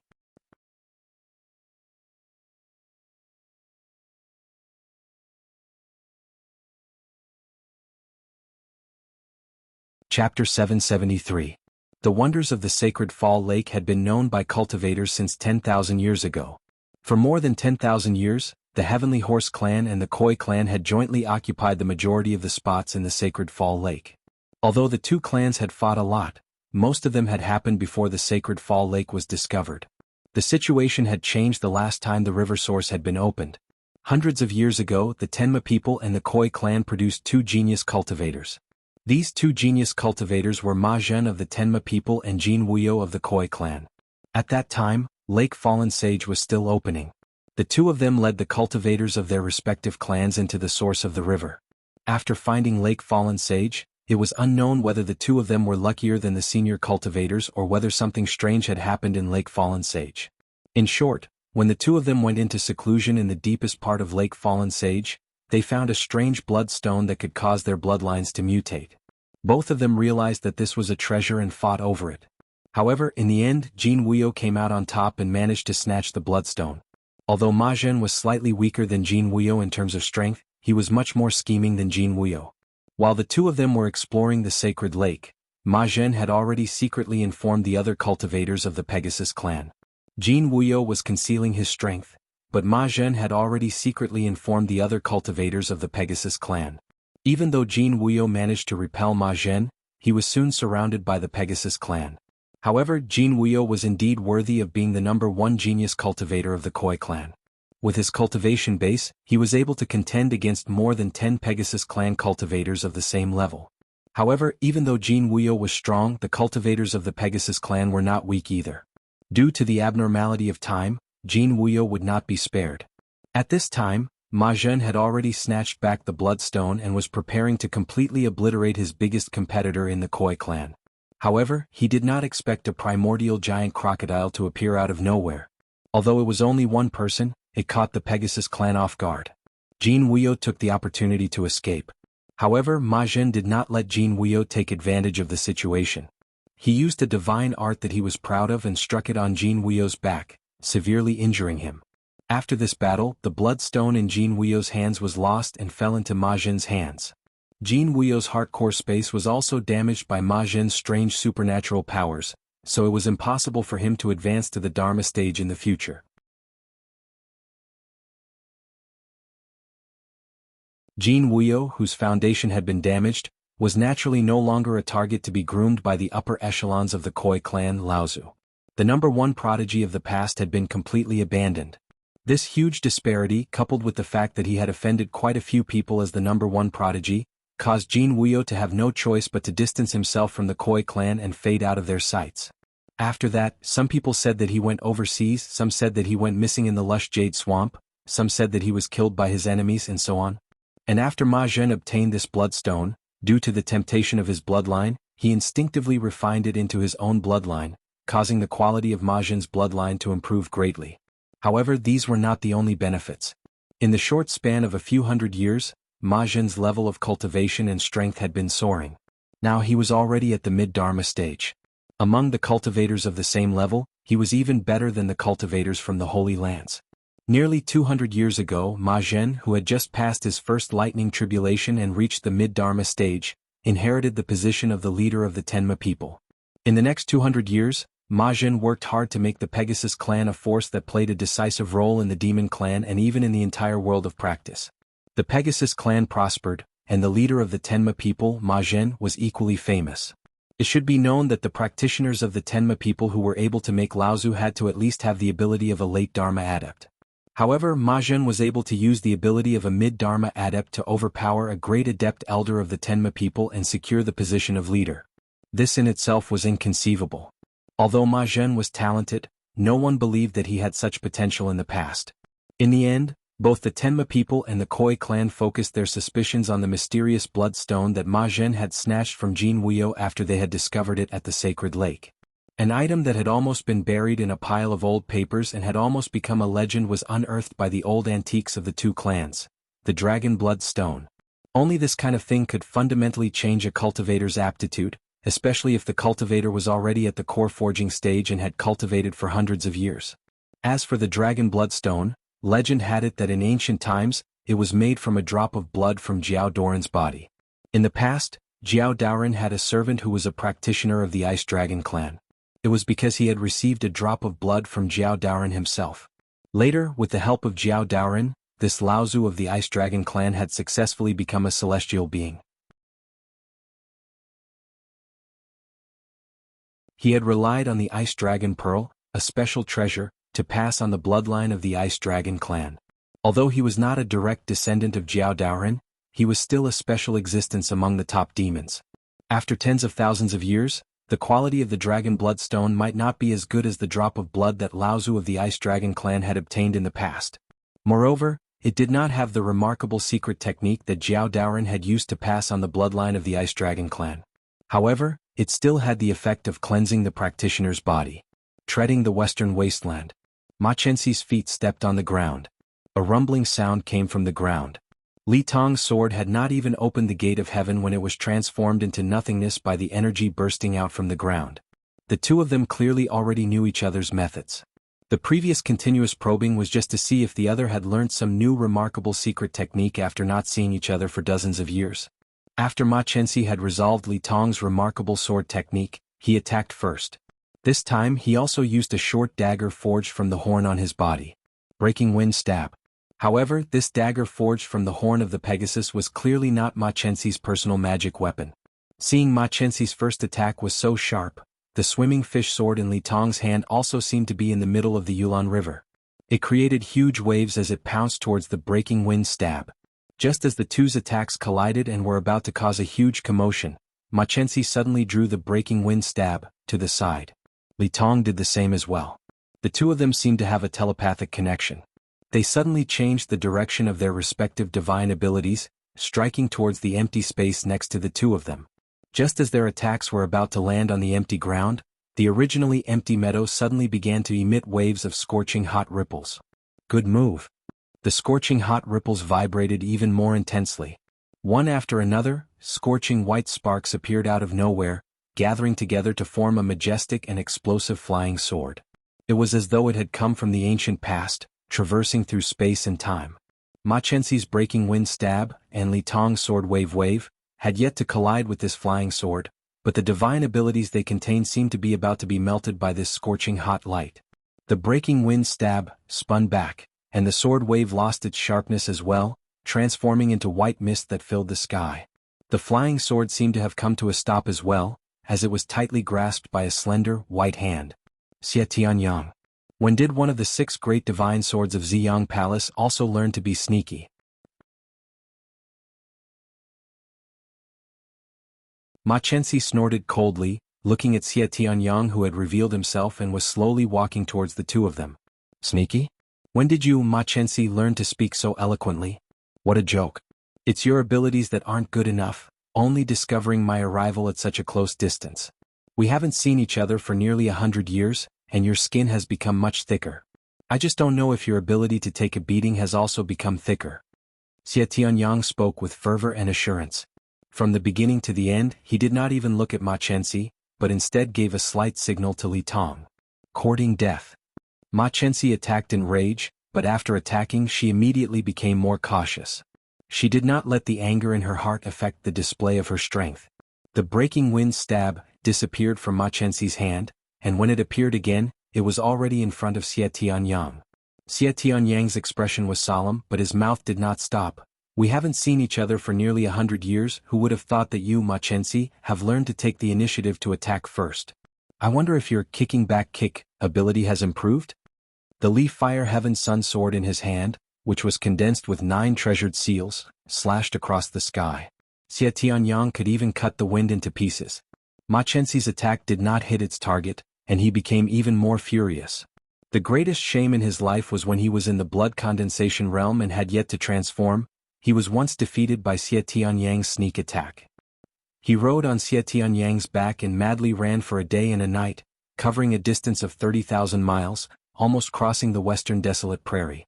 At that time, whether it was Ma Chenxi or Xie Tianyang who was on Ma Chenxi's back, they had already reached their limits. However, Xie Tianyang did not come down from Ma Chenxi's back from start to finish. In the end, Ma Chenxi, who had exhausted all his tricks, could not help but instinctively kick back, trying to flip Xie Tianyang to the ground. However, he did not succeed in the end.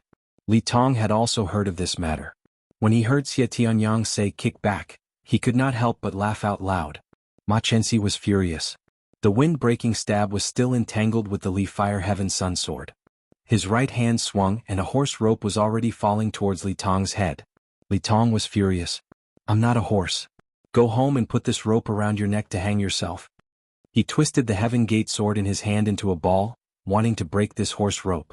Although it was not easy to break Ma Chenxi's rope, Ma Chenxi was obviously not willing to suffer such a loss. Moreover, Ma Chenxi seemed to have become 1 against 2. The difference in strength between the 3 of them was not big, but Ma Chenxi was not arrogant to this extent. Xie Tianyang used his finger as a sword, and a sword chi accurately struck the spine of Li Tong's Heaven Gate sword, which was flying at high speed. He laughed loudly and said, "It is not easy for us to have an evenly matched battle among cultivators of the same level. Brother Li, please do not let it dampen your spirits." Li Tong understood and his spirit was shaken. He said, yes, just as Brother Xie said. After he finished speaking, the Heaven Gate sword in his hand suddenly slashed open a door. The Milky Way descending from the sky and the door was split into 2, falling towards Xie Tianyang and Ma Chenxi respectively. Ma Chenxi cursed in her heart. A whirlwind formed above her head, blowing the Milky Way into a sky full of raindrops. At the same time, the wind-breaking stab in her hand was still entangled with the Li Fire Heaven Sun sword. That's how it should be. Xie Tianyang shouted, awesome, awesome. The 3 of them instantly became entangled, not knowing who was the real opponent.